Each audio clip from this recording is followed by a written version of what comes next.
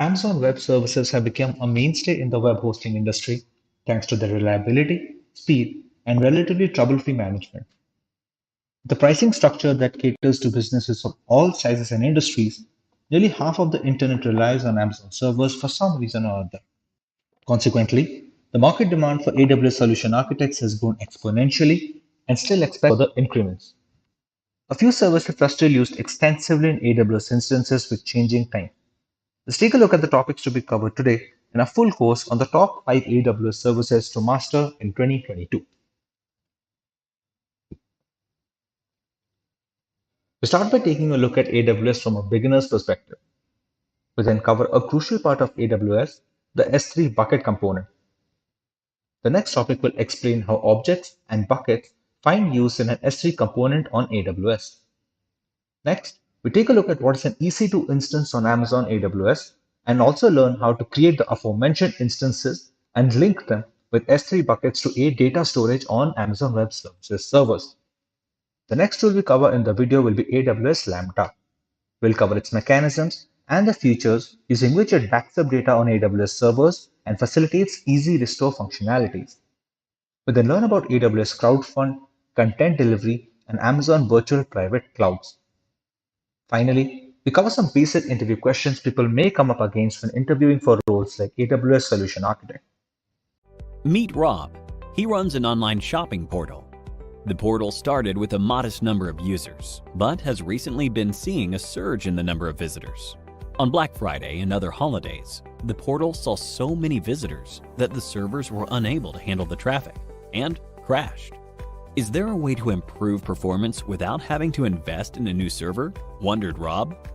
A way to upscale or downscale capacity, depending on the number of users visiting the website at any given point?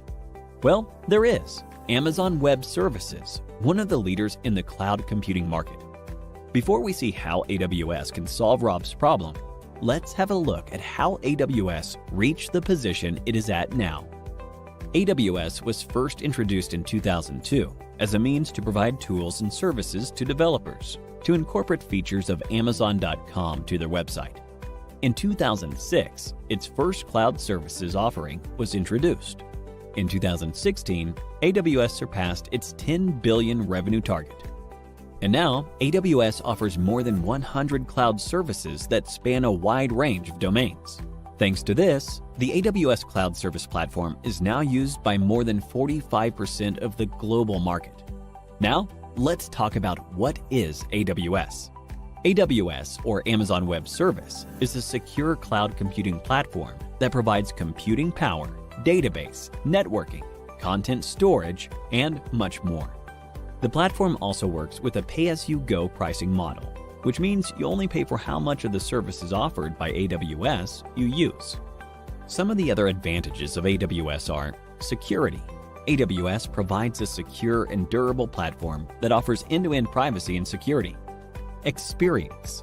You can benefit from the infrastructure management practices born from Amazon's years of experience. Flexible. It allows users to select the OS, language, database, and other services. Easy to use. Users can host applications quickly and securely. Scalable. Depending on user requirements, applications can be scaled up or down. AWS provides a wide range of services across various domains. What if Rob wanted to create an application for his online portal? AWS provides compute services that can support the app development process from start to finish. From developing, deploying, running, to scaling the application, up or down based on the requirements. The popular services include EC2, AWS Lambda, Amazon Lightsail, and Elastic Beanstalk. For storing website data, Rob could use AWS storage services that would enable him to store, access, govern, and analyze data to ensure that costs are reduced, agility is improved, and innovation accelerated. Popular services within this domain include Amazon S3, EBS, S3 Glacier, and Elastic File Storage. Rob can also store the user data in a database with AWS services, which he can then optimize and manage. popular services in this domain include Amazon RDS, DynamoDB, and Redshift. If Rob's businesses took off, and he wanted to separate his cloud infrastructure, or scale up his work requests, and much more, he would be able to do so with the networking services provided by AWS. Some of the popular networking services include Amazon VPC, Amazon Route 53, and Elastic Load Balancing. Other domains that AWS provides services in are analytics, blockchain, containers, machine learning, Internet of Things, and so on. And there you go. That's AWS for you in a nutshell. Now, before we're done, let's have a look at a quiz. Which of these services are incorrectly matched? 1, 2, 3, 4. We'll be pinning the question in the comment section. Comment below with your answer and stand a chance to win an Amazon voucher. Several companies around the world have found great success with AWS. Companies like Netflix, Twitch, LinkedIn, Facebook, and BBC have taken advantage of the services offered by AWS to improve their business efficiency. It's AWS S3 tutorial for beginners. My name is Kent, and today I'm going to be covering these following points. I'm going to be covering what is cloud computing. I'm going to be showcasing what AWS is in terms of cloud computing, and I'm also going to be covering the core fundamental service of the simple storage service, which is a object storage service. We're going to be covering the benefits of the simple storage service, better known as S3, what objects and buckets are, and we're going to be seeing how things are working in the background and implementing that in terms of lab assisted demonstrations in order for you to see what those features of S3 are. And then we'll perform a wrap up of the material we've done in a conclusion. So let's get started. What is cloud computing? So here is a definition of cloud computing, but I'm going to paraphrase it. Cloud computing is nothing more than you gaining access to infrastructure through web services with a pay-as-you-go model. Now, this is a very, very different model than we're traditionally involved in on an on-prem data center. So when I mean on-prem, I'm saying on-premise. Okay, so you'll hear that a lot, on-prem. Now, when we are on on-premise data center, we have to provision lots of infrastructure even before we get started with deploying any type of application, whether it be a mobile application, a web application, etc., etc. So every application needs some sort of underlying infrastructure, whether that be bare bone servers, databases. They're obviously going to be needing some types of storage, etc., etc. So all this is something that we have to kind of fight against in order just to get started with deploying our application. So this takes usually, traditionally, depending on the size of the company, about 3 months to set up. So what if we could leverage all this infrastructure as a service and just through some API call, that's what the web services is all about, we could provision a server or we could provision a database within minutes and then deploy any type of application that we want to on top of that stack, and also take advantage of any storage that we may want. We may want object level storage, which is what we're going to cover. We may want an elastic file system, right? So there are different types of storages that we're eventually going to look at as you go down your learning path with Simplilearn. So cloud computing is really about provisioning of all these kinds of services, but not only at the infrastructure level. We're going to see how we could move up the stack and get entire platforms as a service, or even softwares as a service. So what is AWS? Well, AWS is really a cloud computing platform that will offer us many services through these API calls. Some are, again, just bare infrastructure like a service. Other can be a service as a software, for example, email.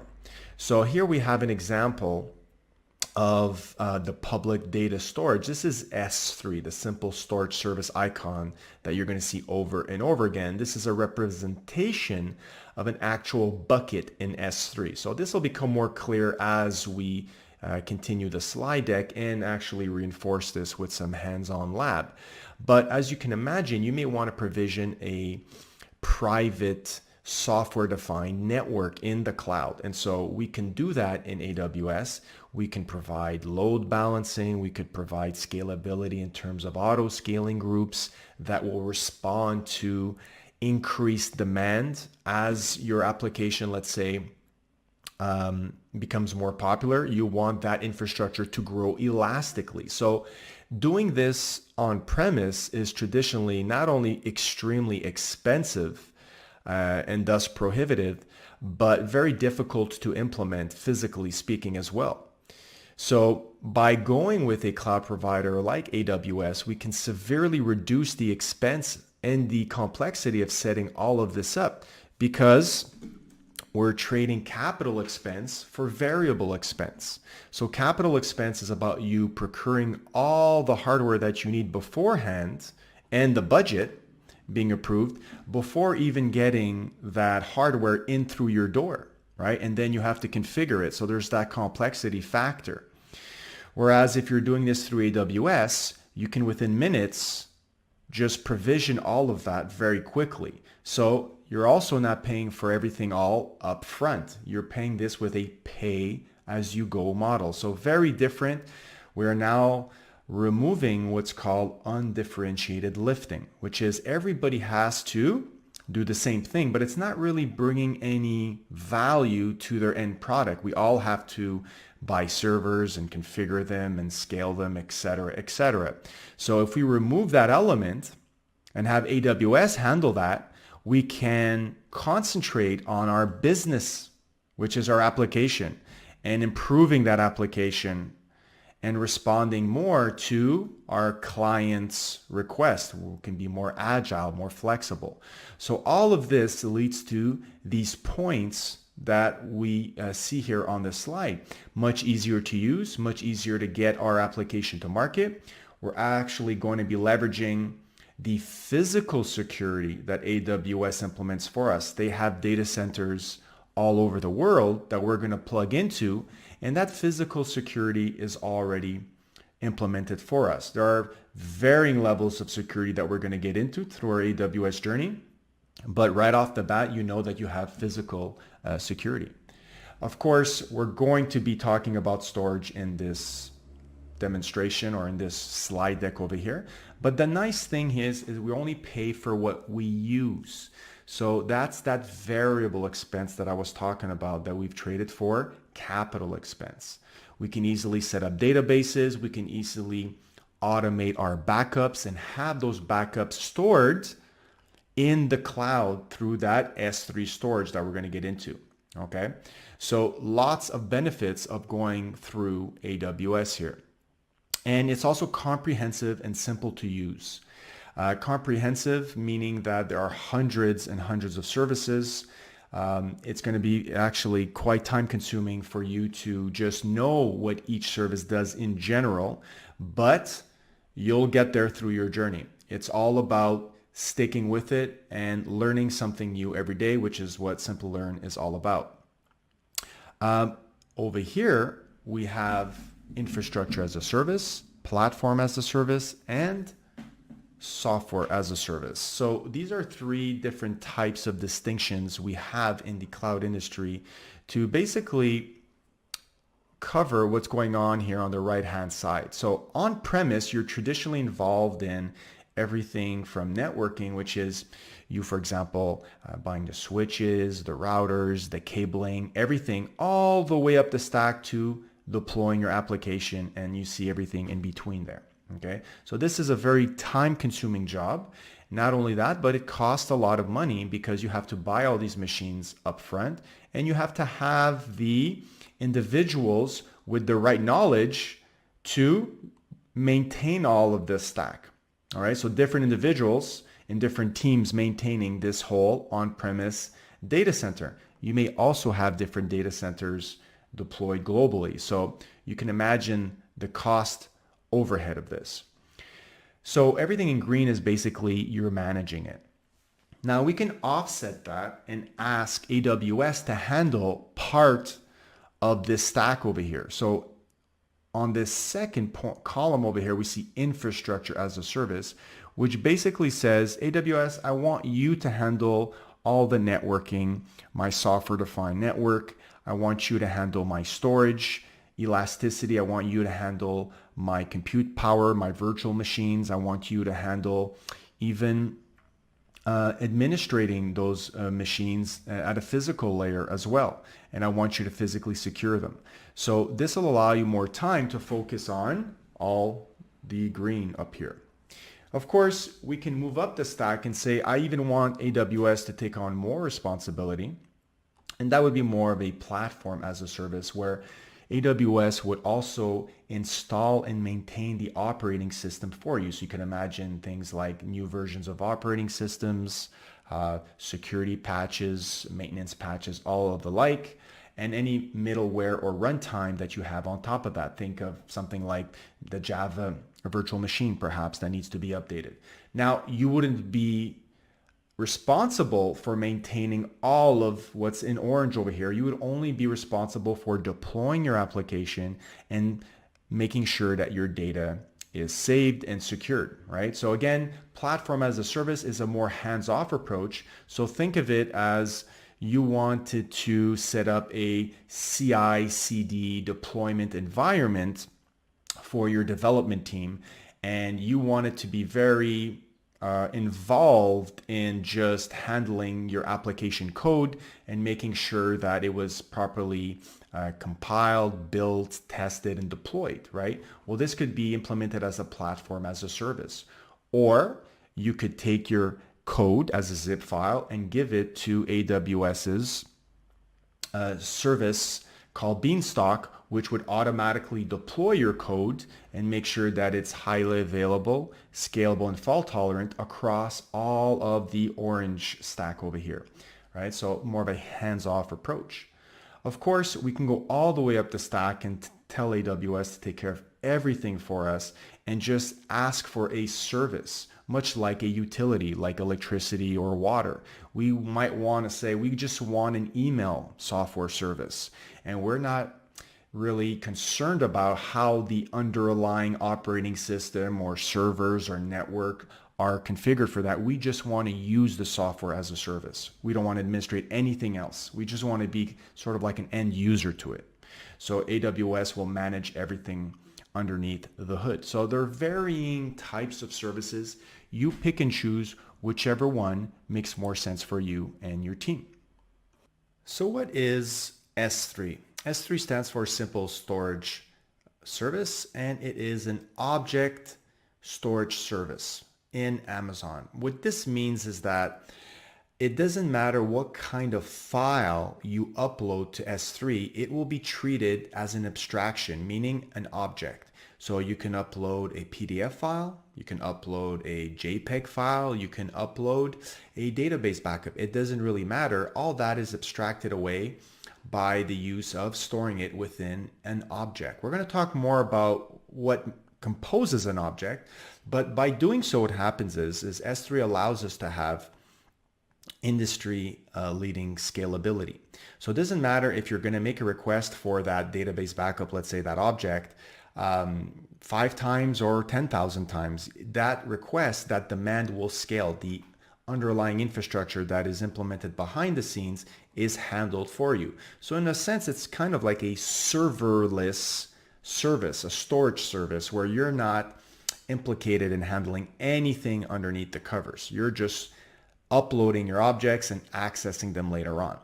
In terms of data availability, very powerful as well, because it takes those objects and will replicate them across at least 3 availability zones. Of course, these availability zones have 1 or more data centers attached to them. So you have lots and lots of copies of your objects distributed globally, or at least at a regional, in a regional area, You can do this as well globally if you enable global replication. And you will see that your level of durability will skyrocket, and you're just not going to worry about losing an S3 object. Data security. Well, we can encrypt our data at rest, our objects at rest. We can encrypt it in transit. We can also come up with security policies at the bucket level, which we're going to talk about what a bucket is very soon. These are going to be implemented through what's called IAM policies, and you're going to be able to control who or what has access to your objects. And of course, because everything is handled underneath the covers, all the servers, all the storage nodes are cloud optimized for the best possible performance. So let's continue on our journey on what is S3.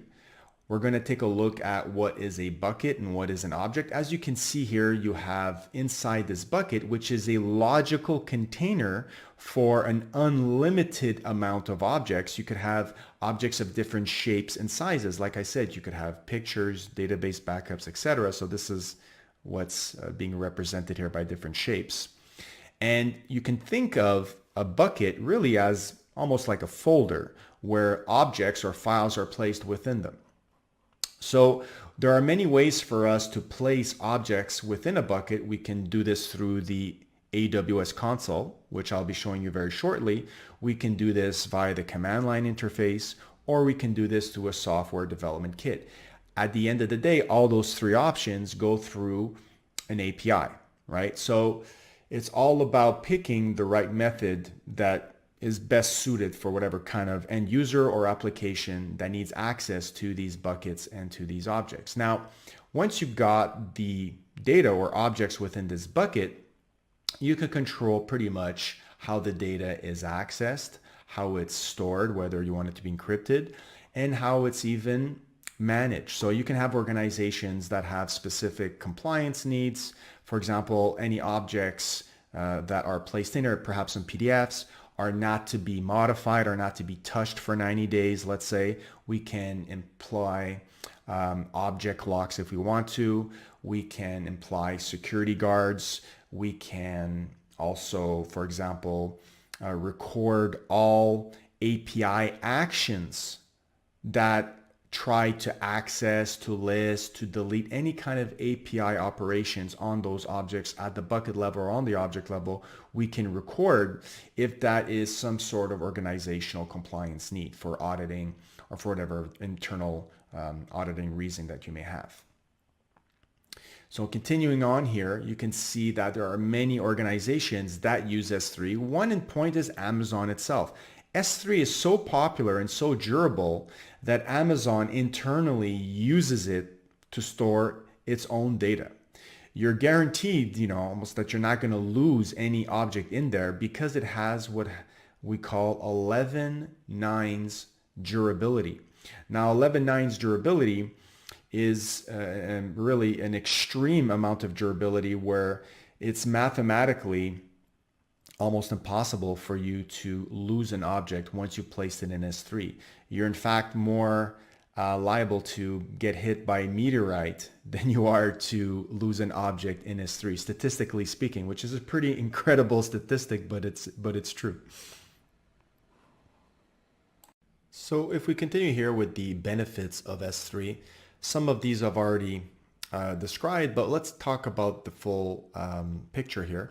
We see the performance, scalability, availability, and durability of S3 are really first class in the industry.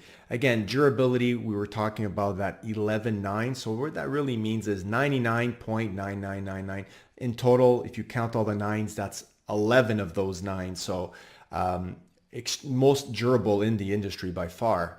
And again, because everything is handled underneath the covers, it's a serverless service. They ensure the scalability and availability and the performance of the inner workings of that object level storage. Now, cost is of course always important, and S3 really shows up here with first class support again for cost. It's got very low cost. We can have object level storage for let's say, a terabyte of object level storage for as little as $1 a month.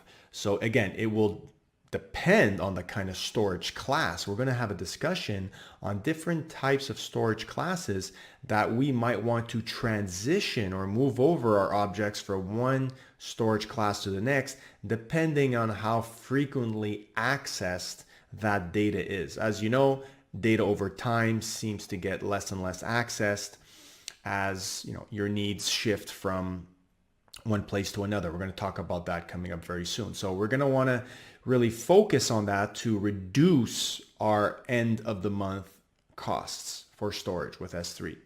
Of course, security is always at the forefront, and we want to make sure that we either simply secure by encrypting everything right off the bat, either at rest, in transit, or we want to put an object lock or just maintain security at the bucket level, maintaining, let's say, who or what has access to that data. Because by default, no one has access to the data unless we open up the door. And also we want to make sure that we don't give public access to our bucket for obvious reasons of giving away important information by mistake. So AWS makes it extremely difficult for you to accidentally do this. And I'm going to show this in a demonstration lab coming up very soon. And we can also query in place, which is very interesting. So you can imagine you putting, let's say, a file that's in CSV format or a JSON format or Parquet format, some sort of structured format or semi-structured format in S3, and you can actually use SQL queries on the spot to filter that data in place at the bucket level. You can also have other services that may want to extract some business intelligence from that data in your S3 bucket directly as well. So some other more advanced querying operations can take place at the S3 level. So this you will learn during your journey with Simplilearn as you're covering all the AWS technology stacks. And here, the most widely used storage cloud service in the industry. Because of all the points that we just covered, it really is the #1 storage or object level storage solution in the industry. Let's now take a look at objects and buckets in S3. So the objects are really the fundamental entities that are stored in S3, or the lowest common denominator, which means that we're not really interested in what kind of data is within the object at the layer of S3, because S3 doesn't have direct access to the data within an object. Like I said before, it's an abstraction of the data. So we don't know if it's a cat picture, if it's a backup of your database. It's just treated as a fundamental entity, aka the object. Now, every object is associated with metadata, so data about itself, things like what's the name of the object, what's the size, the time and date that the object was uploaded. Things of that nature are categorized as metadata. So S3 does have direct access to that. Now, the data within that object, of course, is accessible by other services. So it's not that once you've uploaded it, you've totally lost the data and it's only can be treated as an object. It's just that at this layer, it's simply just assigned metadata and a version ID, a unique version ID. And if you re-upload the exact same object a second or third time to S3, it will have its own version ID number. So a new unique version ID number will be generated. So really what buckets are their logical containers to store those objects. So of course, at an extremely high level, a bucket would be like your root file system, if you want to think about it like that. But that doesn't mean you can't go into this bucket and create separate folders. Now, when you create separate folders in a bucket, because you might want to logically organize all your objects, you might be fooled by the fact that you think this is a hierarchical storage system, when in fact it is not. And I'll talk about that in a second. So you cannot store an object without first storing it into a bucket. So of course, the first step would be for us to create a bucket and then upload objects within that bucket. So an object cannot exist without its container or its bucket. So there's no Windows Explorer view like we're used to in an operating system, because this is not a hierarchical view. No matter if you create folders within folders within folders, in fact, S3's internal architecture is a flat hierarchy. What we do instead is we assign prefixes, which are treated as folders, in order to logically organize our objects within our buckets. And I'm going to showcase a prefix in one of the demonstrations coming up very soon. So when you create, or when you're working with S3, first of all, you're working at a regional level. You're going to have to pick a region. For example, you might pick US East 1 region or US East 2 region, and the bucket that you're going to be creating will be replicated across several availability zones, but within that region. Also, that data, those objects, can be accessed globally because S3 uses the HTTP protocol. HTTP protocol is very permissive. Everybody knows how to administrate it and work with it. So we just need to give access to that object in terms of a permission policy and give it the proper URL, or give whoever needs access to it the proper URL, and they can access that via HTTP globally. So first, when you're creating a bucket, you have to select the region, and the object will live within that region, but that doesn't mean that it still can't be accessed globally. So let's now take a minute, go over to the AWS console, and actually let me showcase how to create objects and buckets. So for our first lab, we're going to be going and creating an S3 bucket and uploading an object to it. So we first have to log into the AWS console, which we have up here in the address bar. Let's click on either create free account if it's your very first time, or as is in my case, already have an account, and we're going to sign in here. You're going to have to pass in your IAM username, password, and your account ID, of course. Once you've logged in, you can search for the simple storage service S3 either by coming up here in the search box and typing S3, and you'll find it there. That's probably the easiest way. Or if you want, you can take a look at all the services and it'll be under storage over here, the first one. Okay, so pick whichever method you see best for yourself. Once we're here, we want to create our first bucket. Now I've already have a couple of buckets here, so we're going to go on and create a new bucket.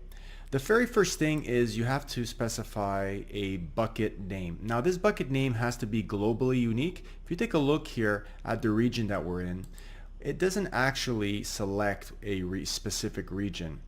It selects the global option, which means that this bucket will become globally accessible. So that is why it needs to have a unique name, much like a DNS name has to be unique for your website, right? So I'm going to come up here and pick a name that I think is going to be unique. So I'm going to say Simplilearn S3 demo. All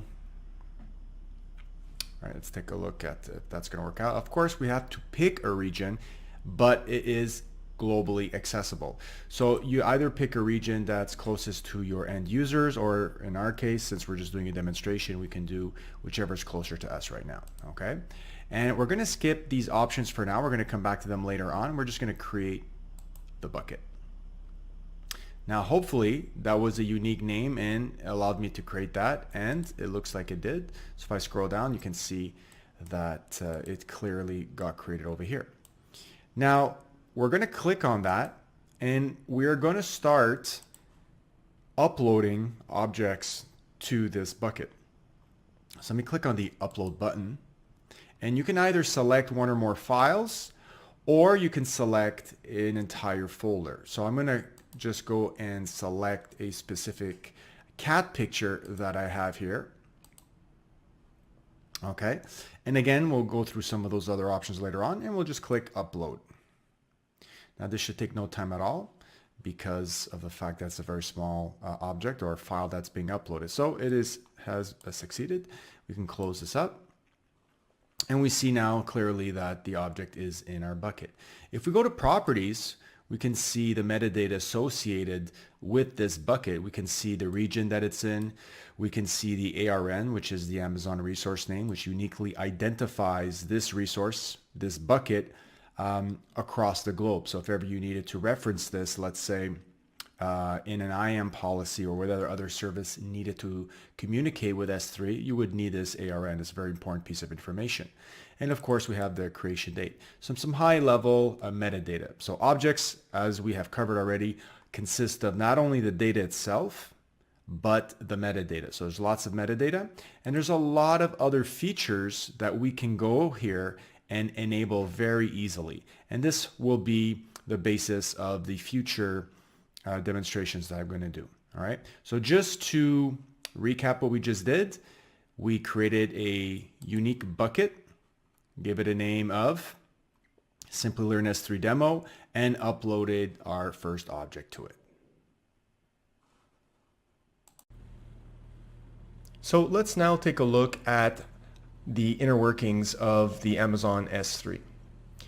When we upload an object into a bucket, we have to select which one of these storage classes the object will reside in. So you see I have 6 storage classes here at the bottom, and each have their own characteristics that we're going to get into.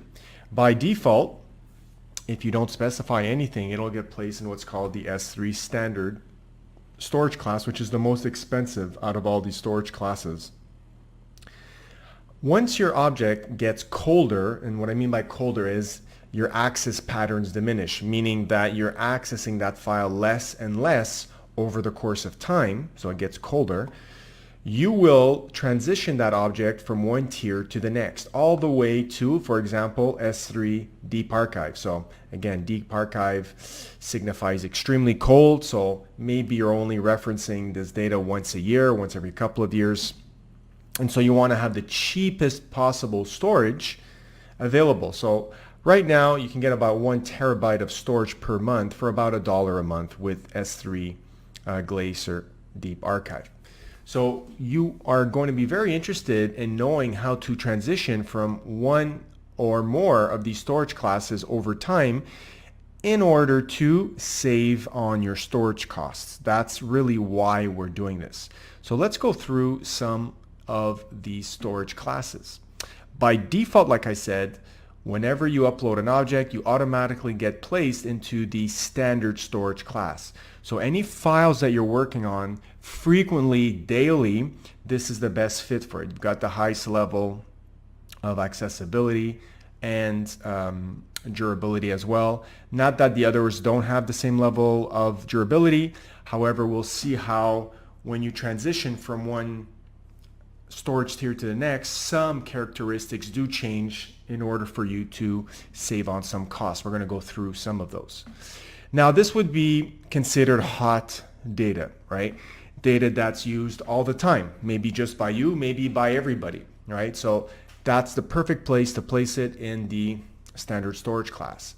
Now, over time, like I said, you may find yourself working less and less, perhaps on a document that was due by the end of the month. That document was submitted, and then afterwards you don't work on that document anymore. Perhaps you're only working on revisions based on feedback from your colleagues that are asking you to make some corrections or some amendments, and so only those corrections or amendments come in perhaps once a month. And so in that case, you might find yourself finding a justification for moving that document from the standard tier to the standard IA or infrequently accessed tier.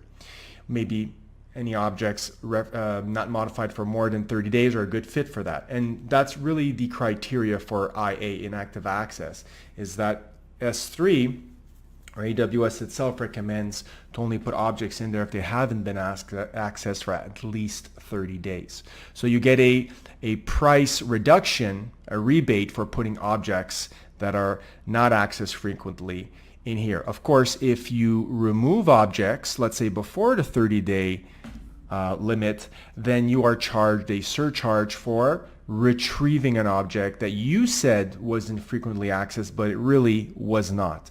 So bear that in mind. If you're going to place objects in infrequent access, be somewhat reasonably assured that you're not going to be going there and accessing them. You can still access those files, no problem, just as quickly. They have the same level of accessibility and durability. However, like I said, anything less than 30 days, you'll get a price ding on that.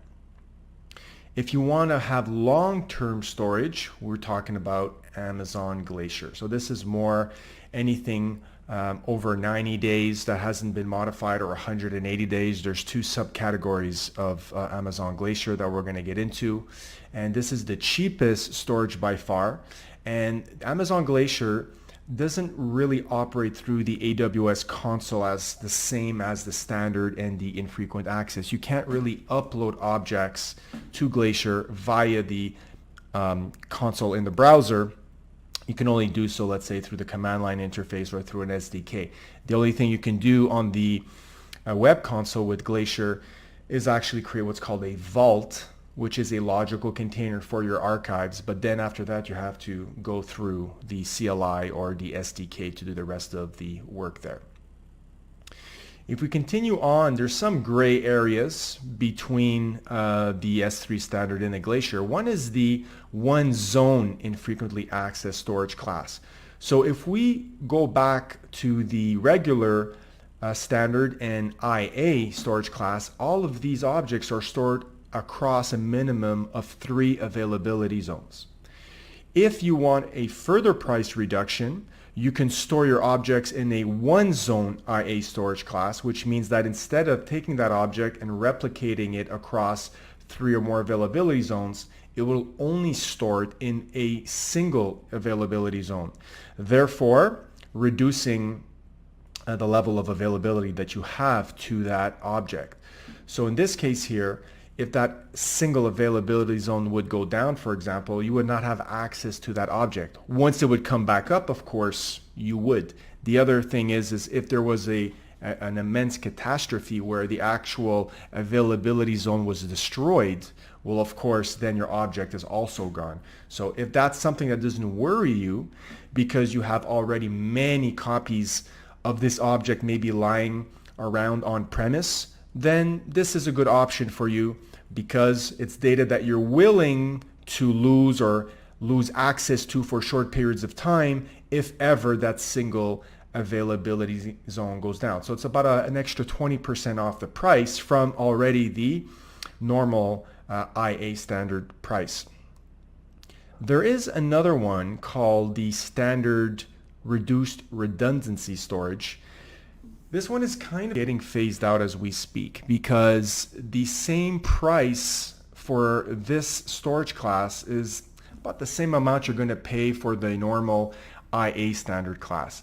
What this does is, again, is a good fit for your objects that you're not really worried about losing if there is some sort of catastrophe that happens in an availability zone. There's less copies of it that are stored, and so if that data center and that availability zone goes down, then you lose your object. So of course it offered at the time the highest price reduction possible, but now the difference between this one and the normal IA standard storage class is so small in terms of price that you're probably not going to migrate to or navigate to this storage class. But it is still there in the documentation, and it may very well come up still in the certification exam, so at least be aware of that. Let's now take a look at some individual features of S3. Starting off with lifecycle management. So lifecycle management is very interesting because it allows us to come up with a predefined rule that will help us automate the transitioning of objects from one storage class to another without us having to manually copy things over. Of course, you could imagine how time consuming that would be if we had to do this manually. So we're going to see this very soon in a lab. However, let me discuss how this works. So once it's basically a graphical user interface. It's very, very simple to use once you come up with these lifecycle management rules. But you're going to define two things. You're going to define the transition action and the expiration action. So the transition action is going to be something like, well, I want to transition an object from, maybe it's all objects, or maybe it's just a specific type of object in a folder, example, that has a specific prefix, from one storage class, let's say standard, to standard inactive or infrequent access. Maybe only after 45 days, after at least a minimum of 30 days, like we spoke of before. And then maybe after 90 days, you want to transition the objects in IA to right away Glacier Deep Archive, or 180 days. You come up with whatever combination you see fit. Okay, it doesn't have to be sequential from S3 to IA to one zone, etc., because like we discussed before, it depends what kind of objects that you're interested in putting in one zone, objects that you don't really mind losing if that one availability zone goes down. So you're going to be deciding those rules. It ends up that this even is not a simple task, because you have to monitor your usage patterns to see which data is hot, which data is cold, and what's the best kind of lifecycle management to implement to reap the benefits of the lowest cost. So you have to put somebody on this job and make the best informed decisions based on your access patterns, and that is something that you need to consistently monitor. So what we can do is we can instead opt for something called S3 intelligent tiering, which basically analyzes your workload using machine learning algorithms. And after about a good 30 days of analyzing your access patterns, we'll automatically be able to transition your objects from S3 standard to S3 standard infrequent access. Okay, it doesn't go past the IA one, it doesn't go after the Glacier and whatnot. Okay, so it can then offer you that at a reduced price overhead. So there is a monitoring fee that is introduced in order to implement this feature. It's a very nominal, very, very low monitoring fee. And the nice thing is if ever you take out an object out of the infrequent access before the 30-day limit, as we spoke of before, you will not be charged an overhead charge because of that. Why? Because you're using the intelligent tiering. You're already paying an overhead for the monitoring fee. So at least in that sense, the intelligent tiering will take the object out of IA and put it back into the S3 standard class if you need access to it before the 30 days. And in that case, you won't be charged that overhead. So that is something that is very good to do in order not to have to put somebody on that job. So yes, you're paying a little bit of overhead for that monitoring fee, but at the other side of the spectrum, you're not investing in somebody working many hours to monitor and put into place a system to monitor your data access patterns. So let's take a look at how to do this right now. Let's implement our own lifecycle management rules. So let's now create a lifecycle rule inside our bucket. First off, we're going to need to go to the management tab in the bucket that we just created. And right on the top, you see right away, lifecycle rule. We're going to create lifecycle rule and we're going to name it. So I'm just going to say something very simple, like Simplilearn lifecycle rule. And we have the option of creating this rule for every single object in the bucket, or we can limit the scope to a certain type of file, perhaps with a prefix like, I could see one right now, something like logs. So anything that we categorize as a log file will transition from one storage tier to the next as per our instructions. We're doing this because we really want to save on costs, right? It's not so much of organizing what's your older data versus your newer data. It's more about reducing that storage cost as your objects get less and less used.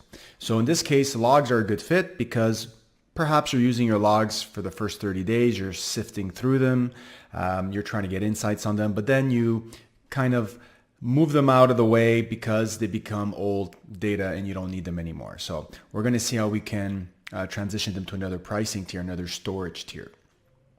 We could also do this with object tags, which is a very powerful feature.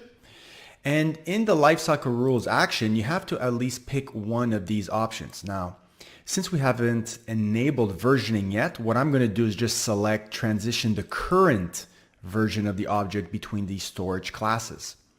So as a reminder of what we already covered in the slides, our storage classes are right over here. So the one that's missing is obviously the default standard storage class, which all objects are placed in by default. So what we're going to say is this.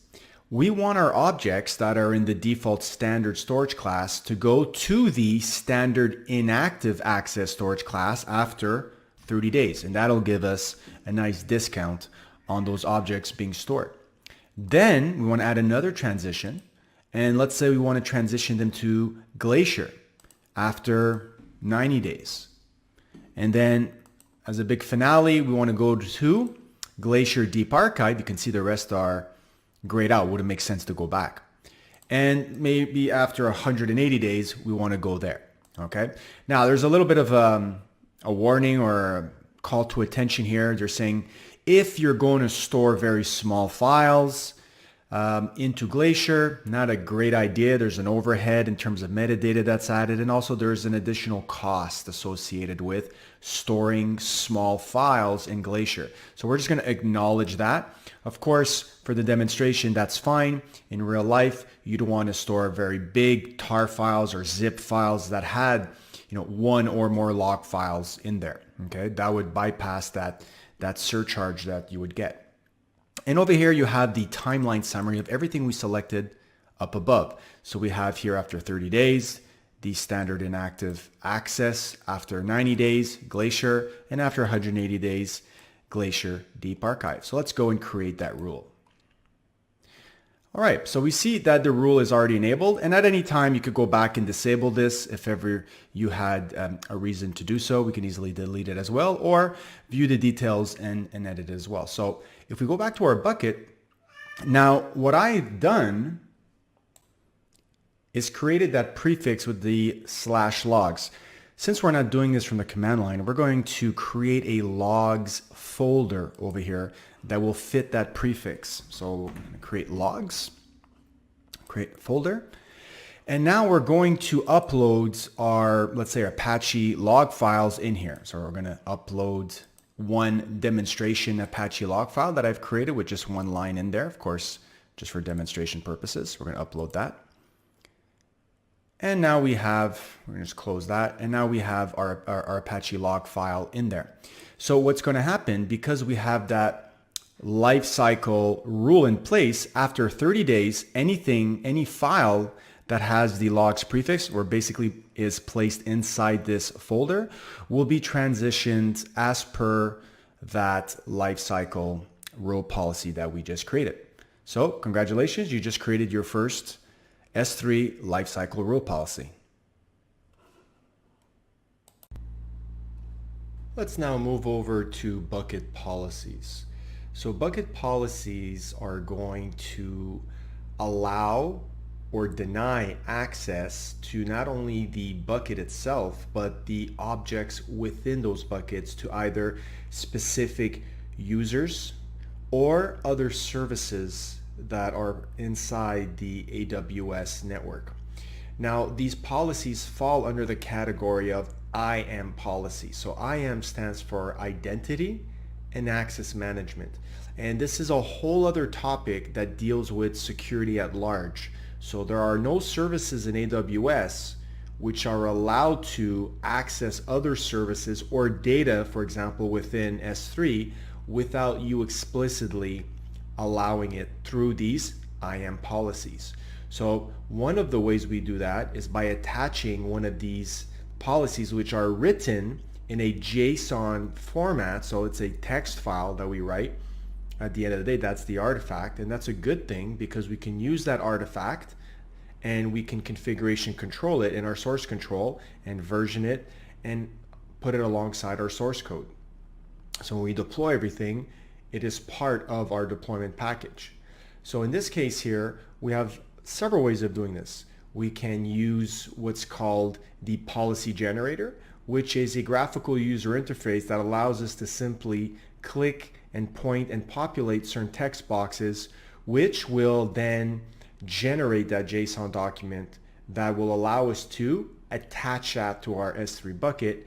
And that will determine, like I said, which users or services have access to whatever API actions are available for that resource. So we might say we want certain users to be able just to list the contents of this bucket, not necessarily be able to delete or upload new objects into that bucket. So you can get very fine-grained permissions based on the kind of actions you want to allow on this resource.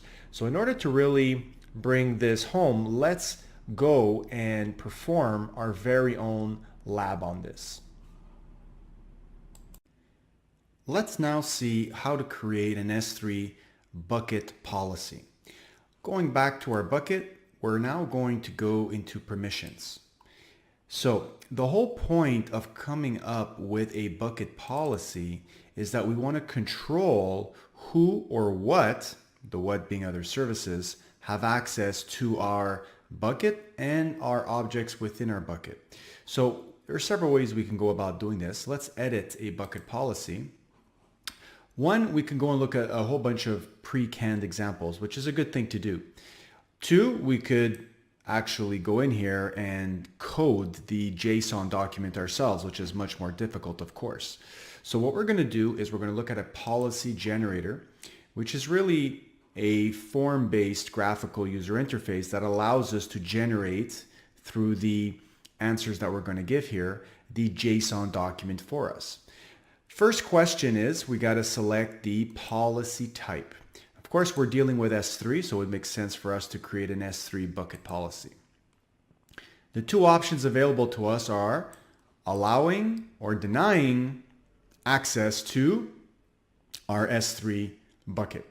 Now, in this case here, we could get really fine-grained and specify certain kinds of services or certain kinds of users. But for the demonstration, we're just going to select star, which means anything or anybody can access this S3 bucket. All right. Now, depending on also the actions that we're going to allow. So in this case here, we can get very fine-grained, and we have all these checkboxes that we can check off to give access to certain kind of API action. So we can say we want to give access to, just deleting the bucket, which obviously is something very powerful. But you can get more fine-grained. As you can see, you have more of the getters over here, and you have more of the listing and the putting new objects in there as well. So you can get very fine-grained. Now, for demonstration purposes, we're going to say all actions. So this is a very broad and wide-ranging permission, something that you really should think twice about before doing. We're basically saying we want to allow everybody and anything, any service, all API actions on this S3 bucket. So that's no small thing. We need to specify the Amazon resource name, the ARN of that bucket specifically. So what we're going to do is go back to our bucket, and you can see here the bucket ARN. Okay, so we're just going to copy this, paste it in this policy generator, and just say add statement. You can see here kind of a resume of what we just did, and we're going to say generate policy. And this is where it creates for us, and make this a little bit bigger for us, it creates that JSON document. So we're going to take this, we're going to copy it, and we're going to paste it into the generator. Okay. Now, of course, we could flip this and change this to a deny, right? Which would basically say we don't want anybody to have access, or anything, any other service to have access to this S3 bucket. We could even say /* to also encapsulate all the objects within that bucket. So if I save this right now, you have a very ironclad S3 bucket policy, which basically denies all access to this bucket and the objects within. Of course, this is on the other side of the spectrum, very, very secure. So we might want to, for example, host a static website through our S3 bucket. So in this case here, allowing access would make more sense, right? So if I save changes, you see that we get an error here saying that we don't have permissions to do this. And the reason for that is because it realizes that this is extremely permissive. So in order to give access to every single object within this bucket, as in the case that I was stating of a static website being hosted on your S3 bucket, it would be much better to also at first enable that option. So I'm just going to duplicate the tab here. And once you go back to the permissions tab, one of the first things that shows up is this block public access setting, right? Right now it's completely blocked, and that's what's stopping us from saving our policy. We would have to go in here, unblock it, and save it, right? And it's also kind of like a double clutch feature. You have to confirm that just so you don't do that by accident, right? So now what you've effectively done is you've really opened up the floodgates to have public access to this bucket. It's something that can't be accidentally done. It's kind of like having to perform these two actions before the public access can be granted. Now, historically, this was something that AWS was guilty of, was making it too easy to have public access. So now we have this double clutch. Now that this is enabled or turned off, we can now save our changes here successfully. And you can see here that now it's publicly accessible, which is a big red flag that perhaps this is not something that you're interested in doing. Now, if you're hosting a public website and you want everybody just to have read access to every single object in your bucket, yes, this is fine. However, please make sure that you pay very close attention to this type of access flagged over here on the console.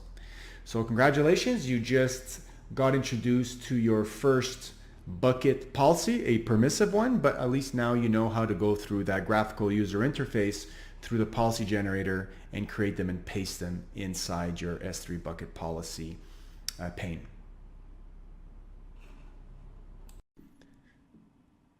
So let's continue on with data encryption. So any data that you place in S3 bucket can be encrypted at rest very easily using an AES 256 encryption key. So we can have server-side encryption. We could have AWS handle all the encryption for us, and the decryption will also be handled by AWS when we request our objects later on. But we could also have client-side encryption where we, the client that are uploading the object, have to be responsible for also passing over our own generated key that will eventually be used by AWS to then encrypt that object on the bucket side. Of course, once that happens, then the key is discarded, the client key is discarded, and you have to be very mindful that since you've decided to handle your own encryption, client-side encryption, that if ever you lose those keys, well, that data is not going to be recoverable in that bucket on the AWS network. So be very careful on that point. We can also have a very useful feature called versioning, which will allow you to have a history of all the changes of an object over time. So versioning sounds exactly how it's named. Every time you make a modification to a file and upload that new version to S3, it will have a brand new version ID associated with that. So over time, you get a sort of stack of a history of all the file changes over time. So you can see here at the bottom, you have an ID with all these ones, and then an ID with 121212. So eventually, if ever you wanted to revert back to a previous version, you could do so by accessing one of those previous versions. Of course, versioning is not an option that's enabled by default. You have to go ahead and enable that yourself. It is an extremely simple thing to do. And so there may be a situation where you already have objects within your buckets and you only then enable versioning. Well, versioning would only apply to the new objects that would get uploaded from the point that you enabled versioning. The objects that were there before that point will not get a specific version number attached. In fact, they will have a sort of null marker version number that will get attached to them. It's only after that you modify those objects later on and upload a new version that they will get their own version numbers. So right now, what we're going to be doing is a lab on actual versioning. So let's go ahead and do that right now. In this lab, we're going to see how to enable versioning in our buckets. Enable versioning is very easy. We're simply going to click on our bucket, go into properties, and there is going to be a bucket versioning section. We're going to click on edit and enable it. Once that's done, any new objects that are uploaded to that S3 bucket will now benefit from being tracked by a version number. So if you upload objects with the same file name after that, they'll each have a different version number. So you'll have version tracking, a history of the changes for that object. Let's actually go there and upload a new file. I'll upload one called index.html. So we're going to simulate a situation where we've decided we're going to use an S3 bucket as the source of our static website to deploy one. And in this index.html file, if you take a look right now, let's take a look at what's in there. You can see that we have welcome to my website and we're at version 2. Okay, so if I click on this file right now, and I go to versions, I can clearly see that there's some version activity that's happening here, okay? We have here at 1456, which is the latest one is on the top, the current version, we have a specific version ID. And then we have a sort of history of what's going on here. Now, I purposely enabled versioning before and then try to delete versioning or disable versioning. But here's the thing with versioning. You cannot disable it fully once it's enabled. You can only suspend it, right? Now, suspending means that whatever version numbers those objects had before you decided to suspend it will remain. So you can see I have an older version here that has an older version number. And at this point here, I decided to suspend versioning. And so what it does, instead of disabling the entire history, it puts what's called a delete marker, okay? You could always roll back to that version if you want. Now, in the demonstration, when we started it together, I enabled it again. So you can see this is actually the brand new version number as we did it together, but you don't lose the history of previous versioning if ever you had suspended it before. So that's something to keep in mind, right? And it'll come up in the exam where they'll ask you, can you actually disable versioning once it's enabled? And the answer is no, you can only suspend it and your history is still maintained. Now, we have that version there, and let's say I come to this file and I want to upgrade this, I don't know, I say version 3, right? And now what's going to happen is if I click on this version, just as the current one with version 2, and I open this, we should see version 2, which is fine. That's expected. If we go back to our bucket and upload that new version file that has version 3 in there, the one I just modified, we should now see in that index.html file a brand new version that was created under the versions tab. And there you go, 1458, just 2 minutes after. You can see here we have a brand new version ID, right? And if I open this one, you can see version 3. So now you have a way to enable versioning very easily in your buckets. And you also have seen what happens when you want to suspend versioning, what happens to the history of those versions files before. Just to actually go back here to the properties where we enabled versioning in the first place, if I want to go back in here and disable it, like I said, you can't disable, you can only suspend. And that's where that delete marker gets placed, but all your previous versions retain their version ID. So don't forget that, because that will definitely be a question on your exam if you're interested in taking the certification exam.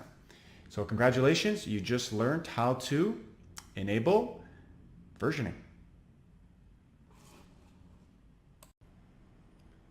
Let's move on to cross-region replication, or CRR as it is known. There will be many times when you find yourself with objects in a bucket and you want to share those objects with another bucket. Now that other bucket could be within the same account, could be within another account within the same region, or could be within a separate account in a different region. So there's varying levels of degree there. The good thing is all of those combinations are available. So CRR, if we're talking about cross-region replication, is really about replicating objects across regions, something that is not enabled by default, because that will incur a replication charge because it's syncing objects across regions. Of course, you are spanning a very wide area network in that case, so there is a surcharge for that. Now, doing so is quite simple to do, but one of the things that we have to be mindful of is to give permissions for the source bucket, which has the originals, to allow for this copying of objects to the destination bucket. So if we're doing this across regions, of course, we would have to come up with IAM policies, and we would also have to exchange credentials in terms of IAM user credentials, in terms of account IDs and the such. We're going to be doing a demonstration in the same account, in the same region, but largely this would be the same steps if we were going to go cross region. So this is something you might find yourself doing if you want to share data with other entities in your company. Maybe you're a multinational and you want to have all your log files copied over to another bucket in another region for another team to analyze, to extract business insights from. Or it might just be that you want to aggregate data in a separate data lake in an S3 bucket in another region, or in like I said, it could be even in the same region or in the same account. So it's all about organizing, moving data around across objects, across these boundaries. And let's actually go through a demonstration and see how we can do CRR. Let's now see how we can perform cross-region replication. We're going to take all the new objects that are going to be uploaded in the Simplilearn S3 demo bucket, and we're going to replicate them into a destination bucket. So what we're first going to do is create a new bucket, okay? And we'll just tack on the number 2 here. And this will be our destination bucket where all those objects will be replicated to. We're going to demonstrate this within the same account, but it's the exact same steps when doing this across regions. One of the requirements when performing cross-region replication is to enable versioning. So if you don't do this, you can do it at a later time, but it is necessary to enable it at some point in time before coming up with a cross-region replication rule. All right, so let me create that bucket. And now after the bucket is created, I want to go to the source bucket and I want to configure under the management tab here a replication rule. So I'm going to create a replication rule, call it Simplilearn rep rule. And I'm going to enable this right off the bat. The source bucket, of course, is the Simplilearn S3 demo. We could apply this to all objects in the bucket or perform a filter once again. Let's keep it simple this time and apply to all objects in the bucket. Of course, caveat here, this will only now apply to any new objects that are uploaded into this source bucket and not the ones that are already pre-existing there. Okay. Now, in terms of a destination bucket, we want to select the one we just created. So we can choose a bucket in this account, or if we really want to go cross region or another account in another region, we could specify this and put in the account ID and the bucket name in that other account. So we're going to stay in the same account. We're going to browse and select the newly created bucket.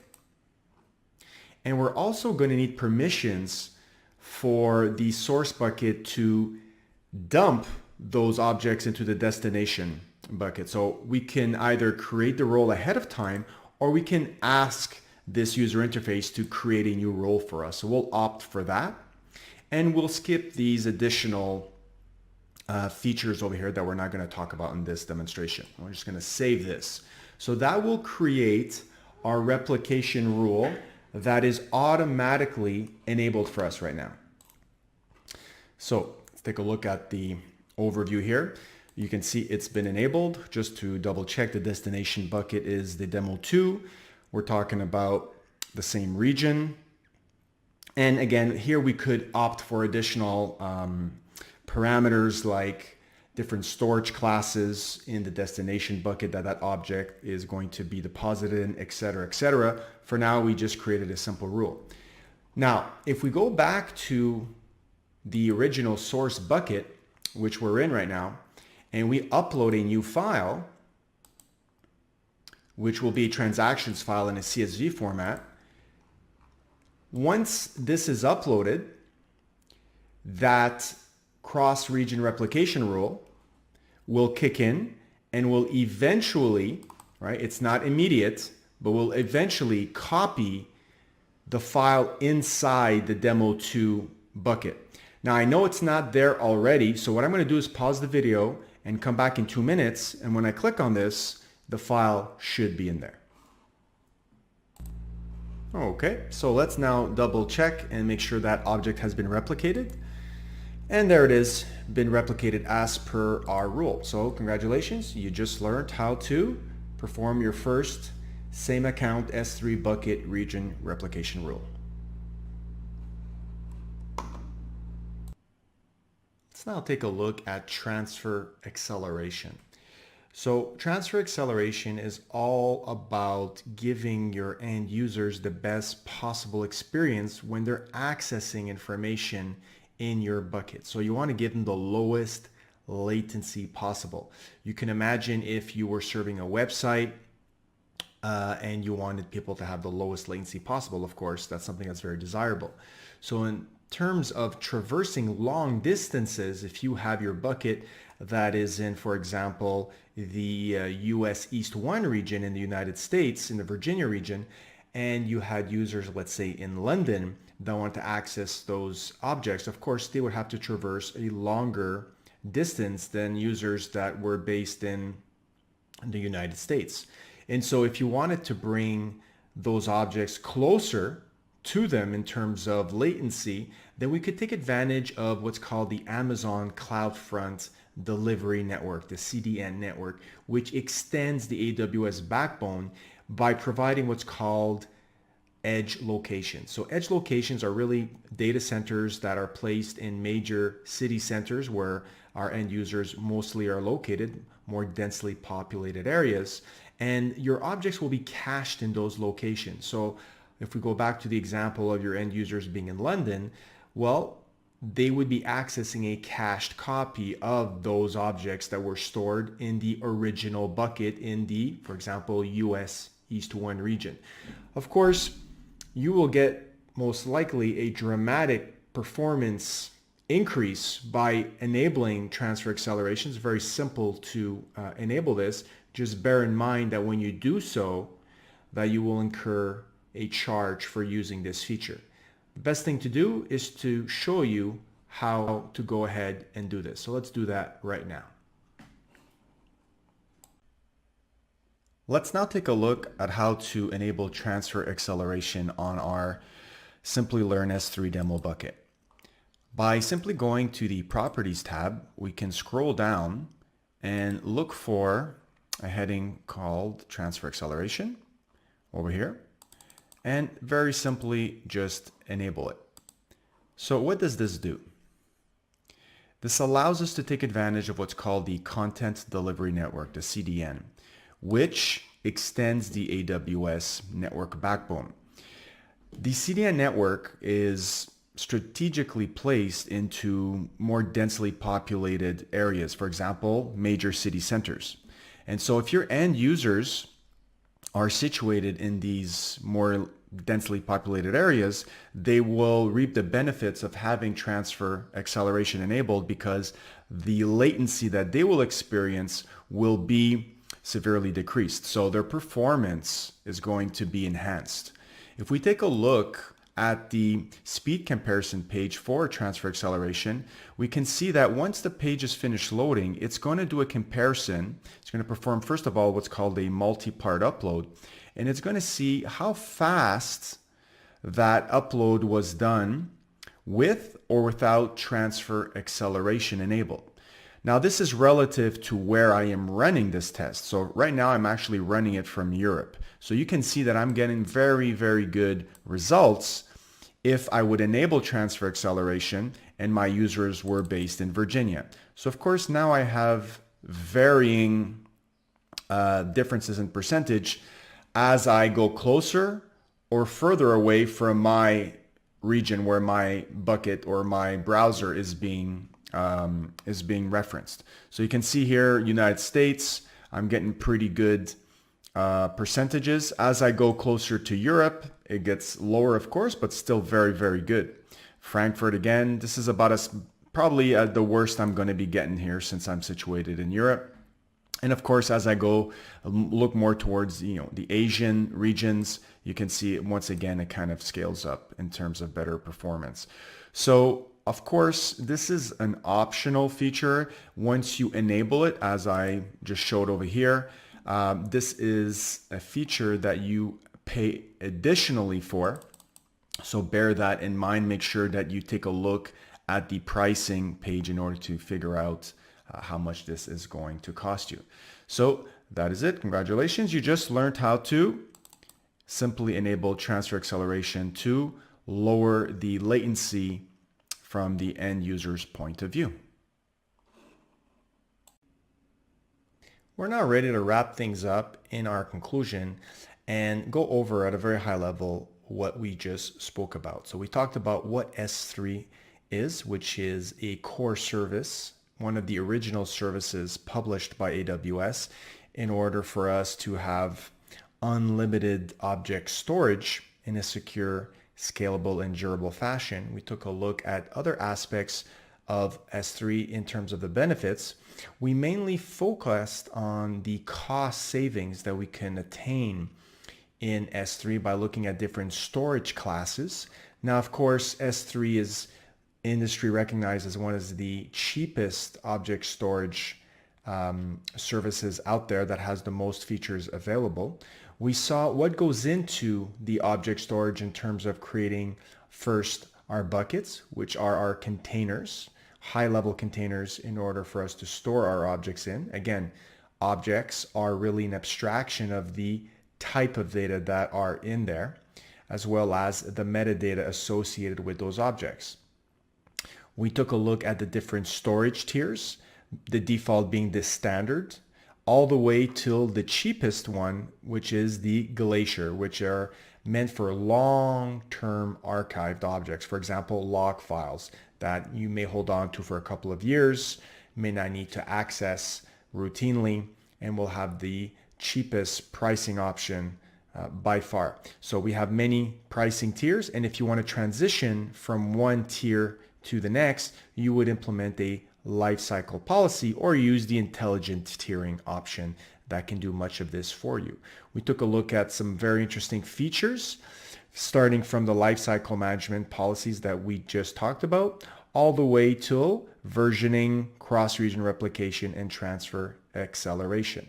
So with this conclusion, you are now ready to at least start working with S3. Let me help you understand about AWS EC2, a compute service in the cloud, through this video. Somewhere far in the country, a scientist has a lab far in the woods, and at one day he stumbled on a calculation that he had trouble solving. And he was very certain that his computer can handle it.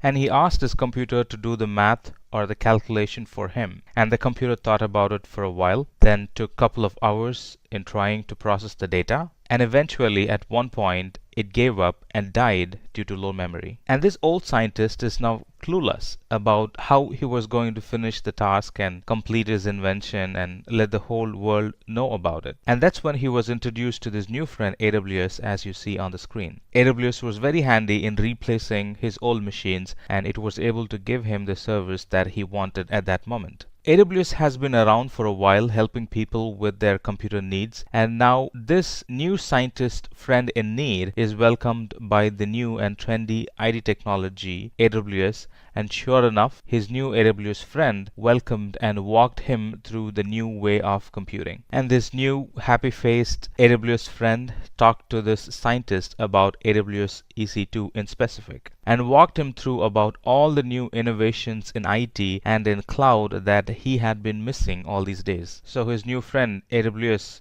started the conversation about explaining how there is no need for any hardware units, no managing hardware or provisioning in AWS. And secondly, it explained increasing and decreasing the capacity as per the demand is just a click away. And the best part here is that there is no upfront commitment, and we only pay for what we have used, just like we pay electricity and water bills. And all this comes with complete control from our side. In other words, the whole key for this infrastructure is with us. And as if this was not enough, all this comes with enterprise-grade security that's beyond imagination in on-premises. And if this still does not excite you, then this definitely would. You can work from anywhere in the world. Now this really made the scientist to get excited, especially when he thought about working from home. Working from home, there is nothing like it, isn't it? Now this person, this scientist, is not tied up to a particular environment. He can work from home, work on the fly, work from anywhere. Still, the data and everything else in his IT environment is secure and safe. Now let's move to the next level of discussion. Let's talk about what is EC2 and some of the use cases of EC2. And this use case we're going to talk about, or this architecture we're going to talk about, it notifies a group of users about a new letter. And the components or resources this architecture would need be first EC2 instance, then SNS, a simple notification service, and coupling EC2 and S3 service together. That's all it would require to get an architecture that notifies a group of users about a new newsletter. And now I think it would be a good time to talk about what EC2 is. AWS offers plenty of services offered under different domains like compute, storage, database, migration, network, management tools, media services, security, business productivity, application integration, machine learning, game development, and a lot more coming up, out of which EC2 falls under the compute capacity. So what is EC2? EC2 is a web service which aims to make life easier for developers for providing secure and resizable compute capacity in the cloud. With EC2, it is very easy to scale up or scale down our infrastructure based on the demand. And not only that, this EC2 service can be integrated well with almost all the services in Amazon. And out of all this, the best part could be we only pay for what we use. Alright, let's talk about this use case. A use case here is that a successful business owner has a bunch of users and a successful product that's running, and now he has developed a few more products that he thinks will be very successful, that he thinks his customers are going to like. Now how can he advertise his product to his new and prospective customers? Or the solution for this question can be addressed by AWS. In AWS, we can use services like Simple Notification Service, SNS, and EC2 for compute and S3 for storage. We can, in a way, integrate them all and achieve this business use case. And that sort of got this business owner very cheered up, and now he wants to use the service and he wants to get benefited from the service. He wants to advertise or he wants to notify his users every time the company creates a newsletter. Alright, so let's talk about what it would take to get this environment up and running, or what it would take to connect the environment and put the applications on top of it. Firstly, we would require an AWS account, and then for compute capacity, we would require an EC2 instance. And here's how we go about doing it. The first thing is to create an AMI, which is Amazon Mission Image. That's really the software's and the application packages we would need to run our application. And the second is to choose the hardware. In here it's the instance type. Depending on the workload, we would be choosing the hardware, and depending on the intents of the workload, we will be choosing the size of the hardware. And finally, we would configure the instances. How many instances do I want? Which subnet do I want them in? And what's going to be the stop or terminate behavior of the instance, and do I want to update any patches when the instance starts running? All those pieces of information go in here when we configure the instance. And then the first three steps is really about the OS volume and the basic hardware. Now it's time to add additional storage to the EC2 instance. That would be step 4. Here we add additional storage to the EC2 instance. And then tags, we use tags, or we would configure tags to easily identify an EC2 instance at a later point. We give it some meaningful names so we can identify, like which team it belongs to, which billing department it belongs to, what's the purpose behind launching this instance, stuff like that. In an environment where we run 700 to 800 or even more instances, identifying an instance and trying to understand who owns the resource, for what purpose we created, it could be an full-time work. So tagging comes to our rescue at that time. After tagging, as step 6, we would configure the firewall, which is also called security group, for the EC2 instance. And this is where we would allow or deny connection from external world to this particular EC2 instance. Well, it works both ways, from outside and from inside out. This firewall blocks the connection based on port number and IP address. And finally, as step 7, we review all the configurations that you have done, and we make sure that the configurations is what we wanted, and finally click on submit. That's going to launch an EC2 instance. Alright, this was just an overview of how to create an EC2 instance. Now let's talk about each and every step in detail. So to begin with, let's talk about how to create an AMI. Well, the AMI is just a template that's used to create a new instance or a new computer or a new VM or a new machine based on the user requirement. The things that go into an AMI are the software, the operating system, the additional applications that get installed in it, stuff like that. The AMI will also contain software information, information about operating system, information about access permission, information about volumes. They all compact in the AMI. Again, the AMI is of two types. One is predefined AMIs, or called Amazon provided AMIs.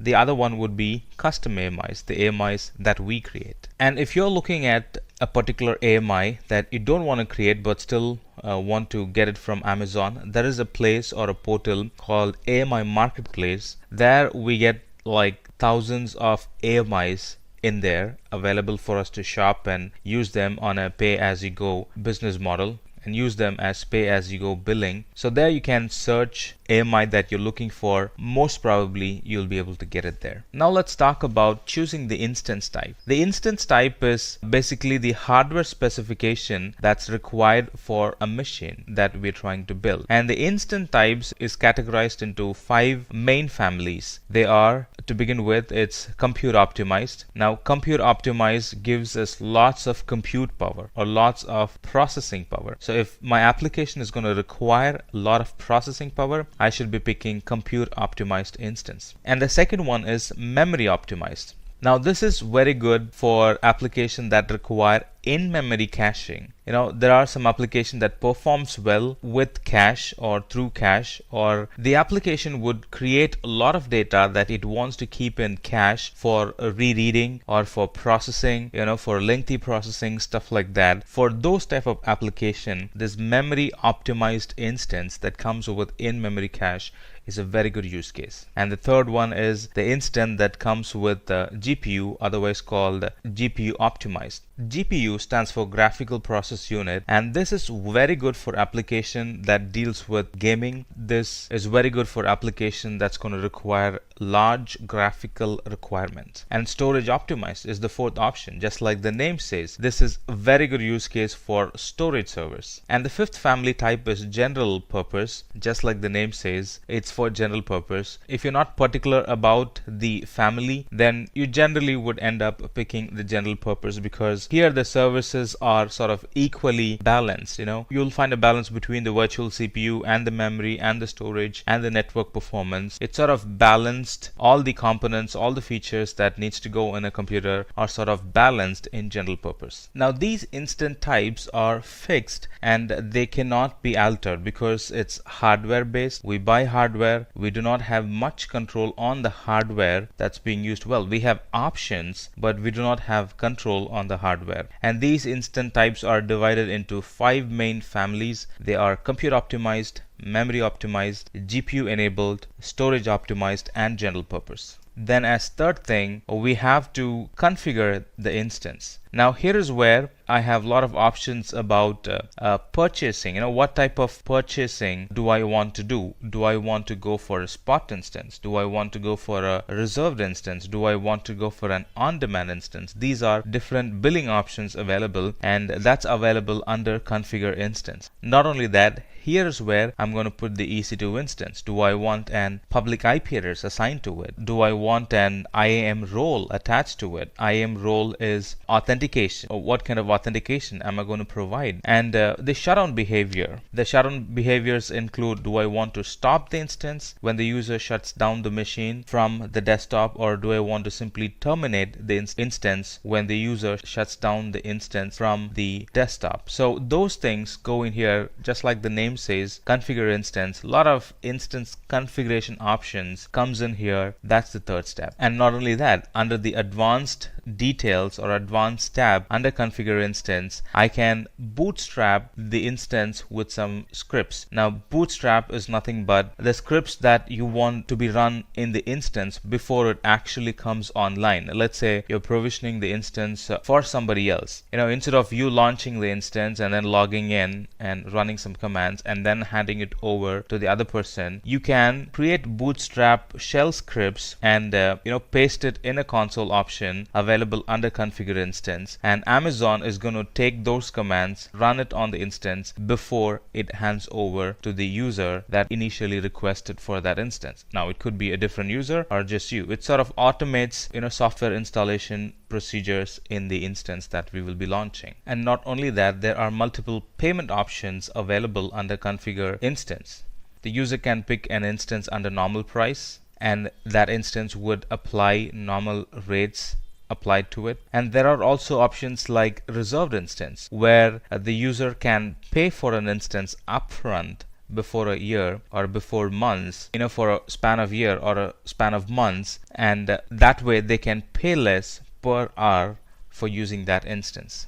Not only that, you can also go for spot instance, like bidding for those instances. Whoever bids more, they get the instance for that particular time. Well, these instances are a lot cheaper than on-demand instances. And through bidding and buying, you can keep the instance as long as your bid price doesn't exceed the price that Amazon is proposing. And as the fourth step, we will have to add storage to the instance that we are about to launch. And here we have a bunch of storage options. I can go for ephemeral storage, which is free, or I can go for an external elastic block storage, also called EBS, which is paid and it's a permanent storage, or else I can integrate my EC2 instance with S3 for its storage needs. And the best part about storage is free subscription users, they get to use 30 gigabit of SSD storage or magnetic storage for the whole year. In this page where we are ready to add storage, we will have to mention or provide the size in gigabit and the volume type. Is it going to be an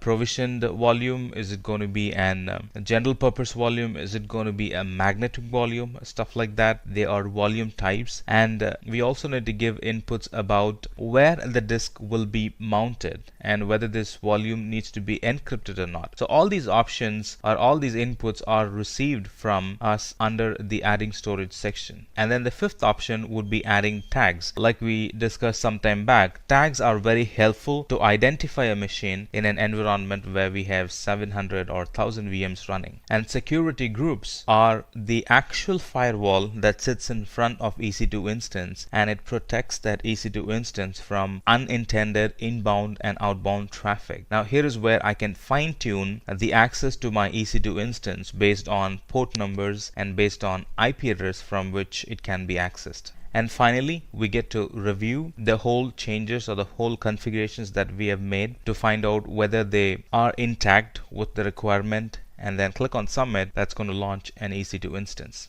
But hold on, we're not done yet. When we're about to launch, or before the Amazon console actually launches the EC2 instance, it's going to give us an option to create a key pair. Remember, I said it's key pair.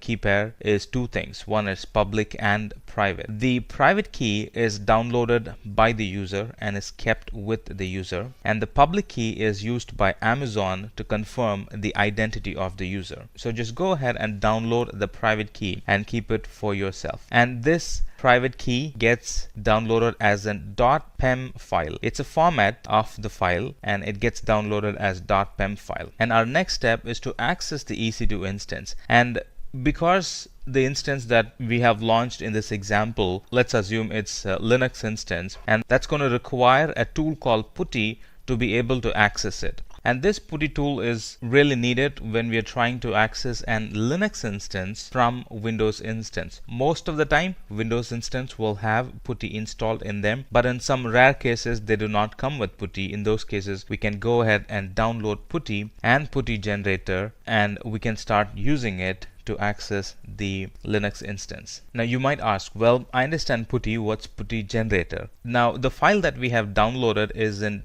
.pem format, but unfortunately Putty does not accept .pem format as input. It has to be converted into a different format called ppk, and Putty gen is a tool that helps us to convert the .pem file into ppk file. So the quick way to do it is download generator, open it up, click on conversion, and insert the .pem key that we have downloaded and save the private key. And this, when we save the private key, it gets saved as a .ppk type private key. And when that's done, the next very step is to open Putty and try to log in. And the way to log in is to open Putty, put that IP address here, and then click on auth.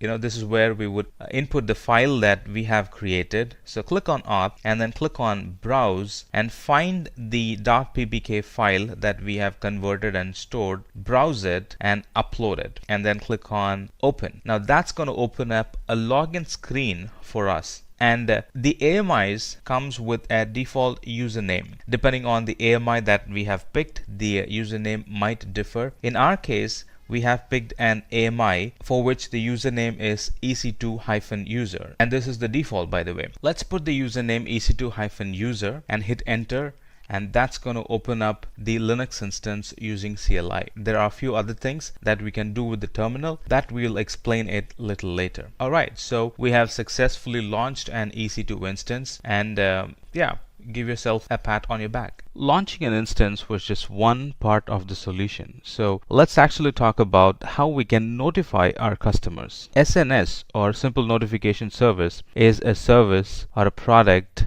in Amazon that helps us to notify customers through email. So navigate to SNS in your account and create a topic. And we're going to use this topic for public notification. So let's make it public and then add subscribers to it. Now these subscribers are the people who you want to be notified about the newsletter. So we already have the email database in there. Add them to the subscribers list, and then they will start getting new newsletters as and when we post them to the topic. And as next step, create a bucket in S3 where you can store content, and in that bucket create an event that triggers a notification to Simple Notification Service. So this is how it will be set up. A notification will be sent to our subscribers anytime we put something in our S3 bucket. So S3 bucket is going to create an event for the notification, and the notification is going to make sure that it's delivered to your end customer because they're already subscribed to the topic as subscribers. And finally, let's connect the S3 with EC2, so the bucket and the AWS instance are in sync. So we put some content in the S3 bucket, our email system notifies our customers, and the customers can go online to a website that's hosted in EC2, and because S3 and EC2 are in sync, the items that we put in S3 will also show up in EC2. See how this is all connected and it's working together. And once this is all connected, our subscribers will regularly be informed anytime we put new content in the S3 bucket, and the same content will be made available in EC2 instance through the website. So what did we learn? We learned about how EC2 can replace the hardware system for computing, and we can go virtual where we don't have to manage anything, and also the environment is scalable in a couple of button clicks, and it also provides pay as we go type of subscription. And not only that, we have full control of the environment and it's highly secure at the same time. And then we learned about what EC2 is, what EC2 can do, and how well it integrates with other services in Amazon. We also looked at in detail about how to provision an EC2 instance, a step-by-step approach, and finally we talked about a use case. Where a business owner wants to notify his users about the new product that he is developing, and anytime that's available, he wanted an email to go out to the customer notifying about the new product, and the customers can come online and check it on the EC2 instance that he was running. AWS Lambda tutorial now. One day at office in a growing company, there was discussion going on between two IT personnel. It was about the new role that his colleague Jessica has taken. Benjamin, the guy standing here, wants to know about it. And Jessica's job is new, different, and dynamic and interesting too. She scale and manage servers and operating systems and apply security patches onto them and monitor all of these at the same time to ensure the best quality for application is given to the users. And Benjamin was awestruck with the amount of work Jessica is doing and with the time it would take to complete all of them. But Jessica, being a very dynamic person, very suitable for the job, said it was easy for her to handle all of it and even more. But that easiness on the job did not last longer. As the environment grew more and more, it being a startup company, Jessica was getting drained and was not really happy about all her job as she used to be. Jessica's manual way of scaling an environment did not last long, and she was also finding out that she missed to scale down some of the resources and it's costing her a lot. She needs to pay for the service that she was not at all using. She sort of felt that she was at the end of the road and there was no way out from this manual task. She was very desperate. And that's when Benjamin suggested something, and that brought back the peace and joy Jessica initially had. Benjamin suggested about a service called Lambda that can ease the work that Jessica is doing at the moment. And Lambda, as happy as it looks like, it's a solution that solves the manual, repetitive work and lot more. And Lambda introduced itself as the problem solver and started to explain the following things, the very same thing that we're going to learn about in this series. So in this section, we're going to learn about the features of AWS Lambda, and we're going to talk about what Lambda is, and then we're going to talk about where Lambda is being used in the IT or in the cloud environment as we speak, and then we're going to talk about how Lambda works and some use cases of Lambda, and we're going to be particularly discussing about the use case about automatically backing up the data that's put in the cloud storage. Let's talk about Lambda in detail. Lambda automatically runs our code without requiring us to provision or manage servers. Just write the code and upload it to Lambda, and Lambda will take care of it. That means that we don't require any server to run or to manage, and all you need to do is write the code and upload it to Lambda, and Lambda will take care of it. Which also means that we can stop worrying about provisioning and managing servers. The only thing Lambda expects from you is a code that's working. AWS Lambda also automatically scales our application by running code in response to each trigger. Our code runs in parallel and processes each triggers individually, scaling precisely with the size of the workload. Scaling here is done automatically based on the size of the workload. Lambda can scale the application running the code in response to each and every trigger that it receives. Billing in Lambda is metered on the seconds. We only pay for the amount of time that our code is running, which means that we're not charged for any of the servers. The only payment required is for the amount of time the code is computed. With AWS Lambda, we are charged for every 100 milliseconds. We are actually charged for 100 milliseconds our code executes and the number of times our code is triggered. And we don't pay anything when the code is not running. Let's talk about what is AWS Lambda. Now, Lambda is one of the services that falls under the compute section or the compute domain of services that AWS provides. Along with EC2, EBS, Elastic Load Balancer, Lambda is also a service that comes under the bigger umbrella of compute services in AWS. And Lambda allows us to execute code for any type of application. With AWS Lambda, we can run code for virtually any type of application or backend services. All we need to do is supply our code in one of the languages that AWS Lambda supports. As we speak, the languages that are supported by AWS Lambda are Node.js, Java, C#, Go, and Python. And Lambda can be used to run code in response to certain events from other services. And based on the event, it can run functions, and those functions can be of Node.js, Java, C#, etc. Now let's talk about where is Lambda used. There are a huge number of use cases for Lambda, and there are many ways AWS Lambda is used specifically in the business world. Let's talk about some of them. One use case is AWS Lambda is used to process images when it is uploaded in an S3 bucket. Let's say the object gets uploaded in an S3 bucket in a format that we don't expect it to be, which means the file needs to be formatted. So it gets uploaded in a raw format, and AWS Lambda is triggered anytime a new object is added to the bucket, and the images are processed and converted into thumbnails based on the devices. The other end device that would be reading the data, it could be an PC, it could be an Apple machine, it could be an Android phone, it could be an Apple phone, it could be a tablet, whatnot. So based on the devices, different formats, Lambda can get triggered and convert the video or convert the picture into the different format that it requires. Another use case for Lambda is to analyze the social media data. Let's say we're collecting the hashtag trending data, and the data is received and it's added into the Kinesis stream to feed into the Amazon environment, and Lambda action get triggered and it receives the data, and then the data is stored into the database, which can be used by businesses for later analysis. And some of the companies that have gotten tremendous benefit using Lambda are Thomson Reuters, Benchlinks,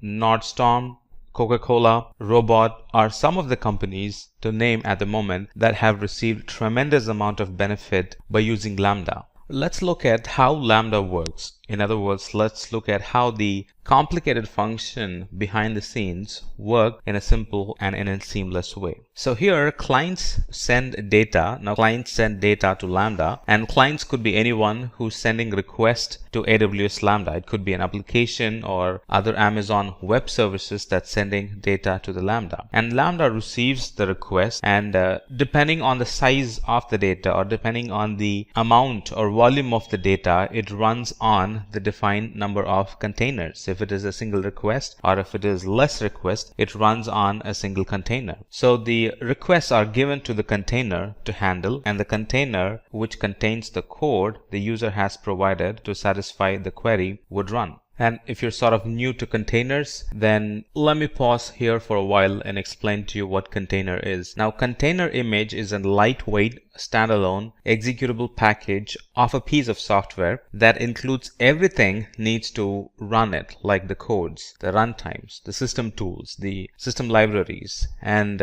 any other settings needed. And it is at the moment available both on Linux and Windows based application, and containerized software will always run the same regardless of the environment it's running on. And containers isolate software from its surrounding. For example, there could be difference between a development and staging environment, so that's sort of isolated, and this helps in reducing the conflict between the teams running different software on the same infrastructure. Alright, now that we know containers needed to understand Lambda. So if there are few requests, it sends to a single container. But as and when the request grows, it actually creates multiple containers, shares the multiple requests to the different containers there. And depending on the volume, depending on the size, depending on the number of sessions, the more number of containers are provisioned so to handle those requests. And when the requests reduce, the number of containers reduce as well, and that helps in saving costs. We're not running any resources and paying for it when we're not using them. And in fact, we're not at all paying for the resources. We're only charged for the amount of time a function is running inside these containers. Now consider a situation where you have to set up a temporary storage and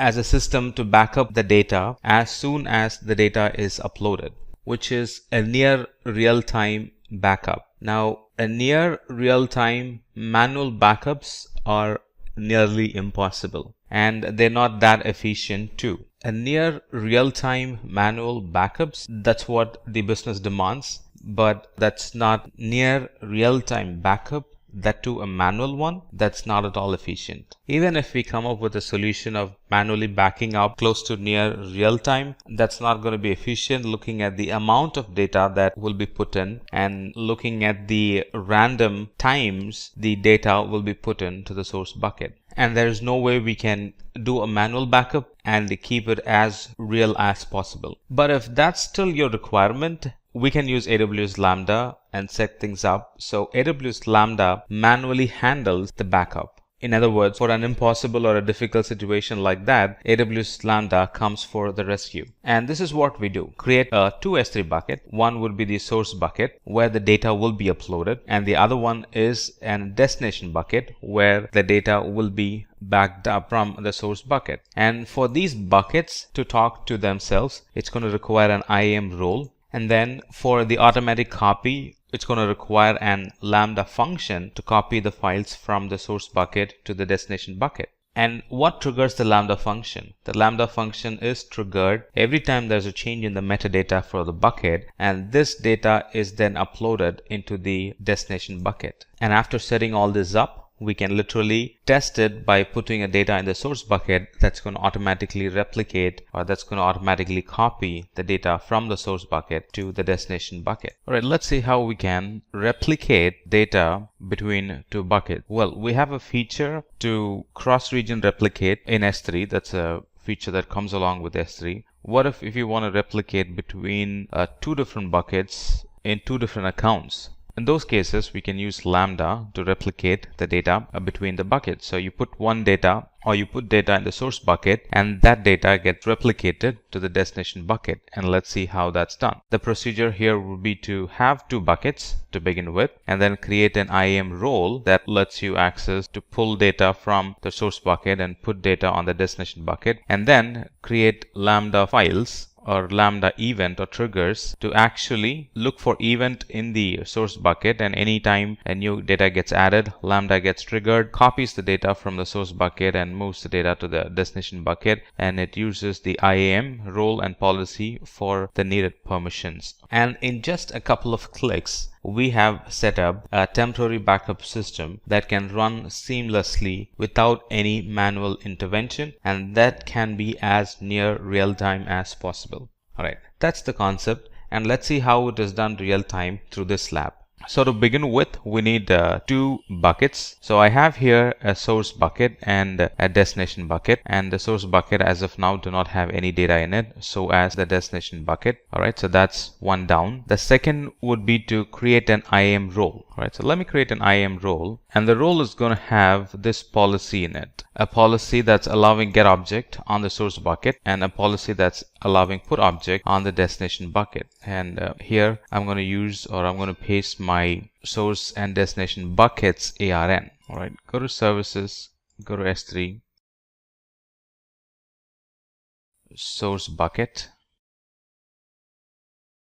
Alright, click on the source bucket and copy the bucket ARN.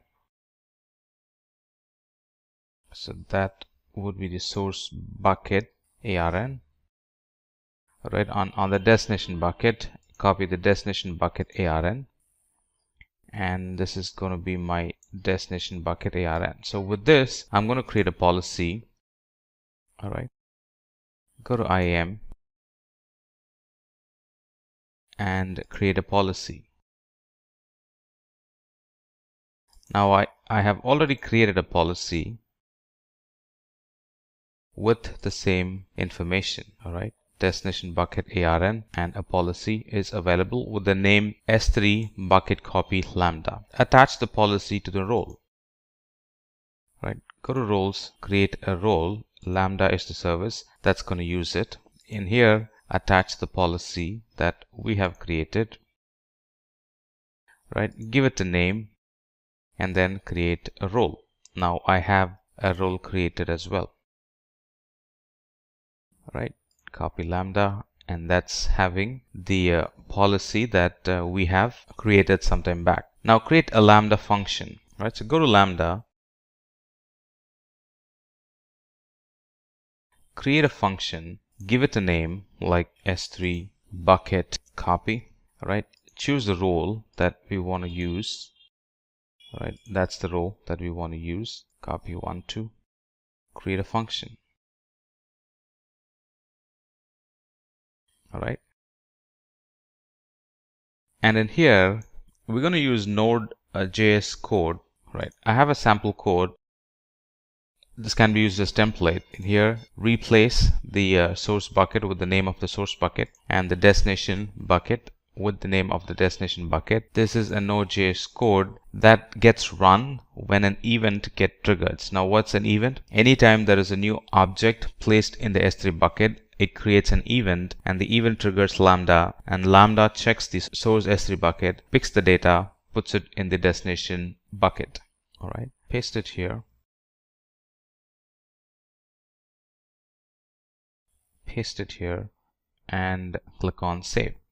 All right, now before you click on save, just ensure that you have the appropriate roles defined.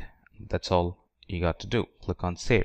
All right, now I already have created a Lambda function, all right, which is the same thing, same code, and the role is attached to it. Now it's running, it's active. Now let's put this to test. Go to S3, pick the source bucket,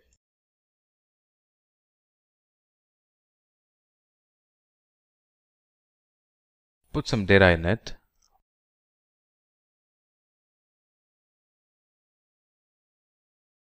all right, and in theory, those data should be present in the destination bucket as well. There you go. It's all done by Lambda. All right, so what did we learn so far? We started a discussion with the benefits of Lambda, like we don't have to worry about the server when we use Lambda. We don't have to worry about scaling for Lambda. It automatically scales up and scales down. We don't have to worry about the cost as well, because we're only paying for the seconds the code is running, and when the code is not running, we're not paying anything to it. And then we spoke about what is AWS Lambda, what it contains of, and what it can do. And then we discussed about the use cases of Lambda. And then we had a brief discussion about how Lambda really works and how it scales up and scales down based on the number of requests that it receives. And finally, we did a quick lab about how Lambda can be used for automatic backups. Let's look into what we have today in the CloudFront. So what's in it for you? We would be covering up the concept of what is AWS, what was earlier before AWS CloudFront. After AWS CloudFront, what were the services that were introduced, how it benefited? What do we mean by AWS CloudFront? Benefits of the using AWS CloudFront, and how AWS CloudFront actually is known as a content delivery service. The name of the companies that are using AWS CloudFront, and we would be covering up one live demo. Now, AWS is the Amazon Web Services. It's a cloud service provider that basically offers a multiple services, variety of services, such as compute power, database storage, networking, and other resources, so that you can create your solutions on the cloud and help the business grow. Now, with AWS, you only pay for whatever the services you use. So for example, if you are using a service for a couple of hours, then you pay for only that many hours that you have used that service. Before AWS CloudFront, so there is an example that we are going to talk, and that is you must be aware of an application called Spotify. So when you used to access Spotify and when you click on it, it kept on loading, and at the end you used to get the error, and the error was that the connection failed. And why you received that error? Because of a latency issue, probably a network error. Right? So how you can solve these kind of a latency issues, and that is also going to, these kind of an issues are also going to impact the performance of an application. So with the introduction of AWS CloudFront, this problem of loading the application got resolved. So after AWS CloudFront, with the help of AWS CloudFront, Spotify gives the facility of updating new features, access to million songs that you can access instantly. So with the use of AWS CloudFront, the latency issues were solved, and successfully you can basically access your application. Now, what we mean by AWS CloudFront? So AWS CloudFront is a globally distributed network that is offered by AWS, Amazon Web Services, which securely delivers content to the end users across any geography with a higher transfer speed and an improved or a low latency. Now, what are the benefits of AWS CloudFront? There are multiple benefits. One is the cost effective. So it helps you to do the cost optimization when you use the CloudFront. It is time saving. So it is implemented easily, and also a lot of issues with respect to accessing the application with respect to latency and all can be resolved. Content privacy. So the content is placed to the end users and also to the CloudFront servers in a secured manner, in a secured way. It is highly programmable, and you can make the changes, amend the changes on the fly, and you can target any location, any geography across the globe. Along with that, it helps you to get the content deliver quickly. Now, how AWS CloudFront delivers the content? Let's look into the architecture. So this is a flow, and the flow is with respect to how the user is going to get a content from the CloudFront. Now, the client first access a website by typing a URL on the browser, and in the step 1, it tries to access the application. Then the client requests, when the website is open, the client requests for an object to download, such as, for example, a particular file. Now, at that time, the DNS routes user request to download that file to AWS CloudFront. The AWS CloudFront connects to the nearest edge locations. Edge locations are basically the servers where it caches the files, documents, and the web codes. AWS CloudFront connects to its nearest edge location in order to serve the user the request. At edge location, AWS CloudFront looks for its requested cache file. Once the file is found, let's say if the file is available in the cache of an edge location, AWS CloudFront then sends the file to the user. Otherwise, if the file is not found in the cache memory of an edge location, AWS CloudFront compares the requirement with the specification and share it with a respected server. That means a web server or a server where the file is actually available. The web server responds to the edge location by sending the file back to the CloudFront edge location. And then as soon as the AWS CloudFront receives the file, it shares with the client, also adds the file to the cache of an edge location for a future reference. This is how the flow of a CloudFront is. Now, the name of the companies that are using the AWS CloudFront. So one of them is Geo7 app, which is a very popular app. So it uses Amazon CloudFront to deliver 15 petabytes of audio and video to its subscribers globally, which is a huge data. Sky News, it uses the service in order to unify the content for faster distribution to subscribers. The Discovery Communications also uses the CloudFront. It uses the service for delivering API, static asset, and also the dynamic content. And then the TV1 EU, Streaming Europe, is basically also uses the CloudFront service that helps in improving latency and performance that results in fastest delivery of content. Now let's look into the demo how to use CloudFront to serve private S3 bucket as a website. Now I'm going to run a CloudFront distribution demo on the AWS console, and we'll basically try to deliver the content from a private S3 bucket and then map that with the domain name using the Route 53 service. So what we need for this demo, we would need a domain URL, we would need a Route 53 service, we would need CloudFront, we have to create a CloudFront distribution, and that will be linked with our S3 bucket, the private S3 bucket, right? And in the S3 bucket, we would have one HTML file, the index.html file. So let's move into AWS console. So right now I have opened up the CloudFront distribution, and here you can see that couple of distributions have already been created. So what I'm going to do, I'm going to create a distribution. Now there are two types of delivery method for your content. One is the web distribution and the other one is RTMP. RTMP stands for real-time audio or video distribution. It's basically used for distribution of a media content or a media file which are available in the S3 bucket. Here we are going to select a web distribution because primarily we will be using files which uses protocols HTTP or the HTTPS. So you have to click on Get Started, and in the origin domain name you have to specify the bucket where your code is available.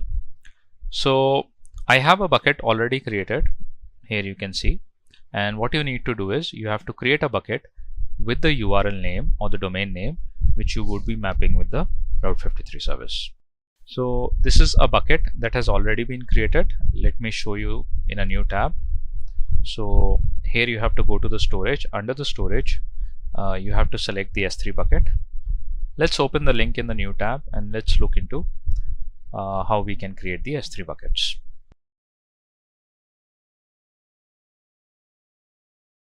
Now here are a couple of buckets already created. I have created one bucket with the domain name that I'm going to use and map it with the Route 53 service.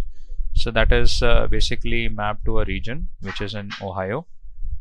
And if you open up this bucket, here you will find an HTML web page. The index.html has been already added, right?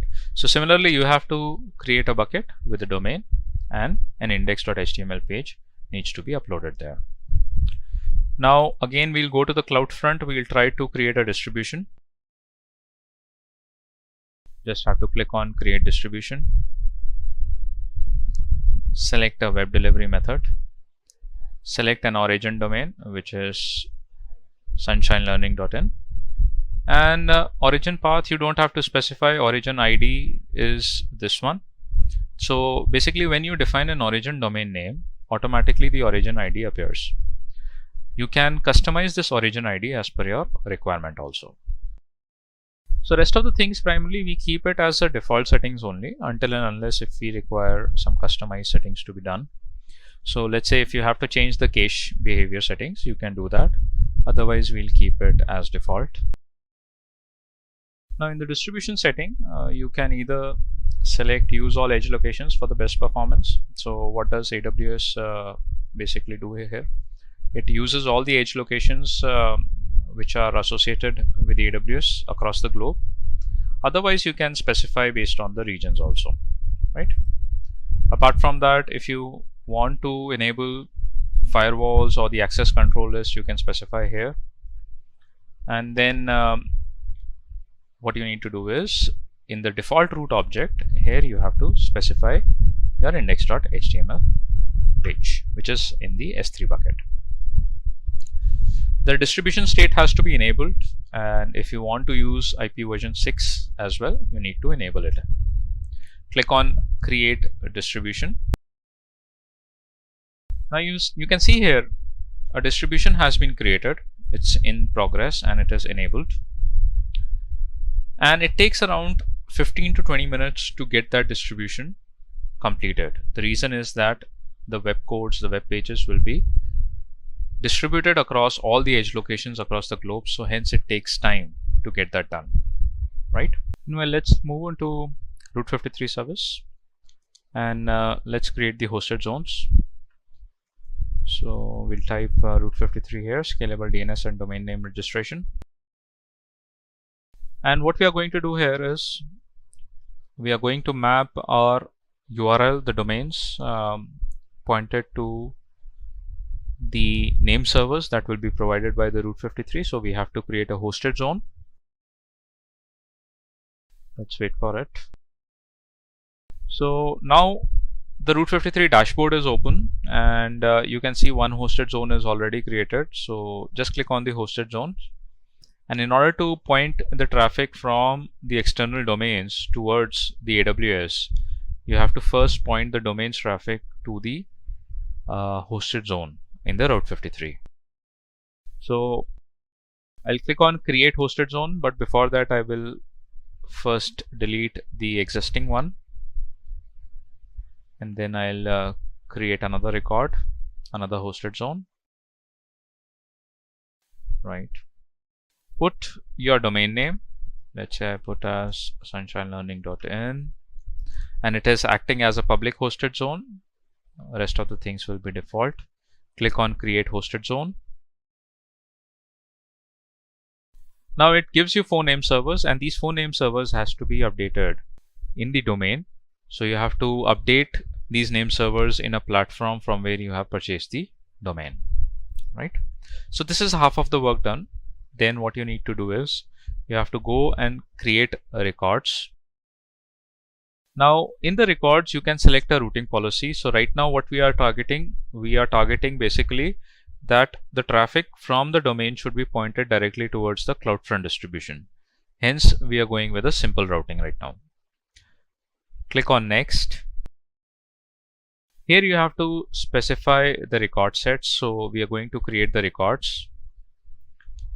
Just click on default simple record, put here as World Wide Web, and you have to select an endpoint. So endpoint we are selecting for the CloudFront distribution. So we have to specify alias for the CloudFront distribution.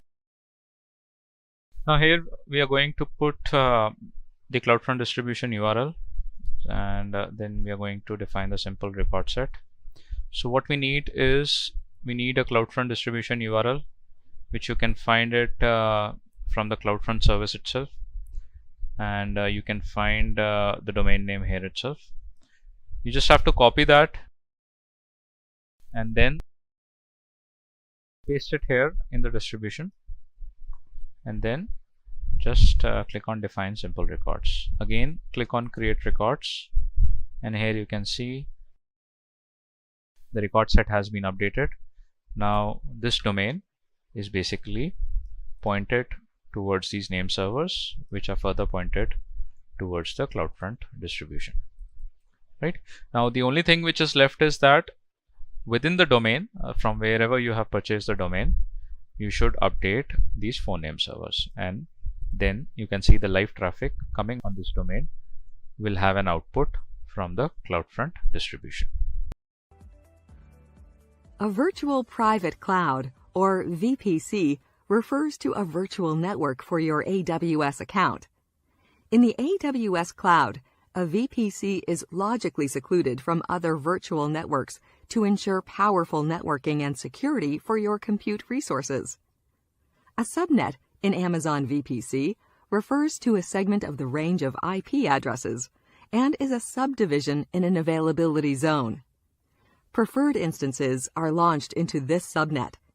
A subnet allows you to group instances according to your operational and security requirements. Amazon VPC allows launching AWS resources into the virtual network, which is a logically isolated area containing cloud resources. For Amazon EC2, Amazon VPC acts as the networking layer, as you pay only for its used resources. There is no additional cost for the using of Amazon VPC service. It is similar to a traditional network running in your data center, but allows to use the scalable AWS infrastructure and enjoy complete control over your virtual network. With Amazon VPC, you can select from a range of IP addresses, create subnets, and configure network gateways and routing tables. It also gives you the power to customize the network configuration. For example, you can place the back-end systems, such as database servers, in a private subnet and web servers in the public subnet for connecting to the Internet. You can also connect the Amazon VPC to your data center by establishing a virtual private network, or VPN connection. This helps in rendering the AWS cloud as an extension of your data center. With Amazon VPC, you can also leverage several security layers by including access control lists, or ACLs, and different security groups. This enables you to control access of instances in each subnet. The significant benefits of Amazon VPC are: first, it offers several connectivity options. For example, you can connect the Amazon VPC to other VPCs, your data center, Internet, and based on the AWS resources you choose to make public or private. Second, it is easy to create an Amazon VPC in minutes using the AWS Management Console. While creating a VPC, AWS automatically assigns the security groups, IP ranges, subnets, and routing tables. As a result, you can focus on creating the applications that will run in the VPC. Third, Amazon VPC offers advanced security features such as ACLs and security groups to filter inbound and outbound traffic. These features are available at the subnet and instance levels. You can even restrict access to the stored data so that it is accessible only from the instances in the VPC. AWS even lets you run instances on hardware of a single user for additional isolation. Lastly, you enjoy the scalability and reliability benefits of AWS. Amazon VPC offers all benefits that the remaining AWS platform provides. You can immediately scale the resources, pay only for the resources used, and specify types of instances suitable for your applications. By launching the instances into a VPC, you can run instances on the hardware used by a single entity. Split the range of private IP addresses of VPC into one or more private or public subnets to run services and applications in that VPC. Allocate multiple IP addresses to the instances. Allocate static private IP addresses to the instances that continue to run across starts and stops. Define network interfaces and associate one or more interfaces into your instances. Control the inbound traffic to instances, which is known as ingress filtering, and control the outbound traffic from instances, which is known as egress filtering. Add an extra layer of access control to instances, which is in the form of ACLs. Change the membership of security group of instances when they are running. In each availability zone, the default VPC contains a subnet. It is ready to use and offers the advanced features of the EC2 VPC platform. When you do not mention a subnet despite having a default VPC, the Amazon EC2 instance launches into your default VPC. Despite having an AWS account that supports only the EC2 VPC platform, you can create and configure a VPC as per your requirements. The additional subnets in the default VPC and subnets in a non-default VPC are termed as non-default subnets. When you open the VPC wizard, it shows 4 scenarios. There are 4 basic network topologies, and you need to select the one that resembles the topology you wish to create. VPC with a single public subnet scenario or topology. VPC with public and private subnets. VPC with public and private subnets and hardware VPN access. VPC with a private subnet only and hardware VPN access. VPC with a single public subnet allows running a single-tier web application to be made publicly available, such as a simple website or a blog. you can ensure the security and privacy of such applications by defining the security group rules that enable the web server to respond to the incoming and outgoing requests. VPC with public and private subnets allow running a public web application and ensuring the private backend servers continue to run in another subnet. You can use this scenario to host multi-tier web applications and enforcing access restrictions between databases, application servers, and web servers through security groups and ACLs. You can launch the application servers and databases in private subnets and web servers in public subnets. The application servers and databases can access the Internet to download and install patches when you set up a Network Address Translation or NAT gateway. The NAT gateway allows instances in a private subnet to connect to other AWS services, including the Internet, but prohibits the AWS services to connect with instances in the private subnet. This ensures higher bandwidth with less administrative effort. VPC with public and private subnets and hardware with VPN access allows accessing the World Wide Web directly from your VPC. It also facilitates expanding your data center into the AWS cloud. You can consider this option for hosting scalable web applications connected to your data center. This topology allows creating a VPC where instances such as web servers in a subnet connect to the World Wide Web.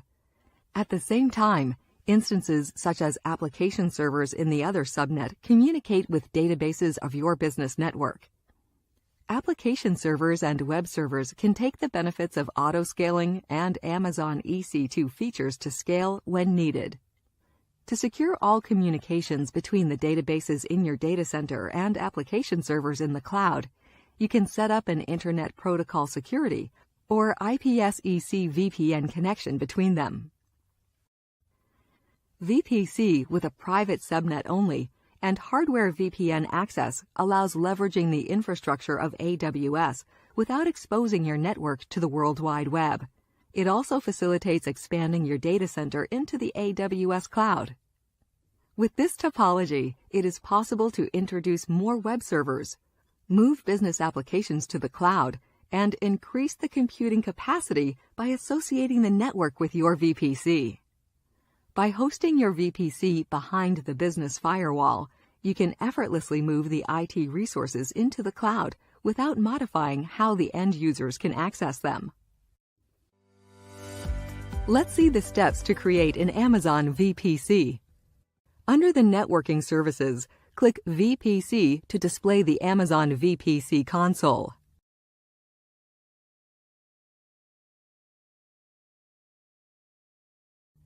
Before we create or access an Amazon VPC, it is important to note that if your AWS account was created after December 4, 2013, there is already a default VPC assigned to your account. Such accounts with a default VPC support only the EC2 VPC platform.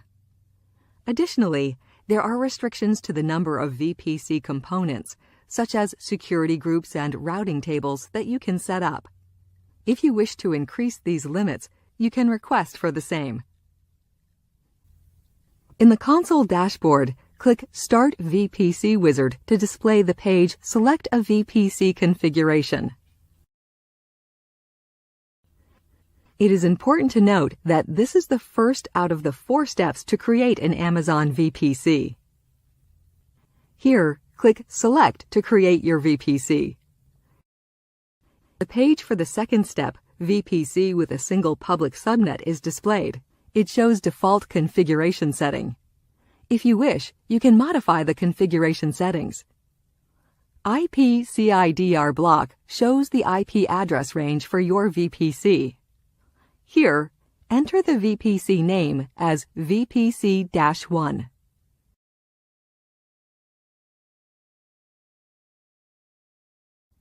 The public subnet field shows the IP address range for the subnet. The availability zone list allows you to select the availability zone where you need to create the subnet. For this demonstration, we will select No Preference. This way, AWS automatically assigns an availability zone. In the Add Endpoints for S3 to your subnet section, select a subnet that will create a VPC endpoint for your Amazon S3 bucket in the same region. For this demonstration, we will select the option as None. Then set the Enable DNS Hostnames option to Yes.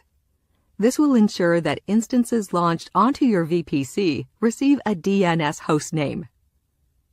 Next, the Hardware Tenancy option enables you to select whether instances launched into your VPC run on shared or dedicated hardware.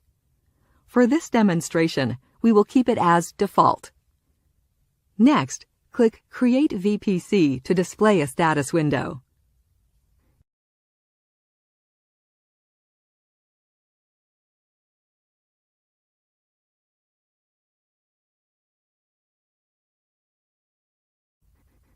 In this window, once your work is completed, click OK to close the status window.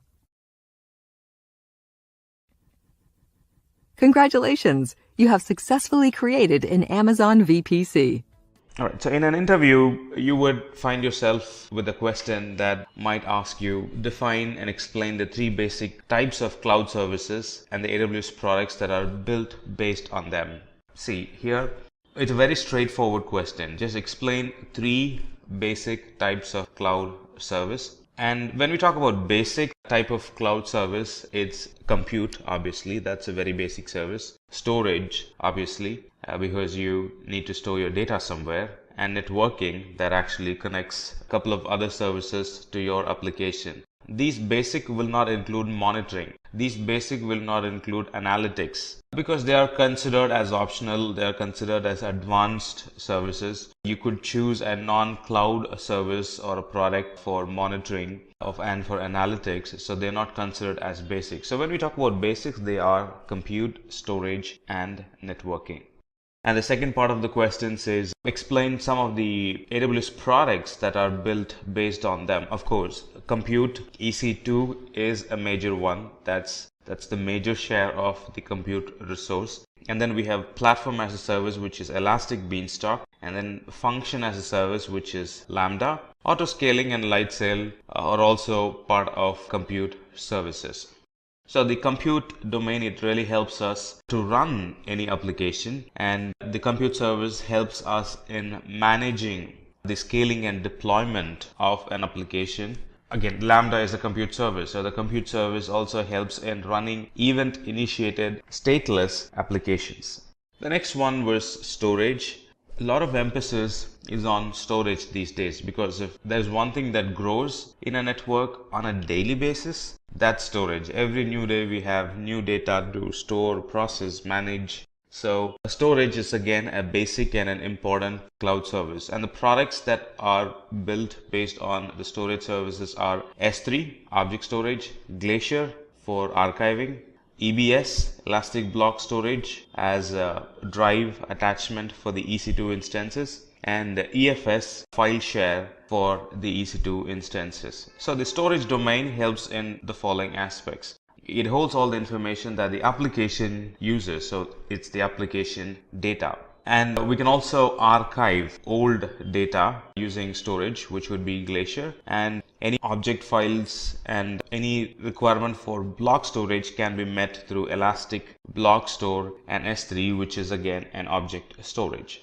Talking about networks, it's just not important to answer the question with the name of the services and the name of the product. It'll also be good if you could go in depth and explain how they can be used, right? So that actually proves you to be a person knowledgeable enough in that particular service or product. So talking about networking domain, VPC, networking, can't imagine networking without VPC in a cloud environment, especially in AWS cloud environment. And then we have Route 53 for domain resolution or for DNS. And then we have CloudFront, which is an edge caching service that helps customers to read their application with low latency. So networking domain helps with some of the following use cases. It controls and manages the connectivity of the AWS services within our account. And we can also pick an IP address range. If you're a network engineer, or if you are somebody who works in networks or are planning to work in network, you will soon realize the importance of choosing your own IP address for easy remembering. So having an option to have your own IP address in the cloud, own range of IP address in the cloud, it really helps, really helps in cloud networking. The other question that get asked would be the difference between the availability zone and the region. Actually, the question generally gets asked so to test how well you can actually differentiate and also correlate the availability zone and the region relationship, right? So a region is a separate geographic area like the US West 1, which represents North California, or the AP South, which represents Mumbai. So regions are a separate geographic area. On the contrary, availability zone resides inside the region. You shouldn't stop there. You should go further and explain about availability zones. And availability zones are isolated from each other, and some of the services will replicate themselves within the availability zone. So availability zone does replication within them, but regions, they don't generally do replication between them. The other question you could be asked is, what is autoscaling? What do we achieve by autoscaling? So in short, autoscaling, it helps us to automatically provision and launch new instances whenever there is an demand. It not only helps us meeting the increasing demand, it also helps in reducing the resource usage when there is low demand. So autoscaling also allows us to decrease the resources or resource capacity as per the need of that particular hour. Now, this helps business in not worrying about putting more effort in managing or continuously monitoring the server to see if they have the needed resource or not, because autoscaling is going to handle it for us. So business does not need to worry about it. And autoscaling is one big reason why people would want to go and pick a cloud service, especially an AWS service. The ability to increase and shrink based on the need of that hour. That's how powerful is autoscaling. The other question you could get asked is, what's geo-targeting in CloudFront? Now we know that CloudFront is caching, and it caches content globally in the Amazon caching service global wide. The whole point is to provide users worldwide access to the data from a very nearest server possible. That's the whole point in using or going for CloudFront. Then what do you mean by geo-targeting? Geo-targeting is showing customer and specific content. Based on language, we can customize the content. Based on what's popular in that place, we can actually customize the content. The URL is the same, but we could actually change the content a little bit. Not the whole content, otherwise it would be dynamic, but we can change the content a little bit, a specific file or a picture or a particular link in a website, and show customized content to users who will be in different parts of the globe. So how does it happen? CloudFront will detect the country where the viewers are located, and it will forward the country code to the origin server. And once the origin server gets the specialized or a specific country code, it will change the content and it will send to the caching server, and it gets cached there forever. And the user gets to view a content which is personalized for them for the country they are in. The other question you could get asked is the steps involved in using CloudFormation or creating a CloudFormation or backing up an environment with a CloudFormation template. We all know that if there is a template, we can simply run it and it provisions the environment, but there is a lot more going into it. So the first step in moving towards infrastructure as a code is to create the CloudFormation template, which as of now supports JSON and YAML file format. So first create the CloudFormation template and then save the code in an S3 bucket. S3 bucket serves as the repository for our code, and then from the CloudFormation call the file in the S3 bucket and create a stack. And now CloudFormation uses the file, reads the file, understands services that are being called, understands the order, understands how they are connected with each other. CloudFormation is actually an intelligent service. It understands the relation. Based on the code, it would understand the relationship between the different services, and it would set an order for itself and then would provision the services one after the other. Let's say a service has a dependency, and the dependent service, the other service which this service, let's say service A and B, service B is dependent on service A, let's say. CloudFormation is an intelligent service. It would provision the resource A first and then would provision resource B. What happens if we inverse the order? If we inverse the order, resource B first gets provision, and because it does not have dependency, chances that the CloudFormation's default behavior is that if something is not provisioned properly, if something is not healthy, it would roll back. Chances that the environment provisioning will roll back. So to avoid that, CloudFormation first provisions all the services that has or that's dependent on, that's depended by another service. So it provisions those services first and then provisions the services that has dependencies. And if you're being hired for a DevOps or if the interviewer wanted to test your skill on systems side, this definitely would be a question in his list. How do you upgrade or downgrade a system with near zero downtime? Now everybody's moving towards zero downtime or near zero downtime. All of them want their application to be highly available. So the question would be, how do you actually upgrade or downgrade a system with near zero downtime? Now we all know that I can upgrade an EC2 instance to a better EC2 instance by changing the instance type, stopping and starting. But stopping and starting is going to cause a downtime, right? So you should be answering, or you should be thinking in those terms, because that's a wrong answer. Specifically, the interviewer wants to know, how do you upgrade a system with zero downtime? So upgrading system with zero downtime, it includes launching another system parallelly with the bigger EC2 instance type with a bigger capacity, and install all that's needed. If you're going to use an AMI of the old machine, well and good. You don't have to go through installing all the updates and installing all the application. From the AMI, once you've launched it in a bigger instance, locally test the application to see if it is working. Don't put it on production yet. Test the application to see if it is working. And if the application works, we can actually swap. If your server is behind Route 53, let's say, all that you could do is go to Route 53, update the information with the new IP address of the new server, and that's going to send traffic to the new server now. So the cutover is handled. Or if you're using static IP, you can actually remove the static IP from the old machine and assign it to the new machine. That's one way of doing it. Or if you are using elastic NIC card, you can actually remove the NIC card from the old machine and attach the NIC card to the new machine. So that way we would get near zero downtime. If you're hired for an architect level, you should be worrying about cost as well, along with the technology. And this question would test how well you manage cost. So what are the tools and techniques we can use in AWS to identify and know that we are paying the correct amount for the resources that we are using? Or how do you get a visibility of your AWS resources running?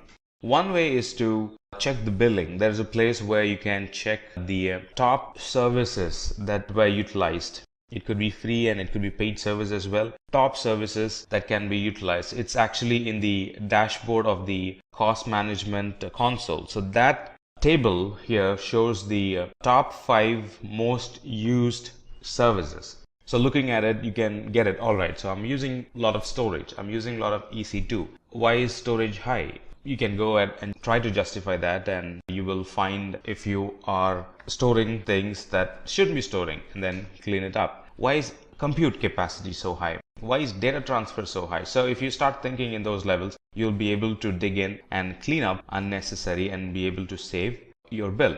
And there are cost explorer services available which will help you to view your usage pattern or view your spending for the past 13 months or so. And it will also forecast for the next 3 months. Now, how much will you be using if your pattern is like this? So that will actually help.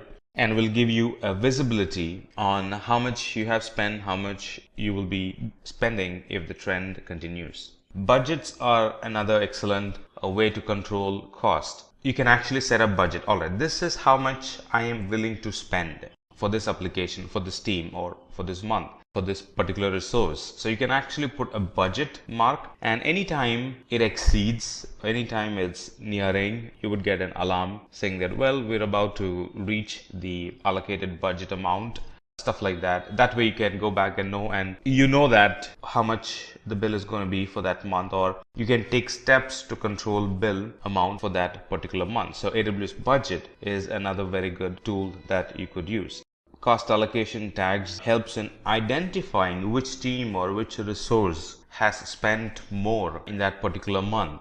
Instead of looking at the bill as one list with no specifications into it and looking at it as an expenditure list, you can actually break it down and tag the expenditure to the teams with cost allocation tags. The dev team has spent so much. The production team has spent so much. The training team has spent more than the dev and the production team. Why is that? Now, you'll be able to think in those levels only if you have cost allocation tags. Now, cost allocation tags are nothing but the tags that you would put when you create a resource. So for production services, you would put as a production tag, you would create a production tag and you would associate that resources to it. And at a later point, when you actually pull up your bill, that's going to show a detailed list of this is the owner, this is the group, and this is how much they have used in the last month. And you can move forward with your investigation and encourage or stop users using more services with the cost allocation tags.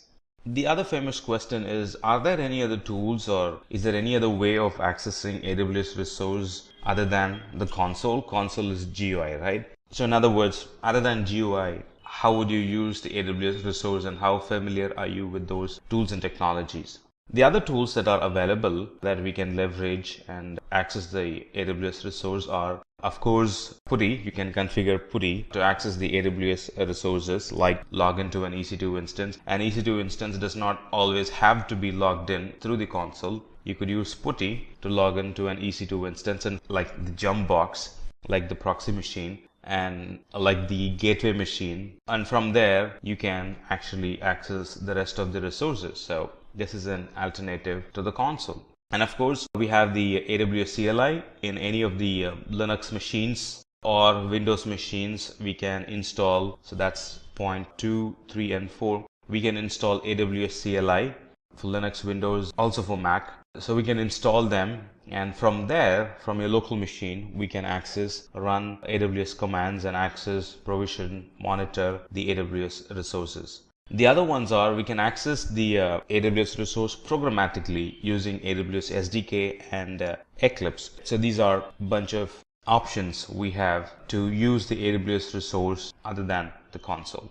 If you're interviewed in a company or by a company that focuses more on security and want to use AWS native services for their security, then you would come across this question. What services can be used to create a centralized logging solution? The basic services we could use are CloudWatch logs, store them in S3, and then use Elasticsearch to visualize them, and use Kinesis to move the data from S3 to Elasticsearch. Right? So log management, it actually helps organizations to track the relationship between operational and security changes and the events that got triggered based on those logs. Instead of logging into an instance or instead of logging into the environment and checking the resources physically, I can come to a fair conclusion by just looking at the logs. Every time there's a change, the system would scream and it gets tracked in the CloudWatch, and then CloudWatch pushes it to S3. Kinesis pushes the data from S3 to Elasticsearch, and I can do a time-based filter, and I would get a fair understanding of what was going on in the environment for the past 1 hour or whatever the time window that I wanted to look at. So it helps in getting a good understanding of the infrastructure as a whole. All the logs are getting saved in one place, so all the infrastructure logs are getting saved in one place, so it's easy for me to look at it in an infrastructure perspective. So we know the services that can be used And here are some of the services and how they actually connect to each other. It could be logs that belongs to one account. It could be logs that belongs to multiple accounts. It doesn't matter. Those three services are going to work fairly good, and they're going to inject, or they're going to like suck logs from the other accounts, put it in one place and help us to monitor.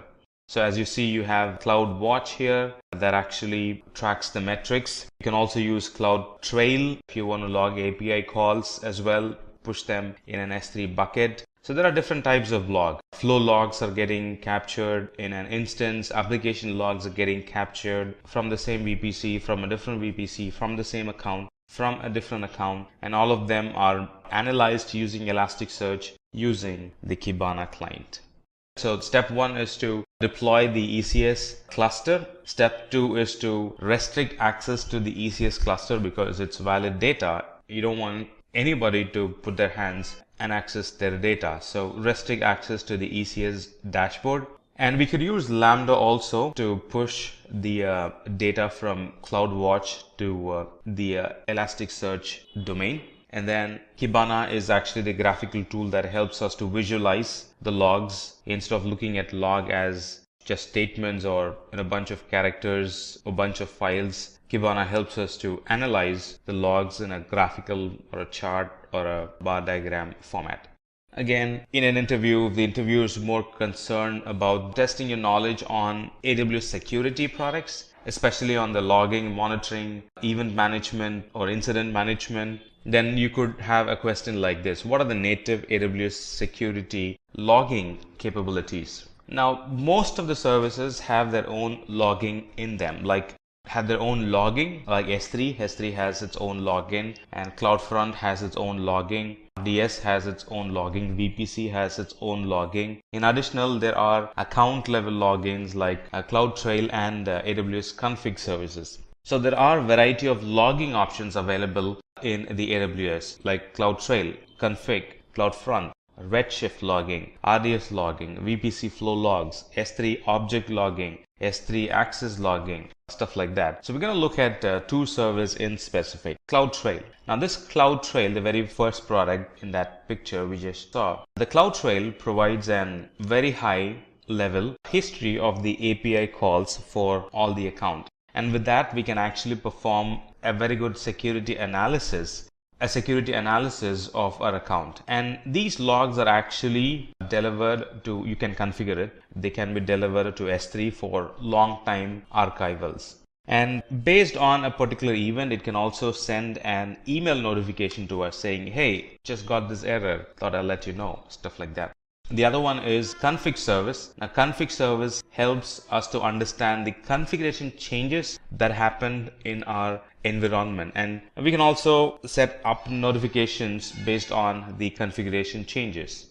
So it records the cumulative changes that are made in a short period of time. So if you want to go through the lifetime of a particular resource, what are the things that happened? What are the things it went through? They can be looked at using AWS config.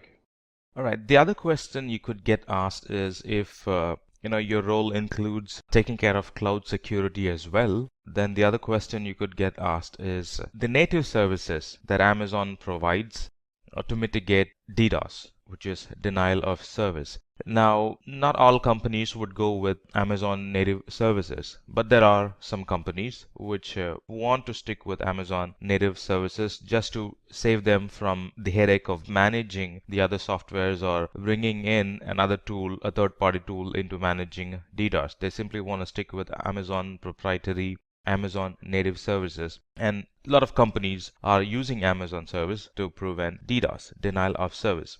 Now, denial of service is, if you already know what denial of service is, well and good. If you do not know, then let's know it now. Denial of service is a user trying to or maliciously making attempt to access a website or an application. The user would actually create multiple sessions and he would occupy all the sessions, and he would not let legitimate users access the service. So he's in turn denying the service for the user. A quick picture review of what denial of service is. Now look at it. These users, instead of making one connection, they are making multiple connections, and there are cheap software programs available that would actually trigger connections from different computers in the internet with different MAC addresses, so everything kind of looks legitimate for the server, and it would accept those connections and it would keep the sessions open. The actual users won't be able to use them, so that's denying the service for the actual users, denial of service. All right, and distributed denial of service is generating attacks from multiple places, from a distributed environment. So that's distributed denial of service. So the tools, the native tools that helps us to prevent the denial of service attacks in AWS is Cloud Shield and Web Access Firewall, AWS WAF. Now they are the major ones. They are designed to mitigate a denial of service. If your website is often bothered by denial of service, then we should be using AWS Shield or AWS WAF. And there are a couple of other tools that also does. When I say that also does, denial of service is not their primary job, but you could use them for denial of service. Route 53's purpose is to provide DNS. CloudFront is to provide caching. Elastic Load Balancer, ELB's work is to provide load balancing. VPC is to create an secure virtual private environment. But they also support mitigating denial of service, but not to the extent you would get in AWS Shield and AWS WAF. So AWS Shield and WAF are the primary ones, but the rest can also be used to mitigate distributed denial of service. The other tricky question is this actually will test your familiarity with the region and the services available in the region. So when you're trying to provision a service in a particular region, you're not seeing the service in that region. How do we go about fixing it, or how do we go about using the service in the cloud? It's a tricky question. And if you have not gone through such situation, you can totally blow it away. You really need to have a good understanding on regions, the services available in those regions, and what if a particular service is not available, how to go about doing it. The answer is not all services are available in all regions. Anytime Amazon announces a new service, they don't immediately publish them on all regions. They start small, and as and when the traffic increases, as and when it becomes more likable to the customers, they actually move the service to different regions. So as you see in this picture, within America, North Virginia has more services compared to Ohio or compared to North California. So within North America itself, North Virginia is the preferred one. So similarly, there are preferred regions within Europe, Middle East, and Africa, and preferred regions within Asia Pacific. So anytime we don't see a service in a particular region, chances that the service is not available in that region yet, we got to check the documentation and find the nearest region that offers that service and start using the service from that region. Now you might think, well, if I'm looking for a service in Asia, let's say in Mumbai, and if it is not available, why not simply switch to North Virginia and start using it? You could, but that's going to add more latency to your application. So that's why we need to check for application, which is check for region, which is very near to the place where you want to serve your customers, and find nearest region instead of always going back to North Virginia and deploying an application in North Virginia. Again, there's a link in aws.com that you can go and look for services available in different region, and that's exactly what you're seeing here. And if your service is not available in a particular region, switch to the other region that provides your service, the nearest other region that provides that service, and start using service from there. With the coming up of cloud, a lot of companies have turned down their monitoring team. Instead, they want to go with the monitorings that cloud provides. Nobody wants to, or at least many people don't want to go through the hassle of, at least new startups and new companies that are thinking of having a monitoring environment. Now, they don't want to go with traditional NOC monitoring. Instead, they would like to leverage AWS monitorings available, because it monitors a lot of stuff, not just the availability, but it monitors a lot of stuff like failures, errors. It also triggers emails, stuff like that. So how do you actually set up a monitor to how do you set up a monitor to monitor the website metrics in real time in AWS? The simple way, anytime you have a question about monitoring, CloudWatch should strike your mind, because CloudWatch is meant for monitoring, is meant for collecting metrics, is meant for providing graphical representation of what's going on in a particular network at a particular point of time. So CloudWatch helps us to monitor applications, and using CloudWatch we can monitor the state changes, not only the state changes, the auto-scaling life cycle events. Anytime there are more services added, there is a reduction in the number of servers because of less usage. And very informative messages can be received through CloudWatch. CloudWatch can now support scheduled events. If you want to schedule anything, CloudWatch has an event that would schedule an action, right? Schedule a trigger, time-based, not incident-based. Anything happening and then you get an action happening that's incident-based. On the other hand, you can simply schedule few things on time-based. So that's possible with CloudWatch. So this CloudWatch integrates very well with a lot of other services like notifications for notifying the user or for notifying the administrator about it. And it can integrate well with Lambda. So to trigger an action, anytime you're designing an auto-healing environment, this CloudWatch can actually monitor and send an email if we are integrating it with SNS, Simple Notification Service. Or this CloudWatch can monitor and based on what's happening, it can trigger an event in Lambda, and that would in turn run a function till the environment comes back to normal. So CloudWatch integrates well with a lot of other AWS services. Alright, so CloudWatch has 3 statuses: green when everything is going good, yellow when the service is degraded, and red when the service is not available. Green is good, so we don't have to do anything about it. But anytime there's an yellow, the picture that we're looking at, it's actually calling a Lambda function to debug the application and to fix it. And anytime there's a red alert, it immediately notifies the owner of the application about, well, the service is down, and here is the report that I have. Here is the metrics that I've collected about the service, stuff like that. If the job role requires you to manage the servers as well, there are certain job roles which are on the system side. There are certain job roles which is development plus system side. Now you're responsible for the application and the server as well. So if that's the case, you might be tested with some basic questions like the different types of virtualization in AWS and what are the difference between them. Alright, the 3 major types of virtualization are HVM, which is hardware virtual machine. The other one is PV, para virtualization. And the third one is PV on HVM, para virtualization on hardware virtual module. Alright, the difference between them, or actually describing them, is actually the difference between them. HVM, it's actually a fully virtualized hardware. The whole hardware is virtualized and all virtual machines act separate from each other. And these VMs are booted by executing master boot record in the root block. And when we talk about para virtualization, Paragrub is actually the special boot loader which boots the PV AMIs. And when we talk about PV on HVM, it's actually the marriage between HVM and PV. And this para virtualization on HVM, in other words, PV on HVM, it actually helps operating system take advantage in storage and the network input output available through the host.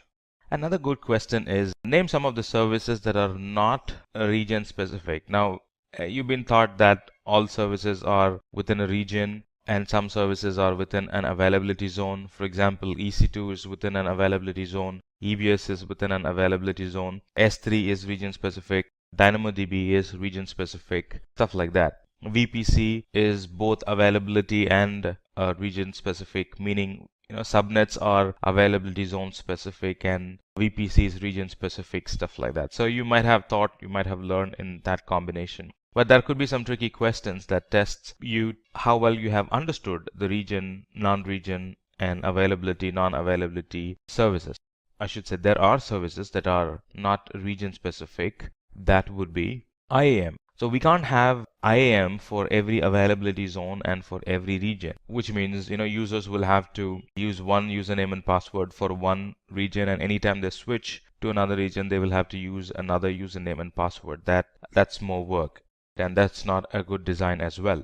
authentication has to be global. So IAM is a global service, and which means it's not region specific. On the other hand, Route 53 is again a regional specific. So we can't have a Route 53 for every region. Route 53 is not a region specific service. It's a global service. And it's one application. Users access from everywhere or from every part of the world. So we can't have one URL or one DNS name for each region if your application is a global application. And then web application firewall works well with CloudFront.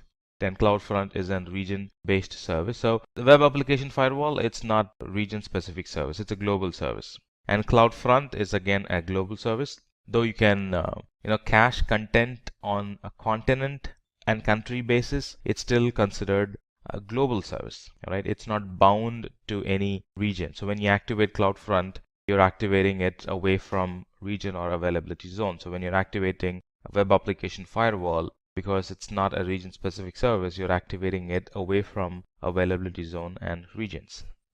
So a quick recap: IAM users, groups, roles, and accounts, they are global services. They can be used globally. Route 53 services are offered at edge locations, and they are global as well.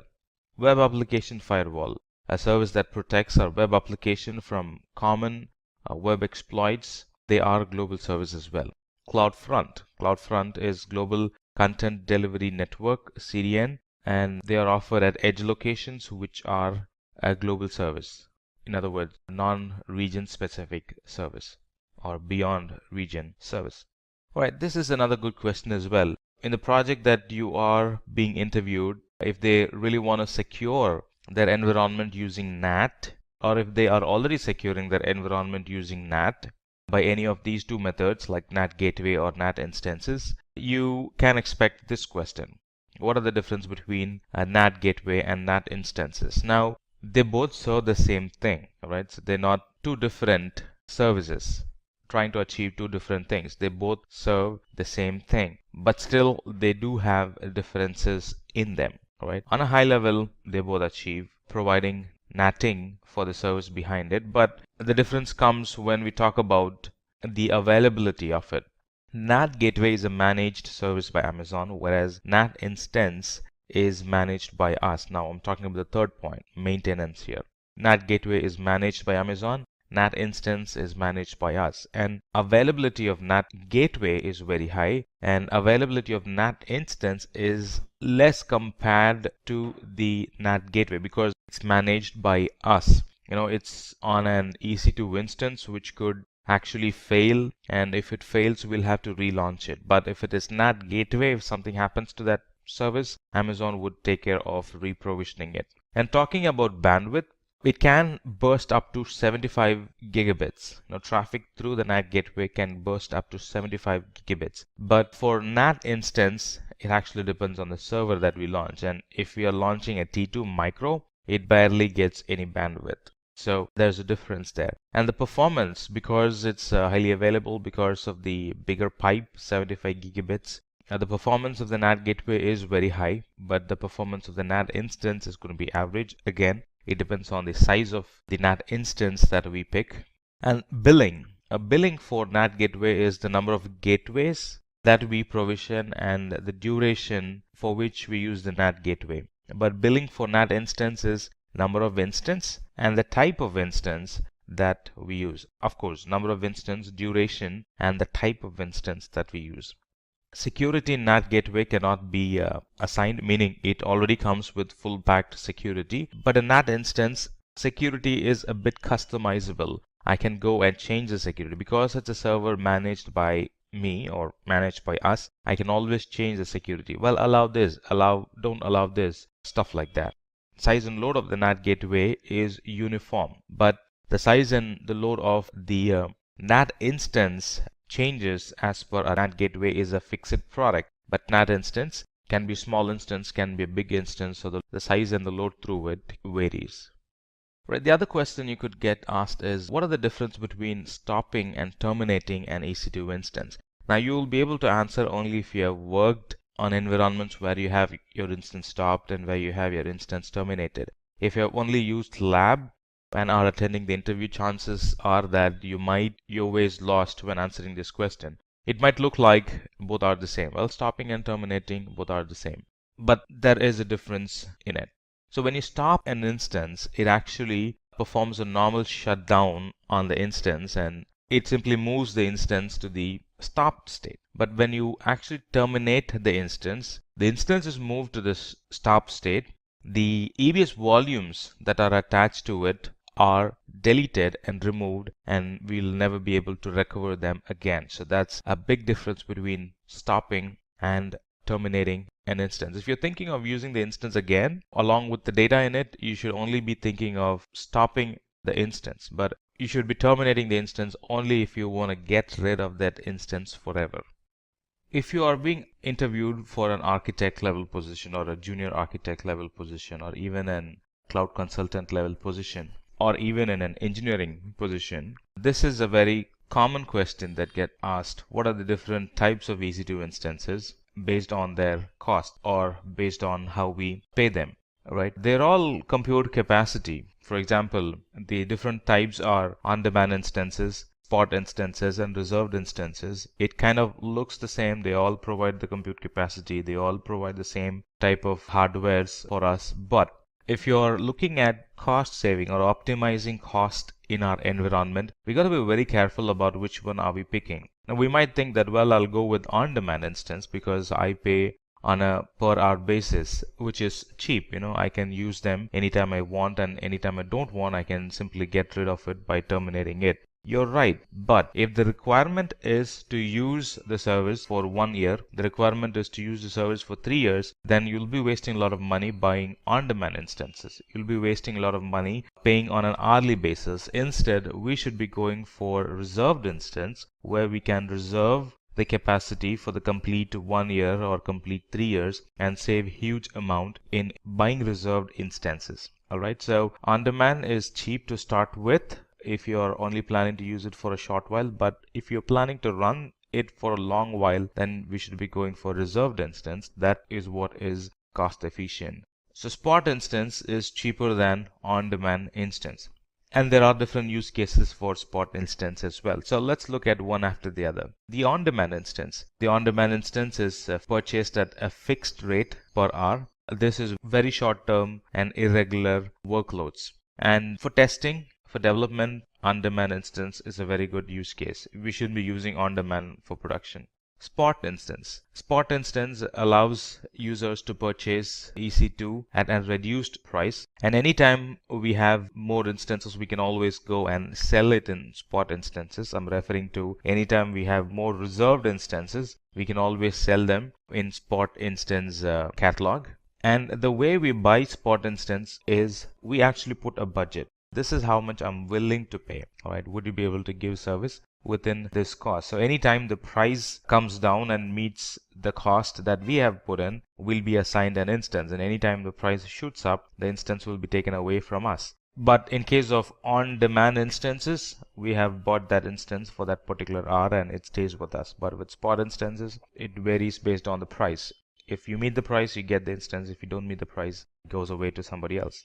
And the spot instance availability is actually based on supply and demand in the market.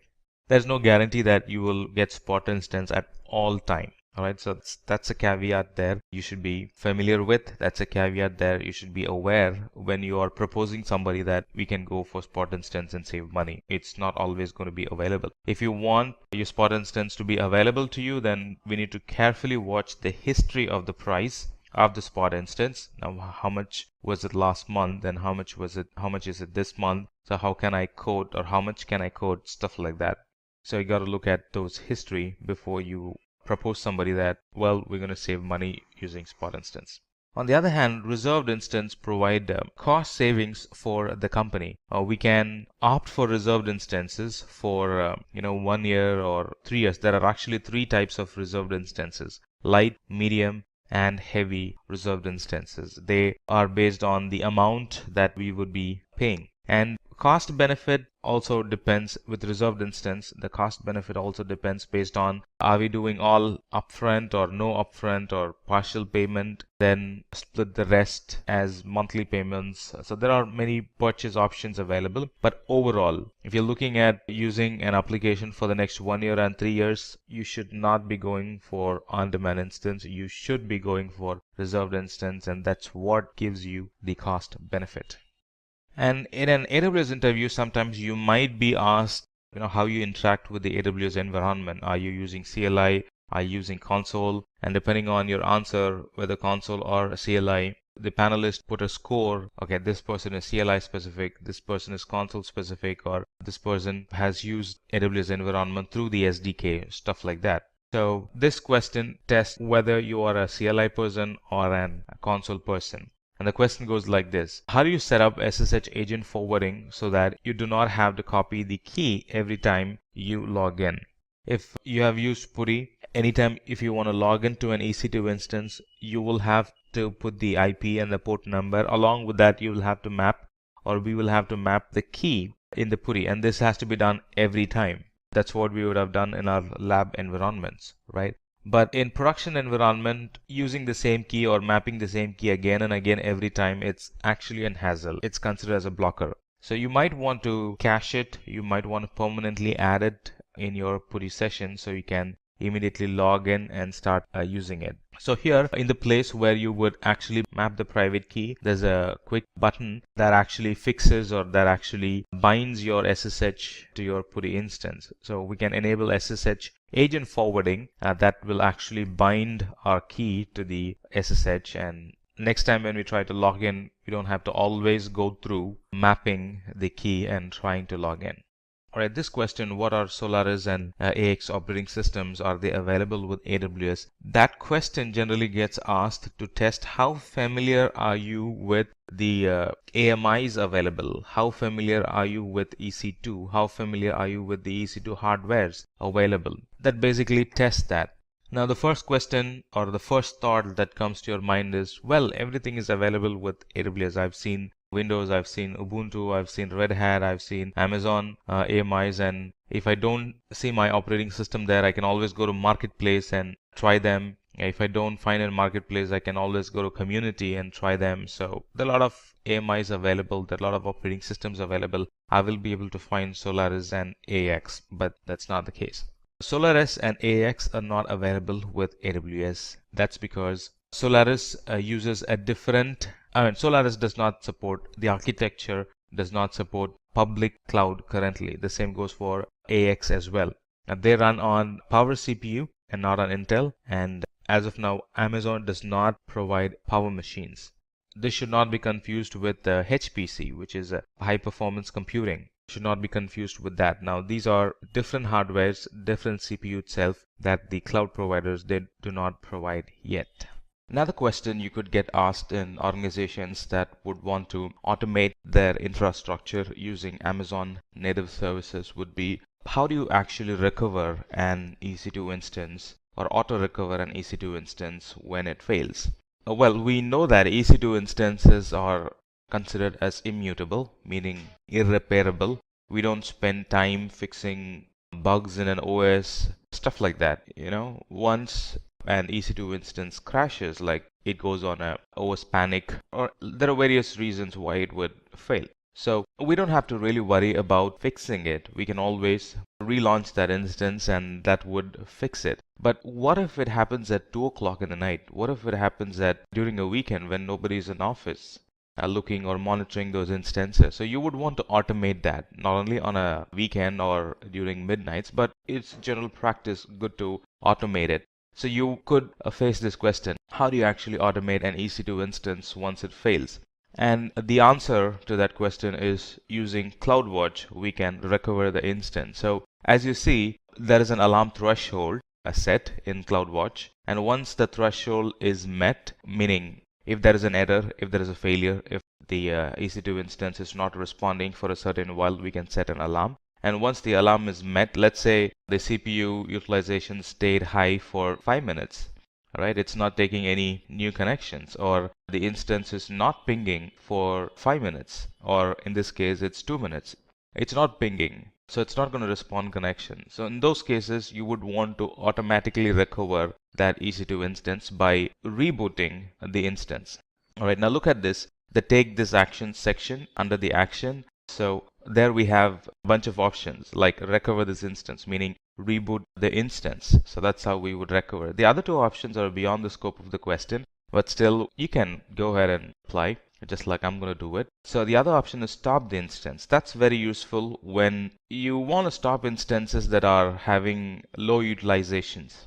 Nobody's using the system as of now. You don't want them to be running and wasting the cloud expenditure. So you can actually set an alarm that stops the EC2 instance that's having low utilization. So somebody was working in an instance and they left it without, or they forgot to shut down that instance, and it gets, they will only use it again the next day morning. So in between there could be like 12 hours that the system is running idle, nobody's using it, and you're paying for it. So you can identify such instances and actually stop them when the CPU utilization is low, meaning nobody is using it. The other one is to terminate. Let's say you want to give system to somebody temporarily and you don't want them to hand the system back to you. All right? This is actually an idea. In other words, this is actually the scenario. So you hand over a system to somebody, and when they're done, they're done. We can actually terminate the system. So you could instruct the other person to terminate the system when they're done, and they could forget and the instance could be running forever. Or you can monitor the system after the specified time is over and you can terminate the system. Or best part, you can automate the system termination. So you assign a system to somebody and then turn on this CloudWatch action to terminate the instance when the CPU is low for like 2 hours, meaning they've already left, or CPU is low for 30 minutes, meaning they've already left, stuff like that. So that's possible. And if you're getting hired for an system side architect, or even on the sysops side, you could face this question: what are the common and different types of AMI designs? There are a lot of AMI designs. The question is the common ones and the difference between them. So the common ones are the full back AMIs, and the other one is just enough OS AMI, JEOS AMI, and the other one is hybrid type AMIs. So let's look at the difference between them. The full backed AMI, just like the name says, it's fully baked. It's ready to use AMI. And this is the simplest AMI to deploy. It can be a bit expensive, it can be a bit cumbersome because you'll have to do a lot of work beforehand. You could use the AMI. So a lot of planning, a lot of thought process will go into it, and the AMI is ready to use, right? You hand over the AMI to somebody and it's ready to use, or if you want to reuse the AMI, it's already ready for you to use. So that's full baked AMI. The other one is just enough operating system AMI, just like the name says. It has, as you can also see in the diagram or in the picture, it covers a part of the OS. All bootstraps are already packed properly, and the security monitoring, logging, and the other stuff are configured at the time of deployment or at the time you would be using it. So not much thought process will go in here. The only focus is on choosing the operating system and what goes, the operating system specific agents or bootstraps that goes into the operating system. That's all we worry about. The advantage of this is it's flexible, meaning you can choose to install additional softwares at the time of deploying, but that's going to require an additional expertise on the person who will be using the AMI. So that's another overhead there. But the advantage is that it's kind of flexible. I can change the configurations during the time of deployment. The other one is a hybrid AMI. Now the hybrid AMI actually falls in between the fully baked AMI and just enough operating system options. So these AMIs have some features of the baked type and some features of the just enough OS type. So as you see, the security monitoring, logging are packed in that AMI, and the runtime environments are installed during the time of a deployment. So this is where the strict company policies would go into the AMI. Company policies like you got to log this, you got to monitor this. These are the ports that generally gets open in all the systems, stuff like that. So they strictly go into the AMI and sits in an AMI format. And during deployment, you have the flexibility of choosing the different runtime and the application that sits in an EC2 instance. Another very famous question you would face in an interview is, how can you recover login to an EC2 instance to which you lost the key? Well, we know that if the key is lost, we can't recover it. There are some organizations that integrate their EC2 instances with an AD. That's different. All right, so you can go and reset the password in the AD and you will be able to log in with the new password. But here the specific tricky question is, you are using a key to log in, and how do you recover if you have lost the key? Generally, companies would have made a backup of the key so we can pick from the backup, but here the specific question is, we have lost the key, literally no backups on the key at all. So how can we log in? And we know that we can't log into the instance without the key present with us. So the steps to recover is that make the instance use another key and use that key to log in. Once the key is lost, it's lost forever. We won't be able to recover it.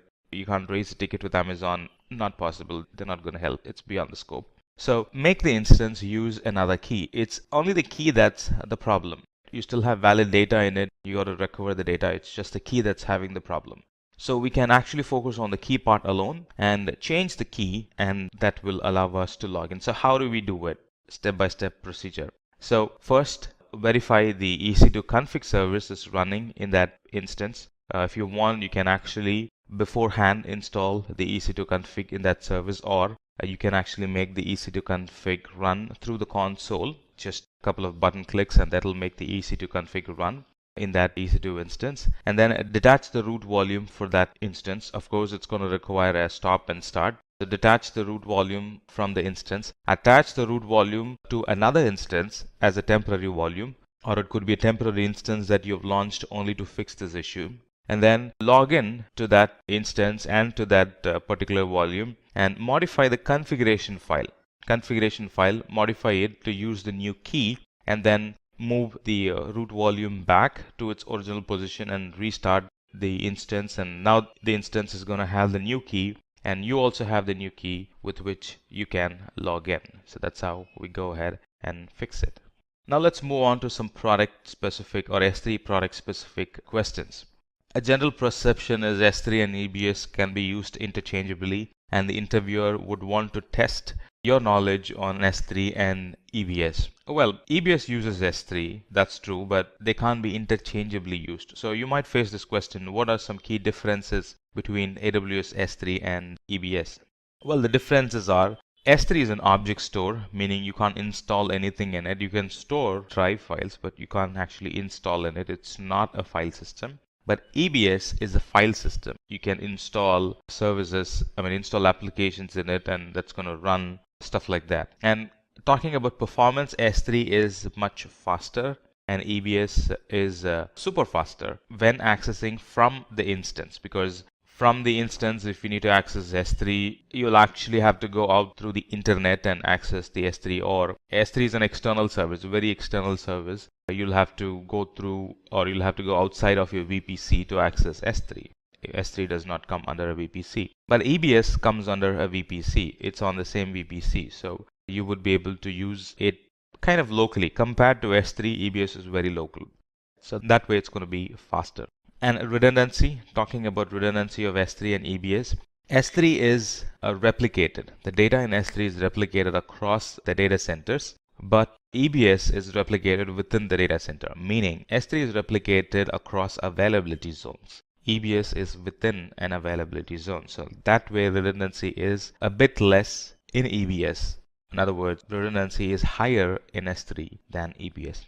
And talking about security of S3, S3 can be made private as well as public, meaning anybody can access S3 from anywhere in the internet. That's possible with S3. But EBS can only be accessed when attached to an EC2 instance. Right? Just one instance can access it, whereas S3 is publicly directly accessible. The other question related to S3 security is, how do you allow access to a user to a certain bucket, which means this user is not having access to S3 at all, but this user needs to be given access to a certain bucket. How do we do it? The same case applies to servers as well. In few cases, there could be an instance where a person is new to the team and you actually don't want them to access the production service. Now he is in the production group, and by default he or she is granted access to that server, but you specifically want to deny access to that production server till the time he or she is matured enough to access or understand the process, understand the do's and don'ts before they can put their hands on the production server. So how do we go about doing it? So first we would categorize our instances. Well, these are critical instances. These are normal instances. And we would actually put a tag on them. That's how we categorize, right? So you put a tag on them.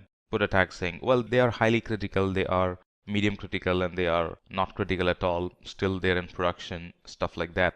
And then you would pick the users who wants to or who should be or should not be given access to a certain server, and you would actually allow the user to access or not access servers based on a specific tag. In other words, you can use actually tags. In the previous step, we put tags on the critical server, right? So you would define that this user is not going to use this tag.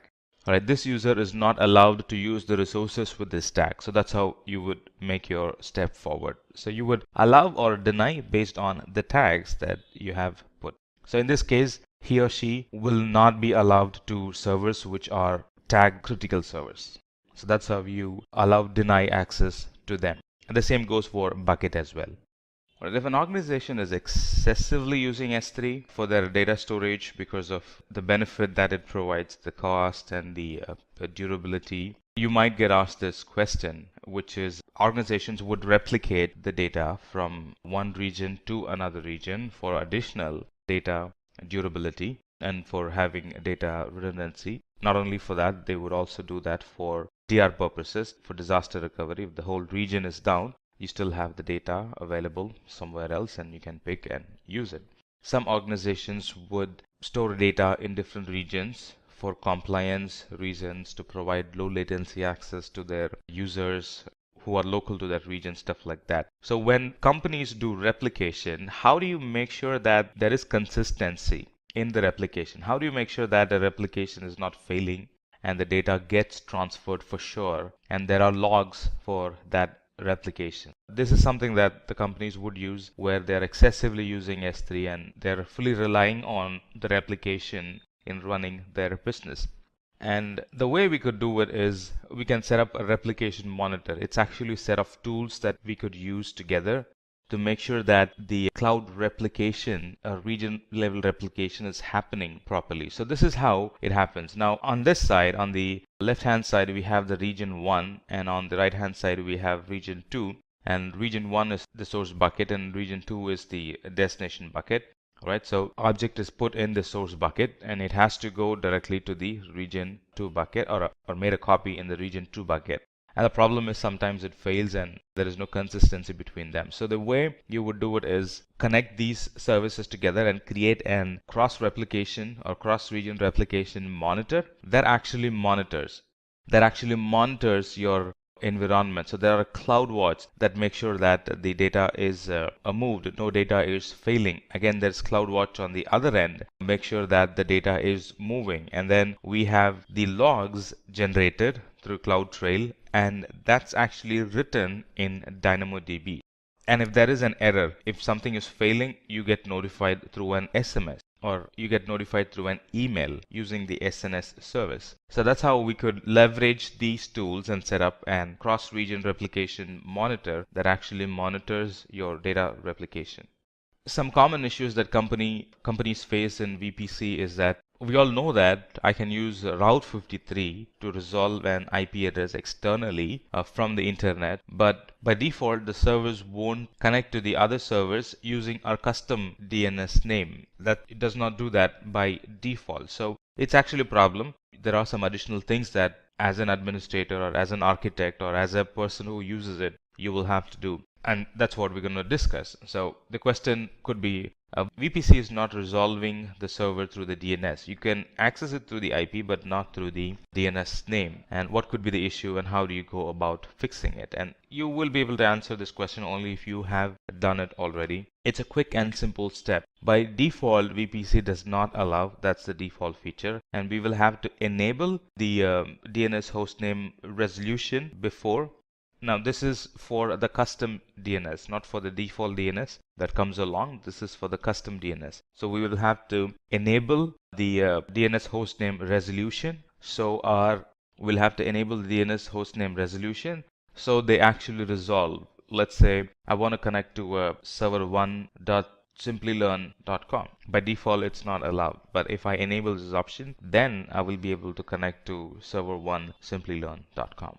If a company has VPCs in different regions and they have a head office in a central place and the rest of them are branch offices, and they are connecting to the head office for access or for saving data or for accessing certain files or certain data or storing data. All right, so they would actually mimic the hub and spoke topology where you have the VPC which is centrally in an accessible region, a centrally accessible region, and then you would have a local VPCs or branch offices in different other regions, and they get connected to the VPC in the central location. And the question is, how do you actually connect the multiple sites to a VPC and make communication happen between them? By default, it does not do that. We know that VPCs, they need to be peered between them in order to access the resources. Let's look at this picture, right? So I have like a customer network or branch offices in different parts, and they get connected to a VPC. That's fine. So what we have achieved is those different offices, the remote offices, they are connecting to the VPC and they're talking, but they can't connect or they can't talk to each other. That's what we have built. But the requirement is the traffic needs to, or they should be able to talk to each other, but they should not have a direct connection between them, which means that they will have to come and hit the VPC and then reach the other customer network, which is in Los Angeles or which is in New York. All right, that's the requirement. So that's possible with some architecting in the cloud. So that's using VPN Cloud Hub. You look at these dotted lines, which actually allows customers, or which actually allows the corporate networks to talk to each other through the VPC. Again, by default, it doesn't happen. Cloud Hub is an architecture that we should be using to make this happen. And what's the advantage of it? As a central office or as the headquarters office, which is in the VPC, or headquarters data center, which is in the VPC, you have control, or the VPC has control on who talks to who and what traffic can talk to, what traffic can be routed to the other head office, stuff like that. That centralized control is on the VPC. The other question you could get asked is, name and explain some security products and features available in VPC. Well, VPC itself is an security service. It provides security service to the application, but how do you actually secure the VPC itself? That's the question. And yes, there are products that can actually secure the VPC, or the VPC delivers those products to secure the application. Access to the VPC is restricted through a network access control list. All right, so that's an security product in VPC. And a VPC has security groups that protects the instances from unwanted inbound and outbound traffic, and network access control list protects the subnets from unwanted inbound and outbound access. And there are flow logs we can capture in VPC that captures incoming and outgoing traffic through a VPC, which will be used for later analysis, as in what's the traffic pattern, what's the behavior of the traffic pattern, stuff like that. So there are some security products and features available in VPC. Now, how do you monitor VPC? VPC is a very important concept, very important service as well. Everything sits in a VPC.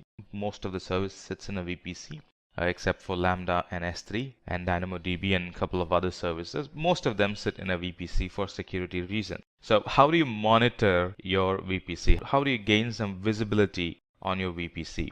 Well, we can gain visibility on our VPC using VPC flow log. That's the basic service. As you see, it actually captures what's allowed, what's not allowed, stuff like that. Which IP is allowed, which IP is not allowed, stuff like that. So we can gather it and we can use that for analysis. And the other one is CloudWatch and CloudWatch logs, the data transfers that happen. So this is who gets allowed and who does not get allowed. I mean, the flow logs is who is allowed and who's not allowed, that kind of detail. And CloudWatch gives information about the data transfer, how much data is getting transferred. We can actually pick unusual data transfers if there is a sudden hike in the graph. There's a sudden hike and something happens at 12 on a regular basis and you weren't expecting it. There's something suspicious. It could be valid backups. it could be a malicious activity as well. So that's how you know, by looking at CloudWatch logs and CloudWatch dashboard. Now let's talk about multiple choice questions. When going for an interview, you might sometimes find yourself that the company is conducting an online test. Based on the score, they can put you to a panelist and then they would take it forward. So we thought we'll also include multiple choice questions to help you better handle such situation if you come across. Alright, when you find yourself in such situation, the key to clear them is to understand the question properly, read between the lines. That's what they say. There can be like a big paragraph with 3 lines or 10 lines. You really got to understand what the question is about and then try to find answer for that question. So that's a thumb rule number 1. And then the second rule is try to compare and contrast the services mentioned, or try to compare and contrast the answers. You can easily weed out 1 or 2 answers and then you will be left with only 2 answers to decide from. So that also helps you with time, and that also helps you with some precision in your answer. So number 1, read between the lines. Number 2, compare and contrast the services, and you'll be able to easily weed out the wrong ones. So let's try answering this question. Suppose you are a game designer and you want to develop a game with a single digit millisecond latency. Which of the following database services would you choose? So we know that the following are database services. Good enough. All right. And it talks about millisecond latency. That's a key point. And the third thing is it's a game. Could be a mobile game. It's a game that you are trying to design and you need millisecond latency, and it has to be a database. Alright, so let's talk about the options available. RDS. RDS is a database for sure. Is it good for game design? We'll come back to that. Neptune. Neptune is a graph, a database service in Amazon. So that's kind of out of the equation. And Snowball is actually a storage. Alright, it's a transport medium, I would say. So that's again out of the equation. So the tie is between RDS and DynamoDB. So if we need to talk about RDS, RDS is a platform as a service. It provides cost-efficient, resizable capacity, but it's an SQL database, meaning the tables are kind of strict. It's good for banking and other type of applications, but not really good for anything that has to do with gaming. So the only option left is DynamoDB. Again, it's the right answer. DynamoDB is actually an fast and flexible NoSQL database service, and it provides a single-digit millisecond latency at any scale. And it's a database at the same time. It's a key value store model database. So the right answer is DynamoDB. All right. Let's look at the next question. If you need to perform real-time monitoring of AWS services and get actionable insights, which service would you use? All right, let's list the services. So it talks about real-time monitoring. A firewall manager, what does it provide? Now, firewall manager is not really a monitor, just like the name says, it's a manager. It manages multiple firewalls. And AWS Guard Duty is an threat detection service. It does monitoring. It does continuously monitor our environment, but it monitors for threats. All right, only threats. Now let's talk about CloudWatch. CloudWatch is a service that helps to track metrics. It's a service that is used to monitor the environment and give us a system-wide visibility, and also it helps us to store logs. So at the moment it kind of looks like that could be the right answer. We don't know that yet, but we have one more option left. That's EBS. So what's EBS? EBS is a block storage, elastic block store. If we abbreviate EBS, it's elastic block store. So all three of them are easily out of the question. The first one is to manage, second one is to find threats. Of course, it does monitoring. So there's, if there is one relation between CloudWatch and Guard Duty, that's monitoring. So easily we can actually find ourselves slipped towards picking Guard Duty, but know that Guard Duty is only for gaining security insight, but not about gaining AWS service insight. So CloudWatch is a service that helps us to get a system-wide or an AWS-wide or an account-wide. It has a number of metrics we can monitor and get a very good insight of how a service is performing, be it CPU, be it RAM, be it network utilization, be it connection failures.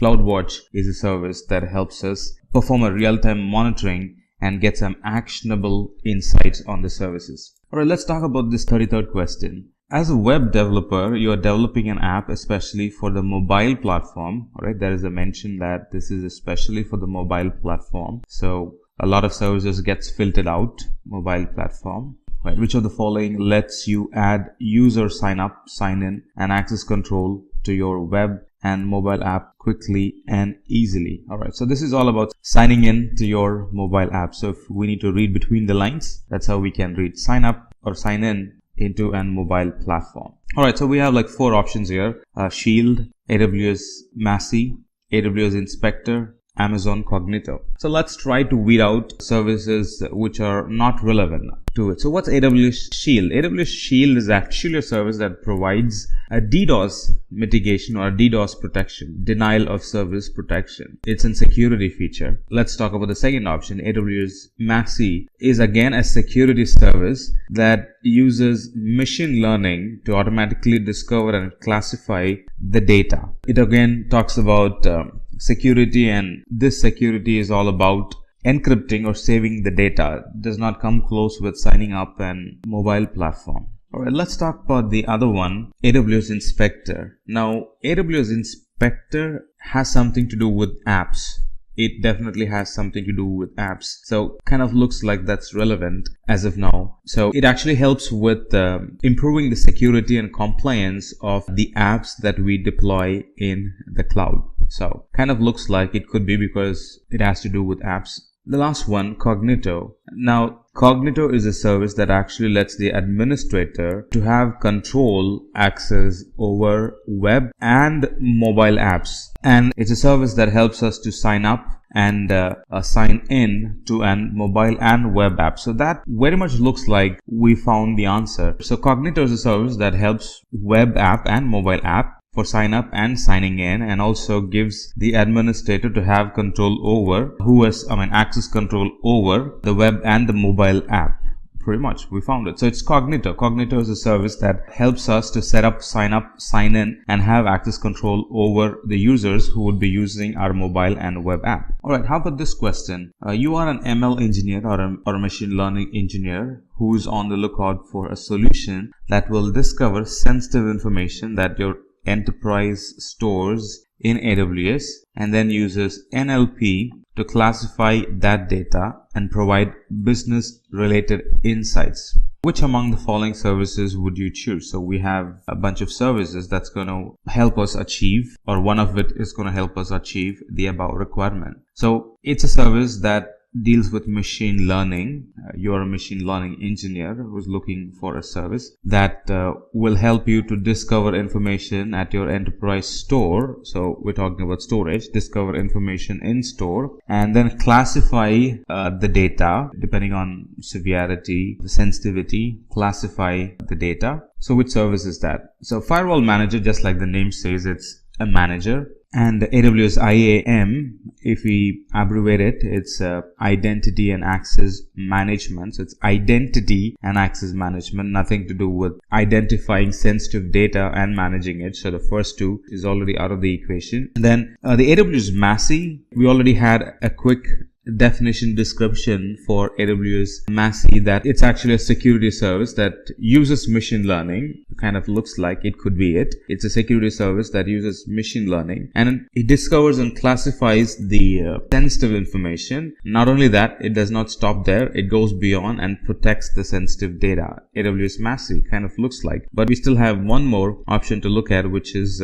Cloud HMS. Cloud HMS is also a security service. Kind of looks like that could be the answer as well. And it enables us to generate encryption keys and save the data. So kind of 50% of it. It's a security service. It encrypts, helps us protect the data, but AWS Massey is right on spot. It's a machine learning service. It helps us to classify the data and also to protect the data. So the answer for this question would be AWS Massey. So hope you kind of get it how this is going. So first we apply the thumb rule, identify the question that's being asked, read between the lines, and then try to find the service that meets your requirement. And finding the service is by first weeding out the wrong ones, recollect everything that you've learned about the service and see how well that matches with those hints that you have picked up. And if that doesn't match, weed that out, and you'll end up with just two to decide from at some point, and then it becomes easy for you to decide. Click on the question, submit it, and then move on to the other question in your interview.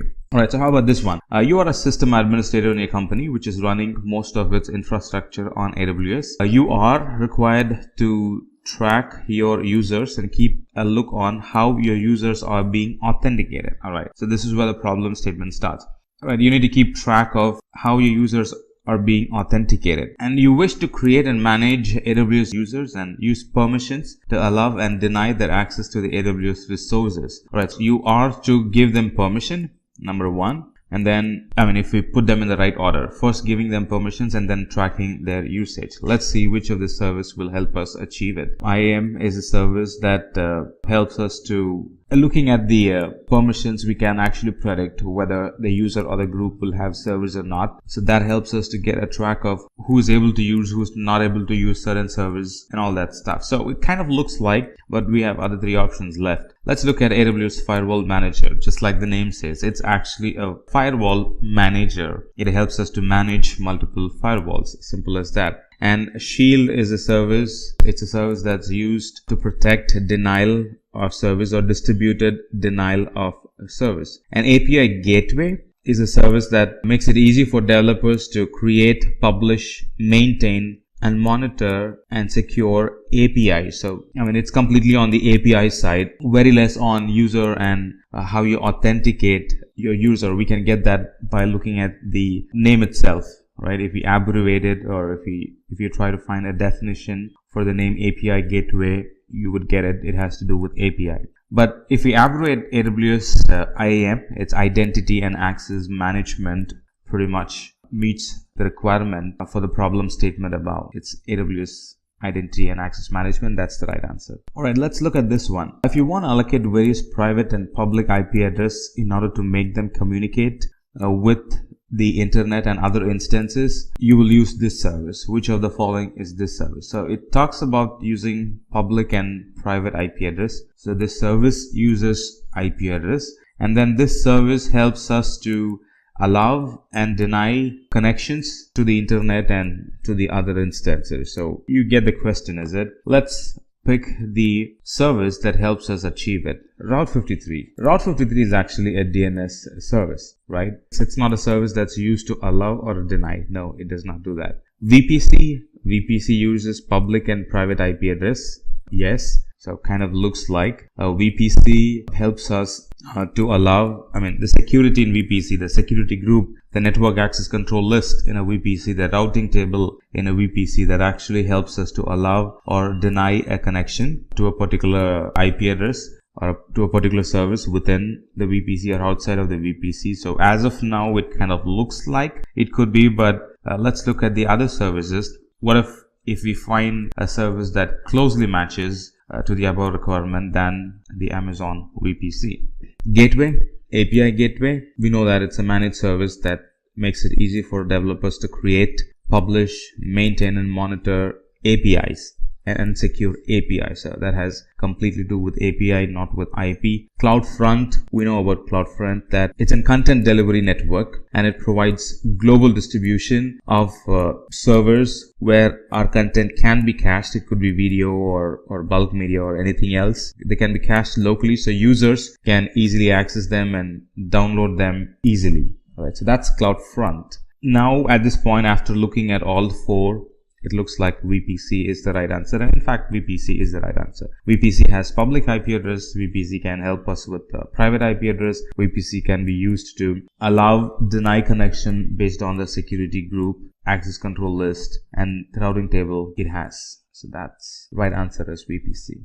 Alright, how about this one? This platform as a service or platform as a DB service provides us with a cost-efficient and resizable capacity while automating time-consuming administrative tasks? So this question is very clear. It's a DB service we got to look for, and it's a service that can provide automating some of the time-consuming tasks. It has to be resizable at the same time. So let's talk about Amazon Relational Database. It's a database.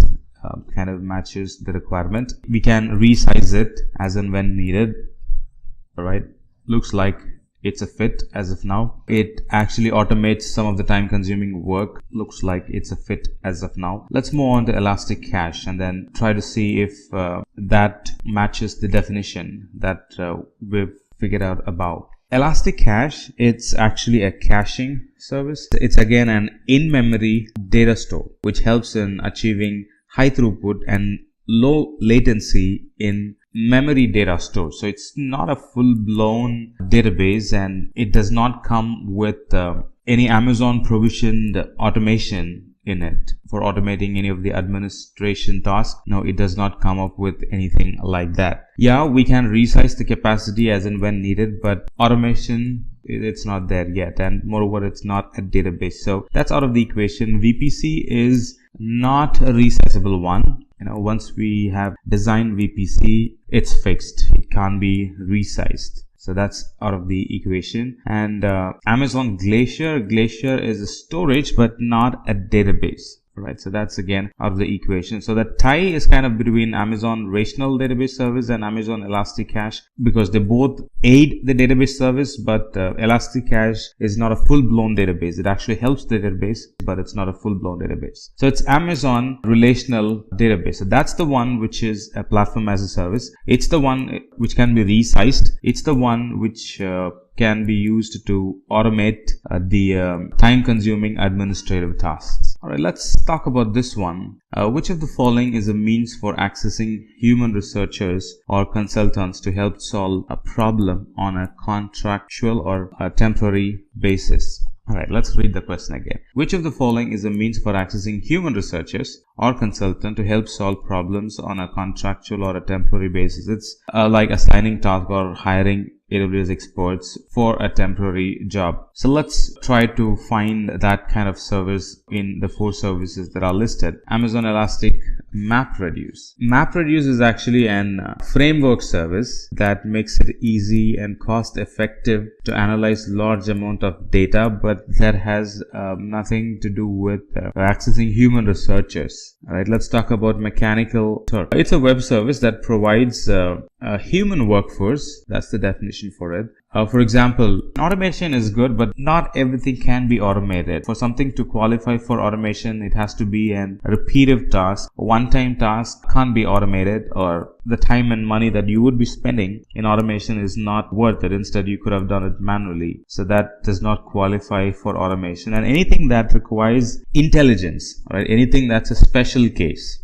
Right? Automation can do repetitive tasks. Automation can do precise work, but it has to be a repetitive task. The scenario, it should have been there already. Only then that can be executed. But if it's a new scenario and it requires appropriate addressing, then it requires human task. So we could hire researchers and consultants who can help solve a problem using Amazon Mechanical Turk. The other 2 are already out of the equation. Now DevPay is actually a payment system through Amazon, and multi-factor authentication, as it says, it's an authentication system. So the right answer is Amazon Mechanical Turk. All right, this sounds interesting. Let's look at this one. This service is used to make it easy to deploy, manage, and scale containerized applications using Kubernetes on AWS. Which of the following is this AWS service? So it's a service to deploy, manage, and scale containerized applications. So it deals with containers. It also should have the ability to use Kubernetes, which is a container orchestration service. All right, the first one, Amazon Elastic Container Service. Kind of looks like it's the one. The name itself has the word and the relation we're looking for, Elastic Container Service. So this container service is an highly scalable, high performance container orchestration service. Let's look at the other one, AWS Batch. It's a service that enables IT professionals to schedule and execute batch processing. I mean, the name itself says that that's meant for batch processing. Elastic Beanstalk, that's another service that helps us to deploy, manage, and scale, but it helps us with EC2 instances, not with containerized instances. So that's again out of the equation. Would Lightsail be a good tie for Elastic Container Service? What's Lightsail? Now, Lightsail is a service. It's called as a virtual private server without a VPC. It's called as a virtual private server. It comes with predefined compute, storage, networking capacity. It's actually a server, not a container. Right, so at this point that also becomes out of the equation. So it's Amazon Elastic Container Service. That's the one that helps us to easily deploy, manage, scale container services, and it helps us orchestrate the containers using Kubernetes. Alright, how about this one? Alright, this service lets us to run code without provisioning or managing servers. So no servers, run code. Select the correct service from the below option. Alright, so no servers, but we should be able to run code. Amazon EC2 auto scaling. EC2 auto scaling. EC2 is Elastic Compute Cloud, which is a server, and auto scaling is a service that helps us to achieve scaling the server. So that's the definition for it. Could be that's out of the equation. AWS Lambda. Now Lambda is a service. It's actually an event-driven serverless computing platform, and Lambda runs code in response to the event that it receives, and it automatically manages the compute resource that's required for that code. As long as we have uploaded a code that's correct and set up events correctly to map to that code, it's going to run seamlessly. So that's about Lambda. It kind of looks like it could be the answer because Lambda runs code. We don't have to manage servers. It manages servers by itself. But we can't conclude as of now. We have other two services to talk about. AWS Batch. Alright, Batch is a service that enables IT professionals to run batch job. We know that. And about Inspector, Amazon Inspector, it's actually a service that helps us to increase and identify any security issues and align our application with compliance. Well, that's not the requirement in the question. The requirement in the question was run code without provisioning a server, and without any more space for confusion, AWS Lambda is a service, or is the service that runs code without provisioning and managing services. Right? The right one would be AWS Lambda. Alright, so by this we have come to the end of the first section. If getting your learning started is half the battle, what if you could do that for free? Visit SkillUp by Simplilearn. Click on the link in the description to know more.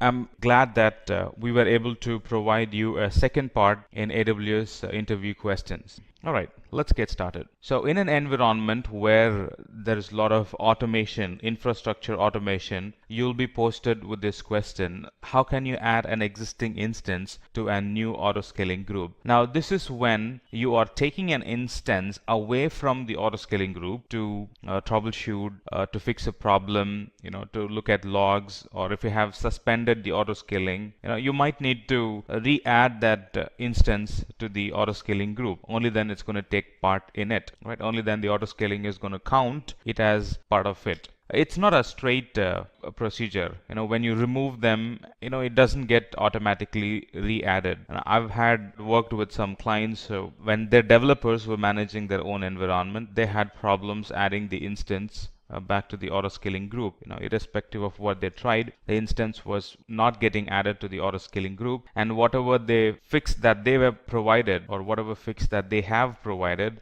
were not getting counted in the autoscaling group. So like I said, it's not a straight a click button procedure. There are ways we'll have to do it. So how can you add an existing instance to the autoscaling group? There are a few steps that we need to follow. So the first one would be to, under the EC2 instance console, right, under the instance, under actions in specific, there's an option called attach to autoscaling group, right? If you have multiple autoscaling groups in your account or in the region that you're working in, then you're going to be posted with the different autoscaling groups that you have in your account. Let's say you have 5 autoscaling groups for 5 different applications. You're going to be posted with 5 different autoscaling groups, and then you would select the appropriate autoscaling group and attach the instance to that particular autoscaling group. While adding to the autoscaling group, if you want to change the instance type, that's possible as well. Sometimes when you want to add the instance back to the autoscaling group, there would be requirement that you change the instance type to a better one, to a better family, to the better instance type. You could do that at that time. And after that, you have completely added the instance back to the autoscaling group. So it's actually a 7-step process, adding an instance back to the autoscaling group. In an environment where they're dealing with migrating the instance, or migrating an application, or migrating an instance, migrating an VM into the cloud, if the project that you're going to work with deals with a lot of migrations, you could be posted this question: what are the factors you will consider while migrating to Amazon Web Services? The first one is cost. Is it worth moving the instance to the cloud? Given the additional bells and whistles features available in the cloud, is this application going to use all of them? Is moving into the cloud beneficial to the application in the first place? Beneficial to the users who will be using the application in the first place. So that's a factor to think of. So this actually includes cost of the infrastructure and the ability to match the demand and supply transparency. Is this application in high demand?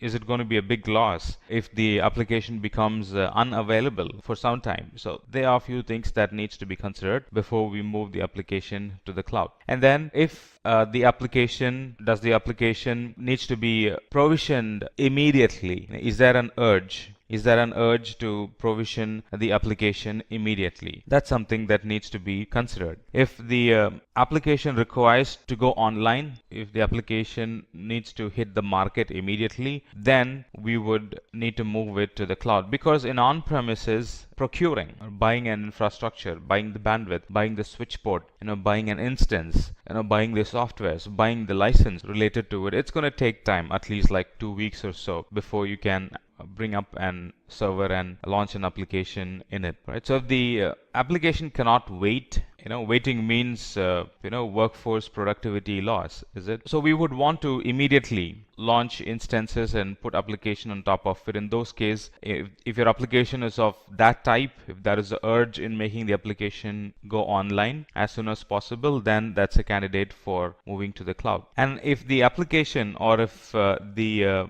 software, or if the product that you're launching, it requires hardware, it requires an updated hardware all the time, that's not going to be possible in on-premises. We try to deal with legacy infrastructure all the time in on-premises, but in the cloud, they're constantly upgrading their hardwares. Only then they can keep themselves up going in the market. So the cloud providers are constantly updating their hardwares. And if you want to be benefited, or if your application wants to be benefited by the constant upgrading of the hardwares, making sure the hardware is as latest as possible, the software version, the licensing is as latest as possible, then that's a candidate to be moved to the cloud. And if the application does not want to go through any risk, if the application is very sensitive to failures, if the application is very much tagged to the revenue of the company, and you don't want to take a chance in seeing the application fail and seeing the revenue drop, then that's a candidate for moving to the cloud. And business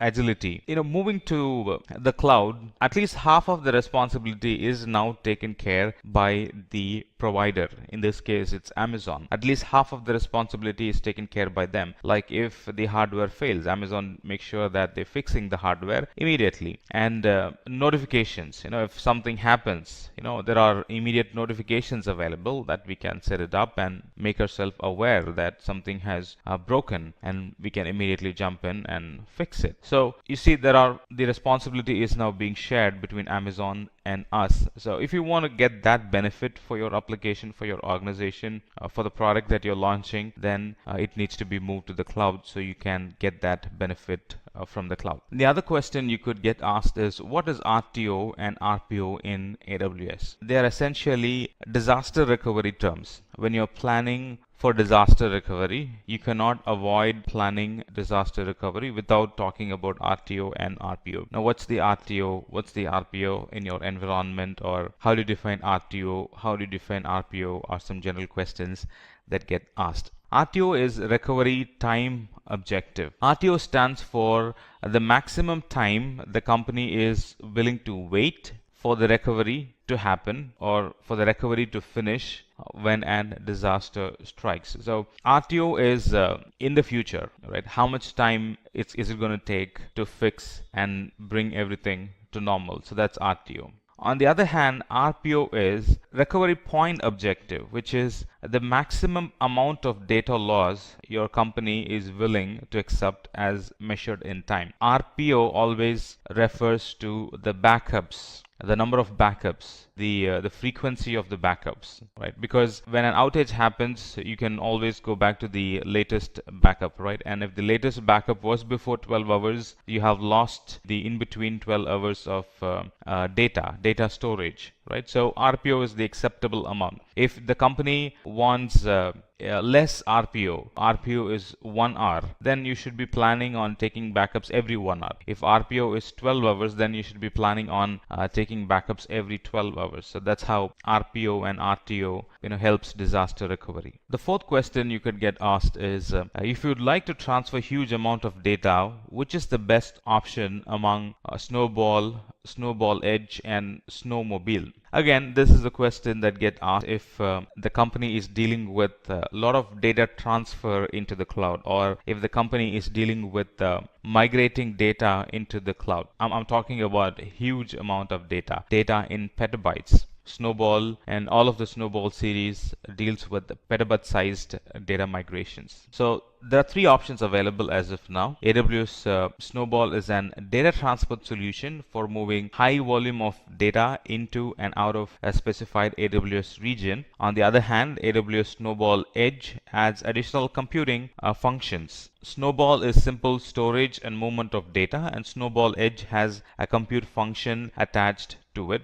Snowmobile, on the other hand, is an exabyte scale migration service that allows us to transfer data up to 100 petabytes. That's like 100,000 terabytes. So depending on the size of data that we want to transfer from our data center to the cloud, we can rent any of these three services. Let's talk about some CloudFormation questions. This is a classic question. How is AWS CloudFormation different from AWS Elastic Beanstalk? From the surface, they both look like the same. You don't go through the console provisioning resources. You don't go through CLI and provision resources. Both of them provision resources through click button, right? But underneath, they are actually different services. They aid different services. So knowing that is going to help you understand this question a lot better. Let's talk about the difference between them, and this is what you will be explaining to the interviewer or the panelist. So the CloudFormation service helps you describe and provision all the infrastructure resources in the cloud environment. On the other hand, Elastic Beanstalk provides an simple environment to which we can deploy and run application. CloudFormation gives us an infrastructure, and Elastic Beanstalk gives us a small contained environment in which we can run our application. And CloudFormation supports the infrastructure needs of many different types of application, like the enterprise application, the legacy applications, and any new modern application that you want to have in the cloud. On the other hand, the Elastic Beanstalk, it's a combination of developer tools. They are tools that helps manage the lifecycle of a single application. So CloudFormation, in short, is managing the infrastructure as a whole, and Elastic Beanstalk, in short, is managing and running an application in the cloud. And if the company that you're getting hired is using CloudFormation to manage their infrastructure, or if they're using infrastructure or any of the infrastructure as a code services, then you would definitely face this question: what are the elements of an AWS CloudFormation template? So it has 4 or 5 basic elements, right? And the template is in the form of JSON or in YAML format. Right, so it has parameters, it has outputs, it has data, it has resources, and then the format or the format version or the file format version for the CloudFormation template. So parameter is nothing but it actually lets you to specify the type of EC2 instance that you want, the type of RDS that you want, right? So EC2 is an umbrella, RDS is an umbrella, and parameters within that EC2 and parameters within that RDS are the specific details of the EC2 or the specific details of the RDS service. So that's what parameters in a CloudFormation template. And then the element of the CloudFormation template is outputs. For example, if you want to output the name of an S3 bucket that was created, if you want to output the name of the EC2 instance, if you want to output the name of some resources that have been created, instead of looking into the template, instead of navigating through in the console and finding the name of the resource, we can actually have them outputted in the result section. So you can simply go and look at all the resources created through the template in the output section, and that's what output values or output does in the CloudFormation template. And then we have resources. Resources are nothing but what defines what are the cloud components or cloud resources that will be created through this CloudFormation template. Now, EC2 is a resource, RDS is a resource, and S3 bucket is a resource, Elastic Load Balancer is a resource, and NAT Gateway is a resource, VPC is a resource. So you see, all these components are the resources, and the resource section in the CloudFormation defines what are the AWS cloud resources that will be created through this CloudFormation template. And then we have a version. Version actually identifies the capabilities of the template. We just need to make sure that it is of the latest version type, and the latest version is 0909 2010. That's the latest version number. You'll be able to find that on the top of the CloudFormation template, and that version number defines the capabilities of the CloudFormation template. So just need to make sure that it's the latest all the time. Still talking about CloudFormation, this is another classic question. What happens when one of the resources in a stack cannot be created successfully? Well, if the resource in a stack cannot be created, the CloudFormation automatically rolls back and terminates all the resources that was created using the CloudFormation template. So whatever resources that were created through the CloudFormation template from the beginning, let's say we have created like 10 resources and the 11th resource is now failing, CloudFormation will roll back and delete all the 10 resources that were created previously. And this is very useful when the CloudFormation cannot go forward. CloudFormation cannot create additional resources because we have reached the Elastic IP limits. Elastic IP limit per region is 5, right? And if you have already used 5 IPs and your CloudFormation is trying to buy 3 more IPs, we've hit the soft limit. Till we fix that with Amazon, CloudFormation will not be able to launch additional resources and additional IPs. So it's going to cancel and roll back everything. That's true with a missing EC2 AMI as well. If an AMI is included in the template but the AMI is not actually present, then CloudFormation is going to search for the AMI, and because it's not present, it's going to roll back and delete all the resources that it created. So that's what CloudFormation does. It simply rolls back all the resources that it created. I mean, if it sees a failure, it would simply roll back all the resources that it created. And this feature actually simplifies the system administration and layered solutions built on top of AWS CloudFormation. So at any point, we know that there are no orphan resources in our environment, because something did not work or because there was an, CloudFormation executed some, there are no orphan resources in our account. At any point, we can be sure that if CloudFormation is launching a resource and if it's going to fail and it's going to come back and delete all the resources it's created, so there are no orphan resources in our account. Now let's talk about some questions in Elastic Block Store. Again, if the environment deals with a lot of automation, you could be thrown this question: how can you automate EC2 backup using EBS? It's actually a 6-step process. To automate the EC2 backups, we'll need to write a script to automate the below steps using AWS API. And these are the steps that should be found in the scripts. First, to get the list of instances. and then the script that we are writing should be able to connect to AWS using the API and list the Amazon EBS volumes that are attached locally to the instance. And then it needs to list the snapshots of each volume, make sure the snapshots are present, and it needs to assign a retention period for the snapshot, because over time the snapshots are going to be invalid, right? Once you have some 10 latest snapshots, any snapshot that you have taken before that 10 becomes invalid because you have captured the latest, and 10 snapshot coverage is enough for you. And then the fifth point is to create a snapshot of each volume, create a new snapshot of each volume, and then delete the old snapshot. Anytime a new snapshot gets created, the oldest snapshot in the list needs to go away. So we need to include options, we need to include scripts in our script, lines in our script that make sure that it's deleting the older snapshots which are older than the retention period that we are mentioning. Another question that you could see in the interview, be it a written interview, be it online interview, or be it an telephonic or face-to-face interview, is what's the difference between EBS and Instant Store? Let's talk about EBS first. EBS is kind of permanent storage.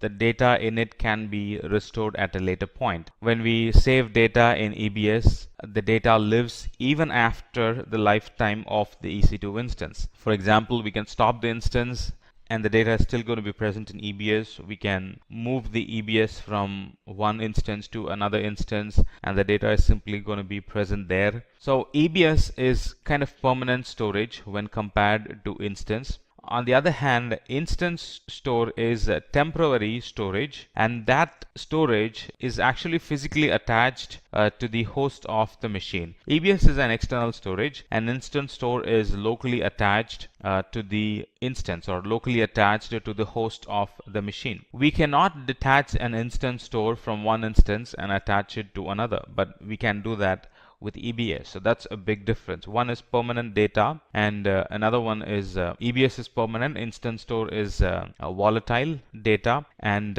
instance store, with instance store we won't be able to detach the storage and attach it to another instance. And another feature of instance store is data in an instance store is lost if the disk fails or the instance is stopped or terminated. So instance store is only good for storing cache data. If you want to store permanent data, then we should think of using EBS and not instance store. While talking about storage on the same lines, this is another classic question. How can you take backups of EFS like EBS? And if you can take backup, how do you take that backup? The answer is yes, we can take EFS to EFS backup solution. EFS does not support snapshot. Like EBS, EFS does not support snapshot. Snapshot is not an option for EFS, Elastic File System. Right? We can only take backup from one EFS to another EFS, and this backup solution is to recover from unintended changes or deletions of the EFS, and this can be automated. Right? Any data that we store in EFS can be automatically replicated to another EFS, and once this EFS goes down or gets deleted or data gets deleted, or the whole EFS is for some reason interrupted or deleted, we can recover the data from, we can use the other EFS and bring the application to consistency. And to achieve this, it's not an one-step configuration, it's a cycle. There are a series of steps that's involved before we can achieve EFS to EFS backup. The first thing is to sign in to the AWS Management Console, and under EFS, or click on EFS to EFS restore button from the services list, and from there we can use the region selector in the console navigation bar to select the actual region in which we want to work on, and from there ensure that we have selected the right template. Some of the templates would be EFS to EFS backup, granular backups, incremental backups. Right, so there are some templates, the kind of backups that you want to take. Do you want to take granular? Do you want to take increment backups? Stuff like that. And then create a name to that solution, the kind of backup that we have created. And finally review all the configurations that you have done and click on save. And from that point onwards, the data is going to be copied and from that point onwards, any additional data that you put is going to copy it and replicate it. Now you have an EFS to EFS backup. This is another classic question in companies which deals with data management. There are easy options to create snapshots, but deleting snapshots is not always an click button or a single step configuration. So you might be facing a question like, how do you auto delete old snapshots? And the procedure is like this. Now, as best practice, we will take snapshots of EBS volume to S3. All snapshots get stored in S3. We know that now. And we can use AWS Ops Automator to automatically handle all snapshots. The Ops Automator service, it allows us to create, copy, delete EBS snapshots. So there are CloudFormation templates available for AWS Ops Automator, and this Automator template will scan the environment and it would take snapshots. It would copy the snapshot from one region to another region if you want, if you're setting up a DR environment. And not only that, based on the retention period that we create, it's going to delete the snapshots which are older than the retention period. So life or managing snapshot is made a lot easier because of this Ops Automator CloudFormation template.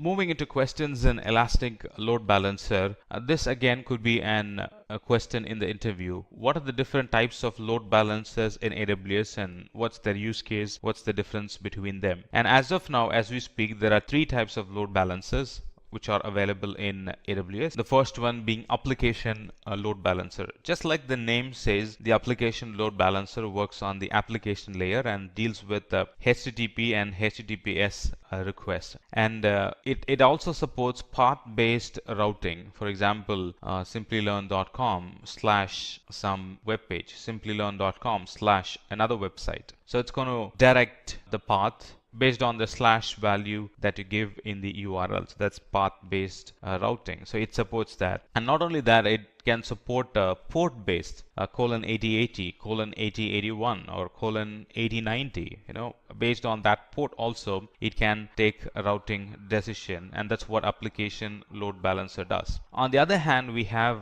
network load balancer, and the network load balancer makes routing decisions at the transport level. It's faster because it has very less thing to work on. It works on lower OSI layer. It works on a lower layer, so it has very less information to work with than compared with application layer. So comparatively, it's a lot faster and it handles millions of requests per second. And after the load balancer receives a connection, it selects a target group for the default rule using the flow hash routing algorithm. It does simple routing, right? It does not do path-based or port-based routing. It does simple routing, and because of it, it's faster. And then we have classic load balancer, which is kind of expiring as we speak. Amazon is discouraging people using classic load balancer, but there are companies which are still using classic load balancer. They are the ones who were the first one to step into Amazon when classic load balancer was the first load balancer or the only load balancer available at that point. So it supports HTTP, HTTPS, TCP, SSL protocol, and it has a fixed relationship between a load balancer port and the container port. So initially we only had classic load balancer, and then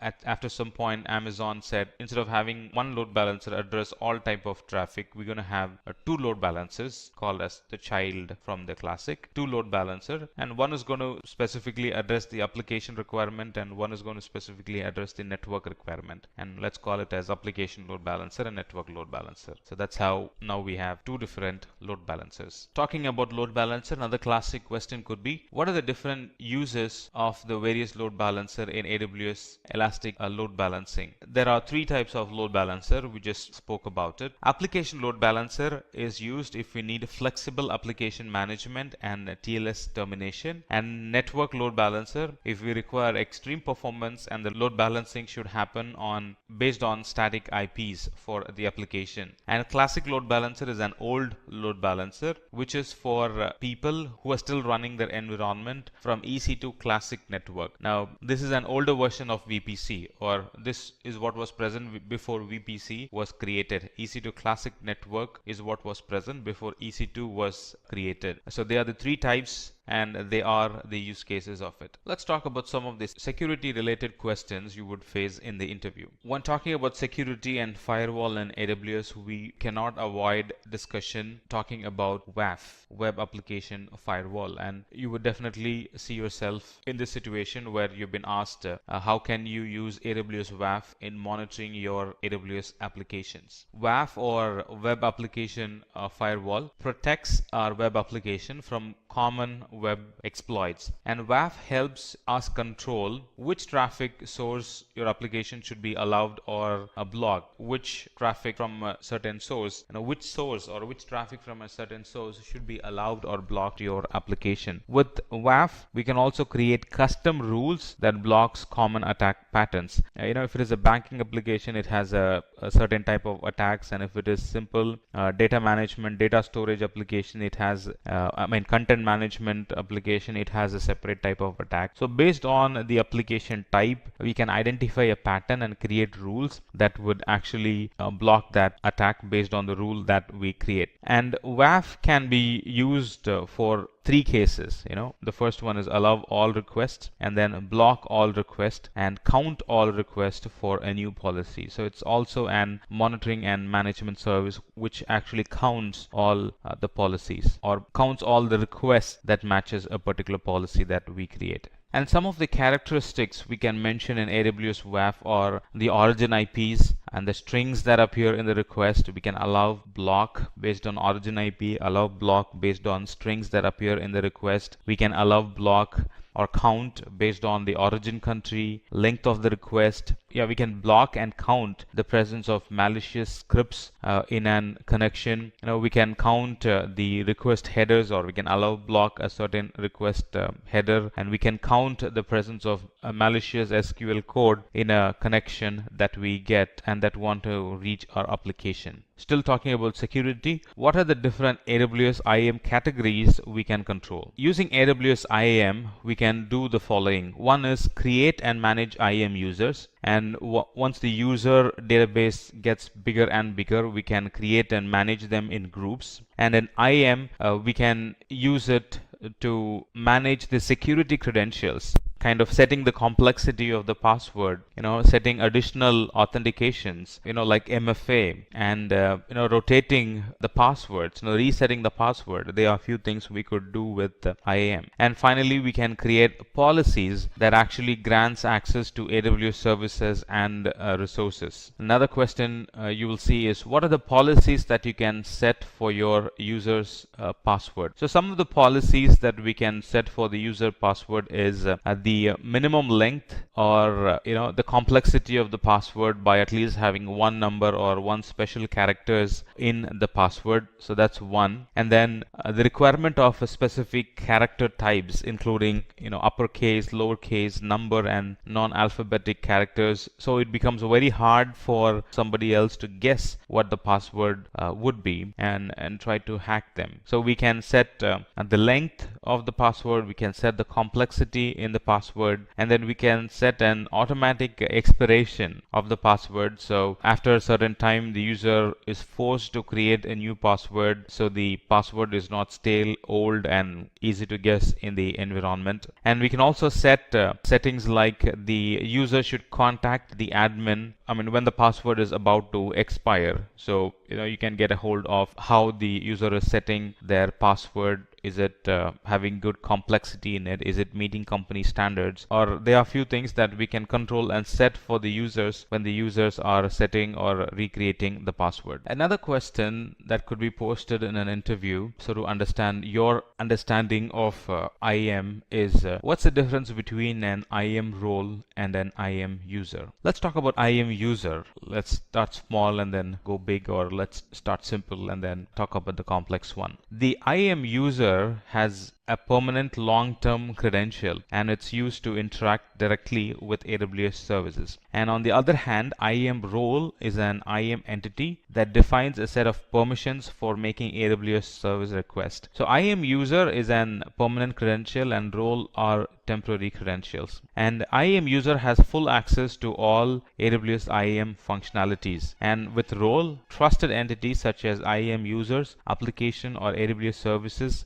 assume the role. So when an IAM user is given a permission, it sticks within the IAM user. But with roles, we can give permissions to applications, we can give permissions to users in the same account, in a different account, the corporate ID. We can give permissions to EC2, S3, RDS, VPC, and lot more. Role is wide, and IAM user is not so wide. It's very constrained only for that IAM user. Let's talk about managed policies in AWS. Managed policies, there are two types, customer managed and Amazon managed. So managed policies are IAM resources that express permissions using the IAM policy language. We can create policies, edit them, manage them separately from the IAM user group and roles which they are attached to. So they are something that we can do to managed policies if it is customer managed. And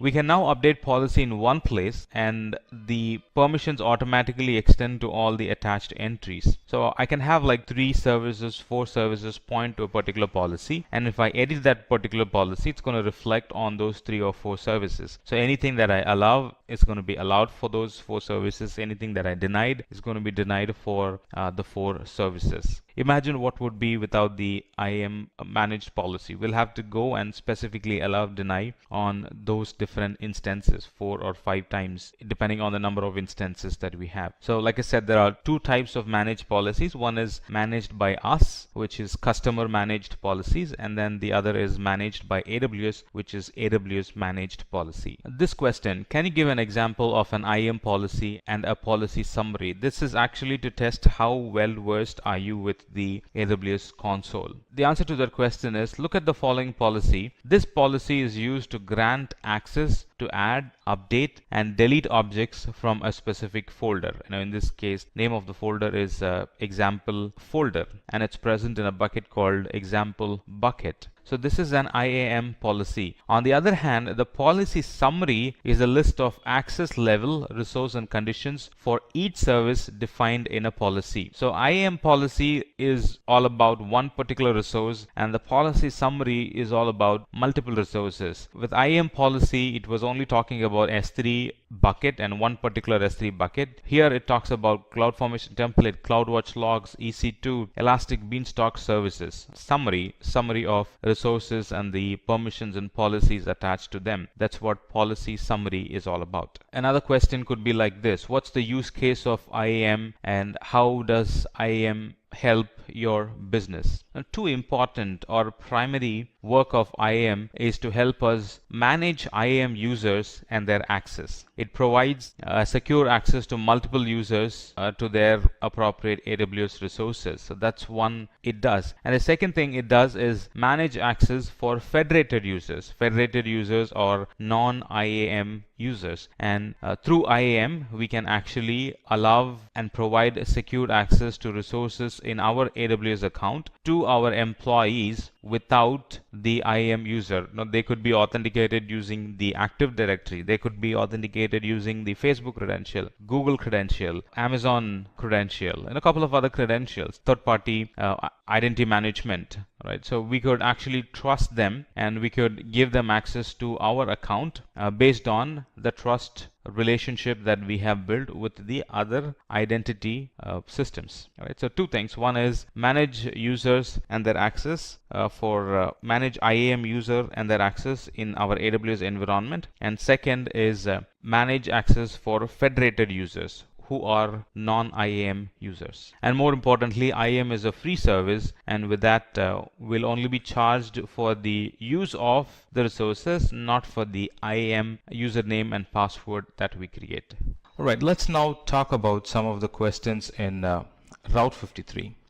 One classic question that could be asked in an interview is, what is the difference between latency-based routing and geo-DNS or geo-based DNS routing? Now, the geo-based DNS routing takes routing decisions on the basis of the geographic location of the request, and on the other hand, the latency-based routing utilizes latency measurements between networks and data centers. Now, latency-based routing is used where you want to give your customers the lowest latency as possible. So that's when we would use latency based routing. And on the other hand, geo based routing is when we want to direct customers to different websites based on the country they are browsing from. You could have 2 different or 3 different websites for the same URL.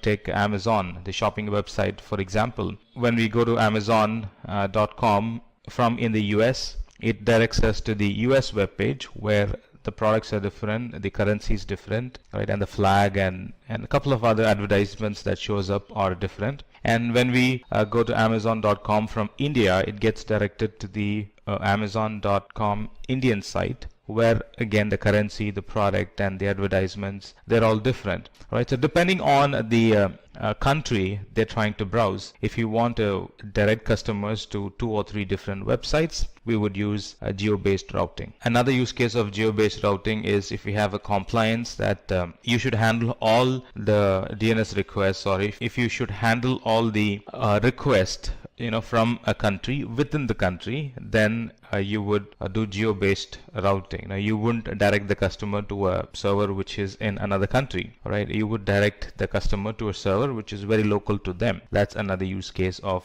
geo-based routing. And like I said, for latency-based routing, the whole goal or aim is to achieve minimum end-user latency. If you are hired for the architect role and if that requires working a lot on the DNS, then you could be posted with this question: what is the difference between domain and a hosted zone? A domain is actually a collection of data describing a self-contained administrative and technical unit on the internet. Right? So for example, Simplilearn.com is actually a domain. On the other hand, hosted zone is actually an container that holds information about how you want to route traffic on the internet to a specific domain. For example, lms.simplilearn.com is an hosted zone, whereas simplilearn.com is an domain. So in other words, in hosted zone, you would see the domain name plus a prefix to it. LMS is a prefix here. FTP is a prefix. Mail.simplilearn.com is a prefix.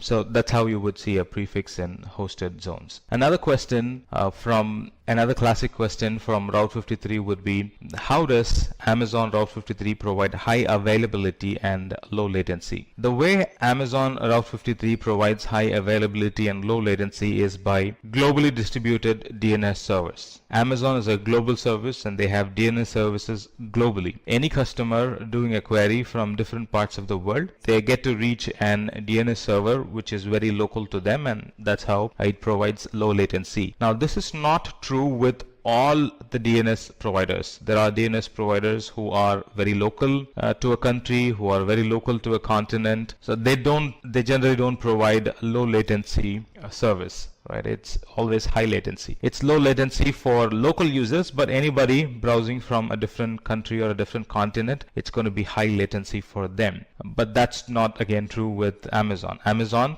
is a globally distributed DNS provider. It has DNS servers global wide, and like I said, it has optimal locations. It has got global servers, or in other words, it has got servers around the globe, different parts in the globe, and that's how they are able to provide high availability. And because it's not running on just one server but on many servers, they provide high availability and low latency. If the environment that you're going to work on is going to take a lot of configuration backups, environmental backups, then you can expect questions in AWS config. A classic question would be: how does AWS config work along with AWS CloudTrail? AWS CloudTrail actually records user API activity on the account, and any HTTP, HTTPS access, or any sort of access that's made to the cloud environment, that's recorded in the CloudTrail. In other words, any API calls, the time is recorded, the type of call is recorded, and what was the response given? Was it a failure? Was it successful? They also get recorded in CloudTrail. It's actually a log.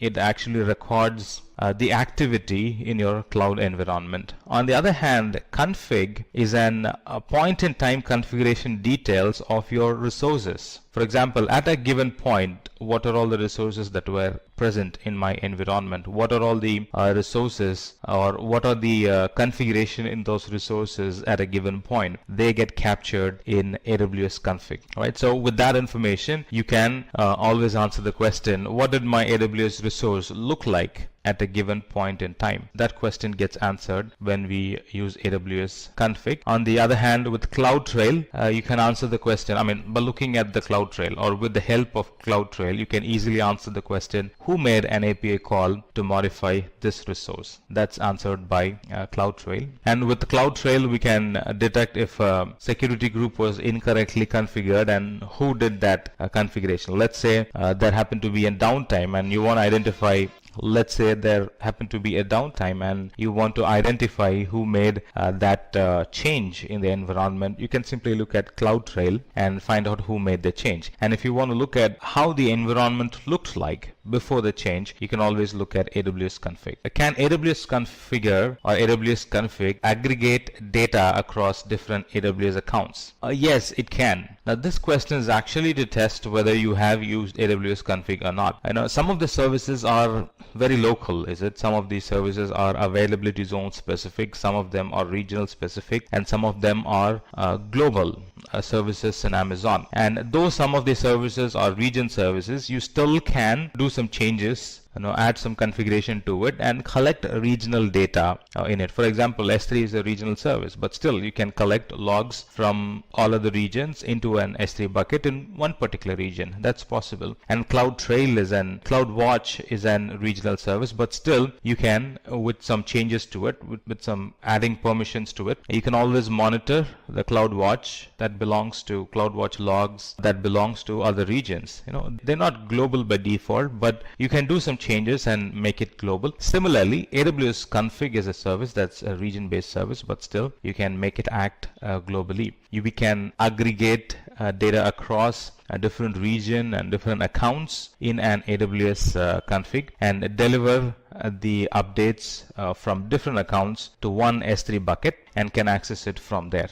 AWS config also works or integrates seamlessly with SNS topic. So, anytime there is a change, anytime a new data gets collected, you can always notify yourself or notify a group of people about the new log or the new config or new edit that happened in the environment. Let's look at some of the database questions. Database should be running on reserved instances. So whether you know that fact or not, the interviewer wants to understand how well you know that fact by asking this question. How are reserved instances different from on-demand DB instances? Reserved instances and on-demand instances are exactly the same when it comes to their function, but they only differ based on how they are built. Reserved instances are purchased for 1 year or 3-year reservation, and in return we get a very low per hour pricing because we're paying upfront. It's generally said that reserved instance is 75% cheaper than on-demand instance, and Amazon gives you that benefit because you're committing for 1 year and sometimes you're paying in advance for the whole year. On the other hand, on-demand instances are built on an hourly price. Talking about auto-scaling, how will you understand the different types of auto-scaling? The interviewer might ask this question: which type of scaling would you recommend for RDS and why? There are two types of scaling, as you would know now, vertical and horizontal. And in vertical scaling, we can vertically scale up the master database with a couple of clicks. Right, so that's vertical scaling. Vertical scaling is keeping the same node and making it bigger and bigger. If previously it was running on T2 micro, now we would like to run it on M3, 2 times large instance. Previously it had 1 virtual CPU, 1 gigabit. Now it's going to have 8 virtual CPU and 30 gigabit of RAM. So that's vertical scaling. On the other hand, horizontal scaling is adding more nodes to it. Previously it was running on 1 VM. Now it's going to run on 2, 3, 10 VMs. Right? That's horizontal scaling. So database can only be scaled vertically, and there are 18 different types of instances we can resize our RDS to. Right, so this is true for RDS MySQL, Postgres, SQL, MariaDB, Oracle, Microsoft SQL servers. There are 18 type of instances we can vertically scale up to. On the other hand, horizontal scaling are good for replicas. So they are read-only replicas. We're not going to touch the master database. We're not going to touch the primary database, but I can do horizontal scaling only with Amazon Aurora. And I can add additional read replicas. I can add up to 15 read replicas for Amazon Aurora and up to 5 read replicas for RDS MySQL, Postgres, SQL, and MariaDB RDS instances. And when we add replica, we are horizontally scaling, adding more nodes, right? Read-only nodes. So that's horizontal scaling. So how do you really decide between vertical and horizontal scaling? If you're looking to increase the storage and the processing capacity, we'll have to do a vertical scaling. If you're looking at increasing the performance or of the read-heavy database, we need to be looking for horizontal scaling, or we need to be implementing horizontal scaling in our environment. Still talking about database, this is another good question you can expect in the interview. What is the maintenance window in Amazon RDS? Will your DB instance be available during the maintenance event? Right, so this is really to test how well you have understood the SLA, how well you have understood the Amazon RDS, the failover mechanism of Amazon RDS, stuff like that. So RDS maintenance window, it lets you decide when a DB instance modification, a database engine upgrades, or software patching has to occur. And you actually get to decide, should it happen at 12 in the night, or should it happen at afternoon? Should it happen early in the morning? Should it happen in the evening? You actually get to decide. And automatic scheduling by Amazon is done only for patches that are security and durability related. Sometimes Amazon takes down and does automatic scheduling if there is a need for a patch update that deals with security and durability. And by default, the maintenance window is for 30 minutes. And the important point is the DB instance will be available during that event, because you're going to have primary and secondary, right? So when that upgrade happens, Amazon would shift the connection to the secondary, do the upgrade, and then switch back to the primary. Another classic question would be, what are the consistency models in DynamoDB? In DynamoDB, there is eventual consistency read. This eventual consistency model, it actually maximizes your read throughput. And the best part with eventual consistency is all copies of data reach consistency within a second. And sometimes when you write and when you're trying to read immediately, chances that you would still be reading the old data. That's eventual consistency.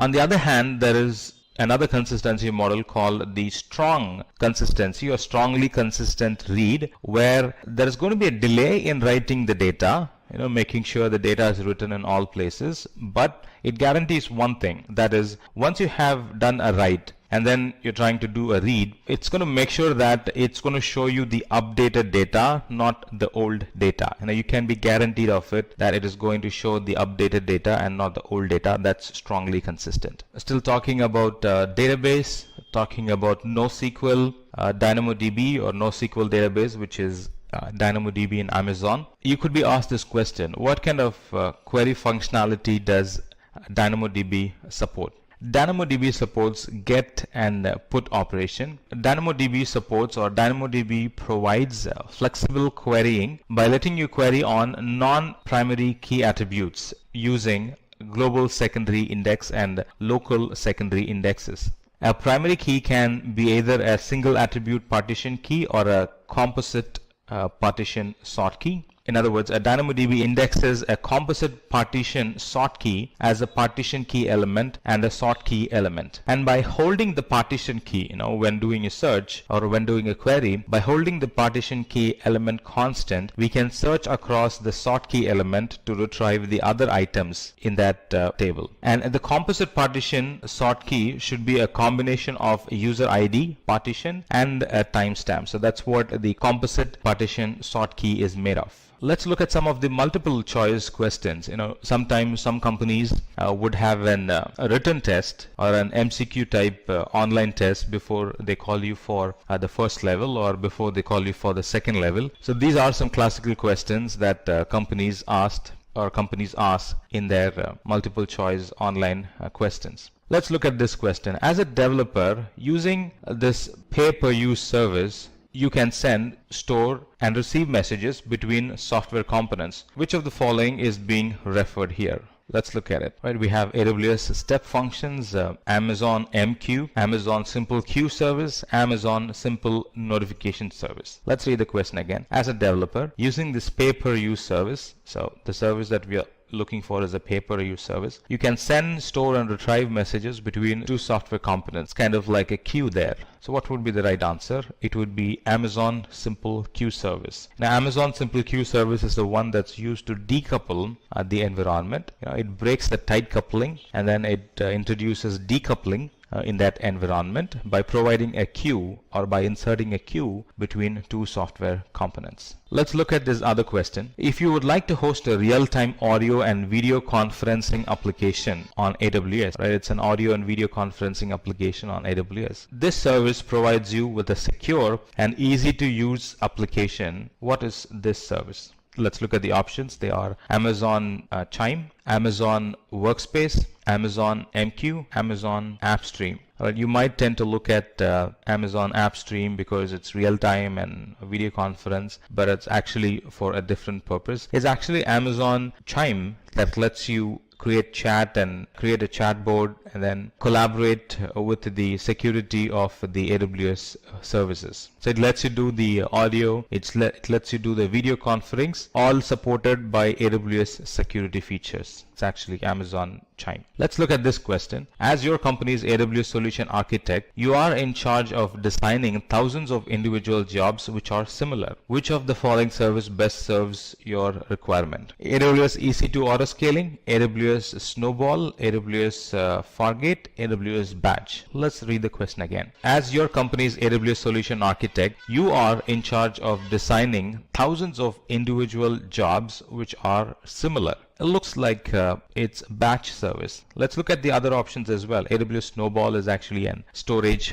transport service. EC2 autoscaling is introducing scalability and elasticity in the environment, and AWS Fargate is container services. AWS Batch is the one is being referred here that actually runs thousands of individual jobs which are similar. AWS Batch is the right answer. Right, let's look at the other one. You are a machine learning engineer and you're looking for a service that helps you build and train machine learning models in AWS. Which among the following are we referring to? So we have Amazon SageMaker, AWS Deep Lens, Amazon Comprehend, AWS Device Farm. Let's read the question again. You are a machine learning engineer and you're looking for a service that helps you build and train machine learning models in AWS. Which among the following are referred here? The answer is SageMaker. It provides every developer and data scientist with the ability to build, train, and deploy machine learning models quickly. That's what SageMaker does. Now, for you to be familiar with the products, I would recommend you to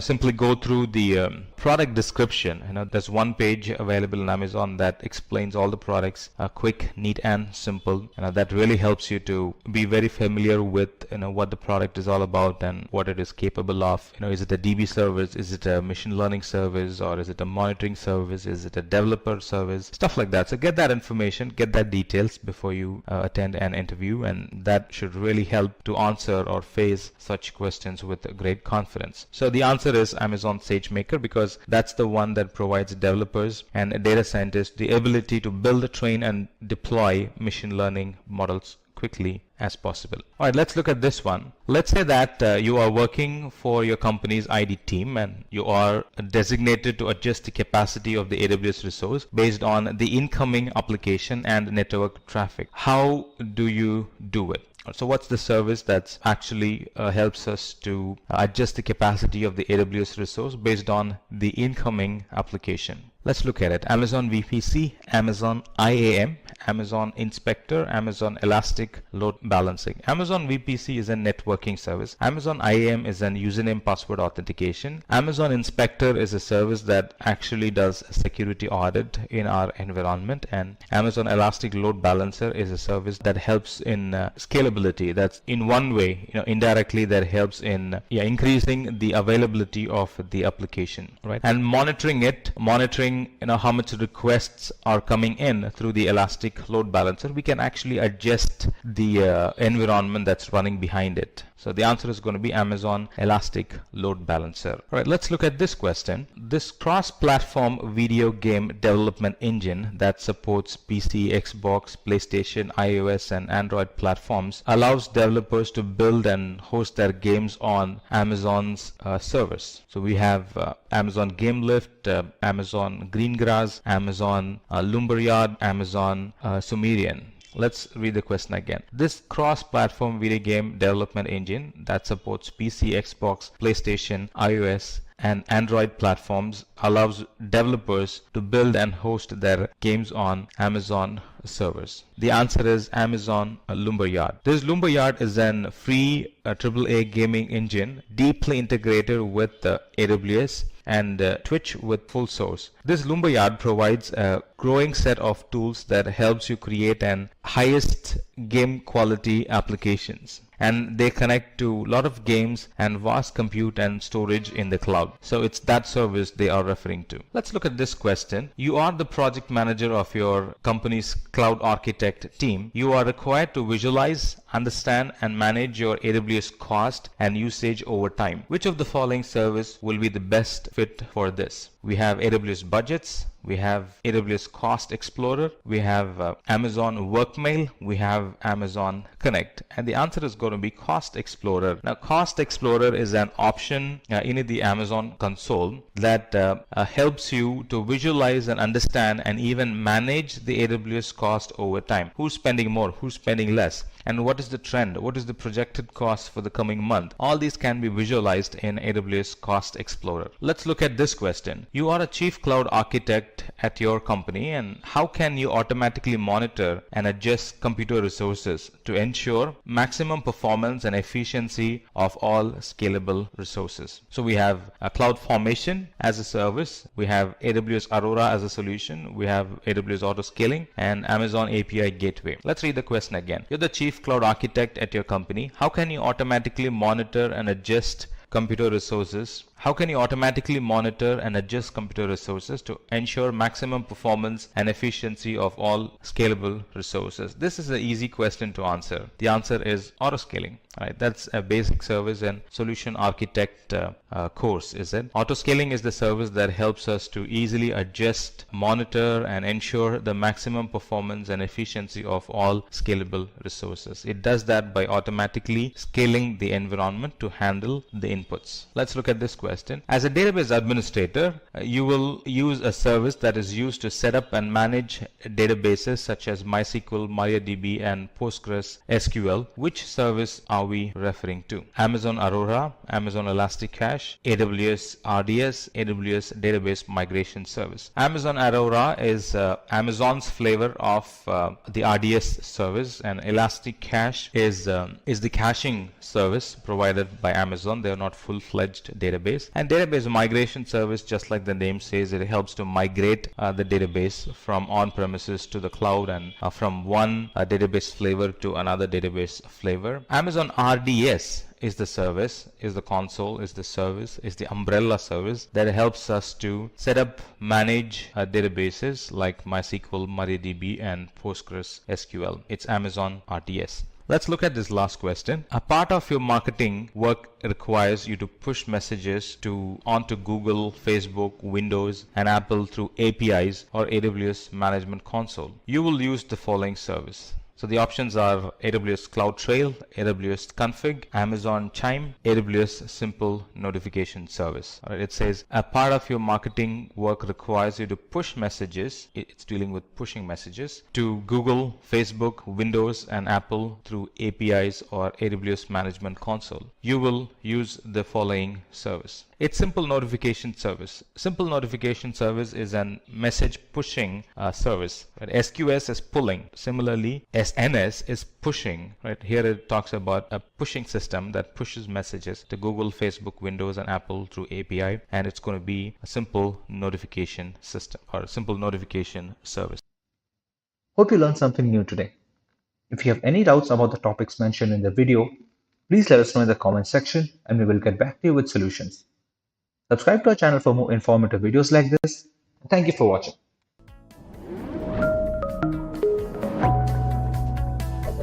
Hi there, if you like this video, subscribe to the Simplilearn YouTube channel and click here to watch similar videos. To nerd up and get certified, click here.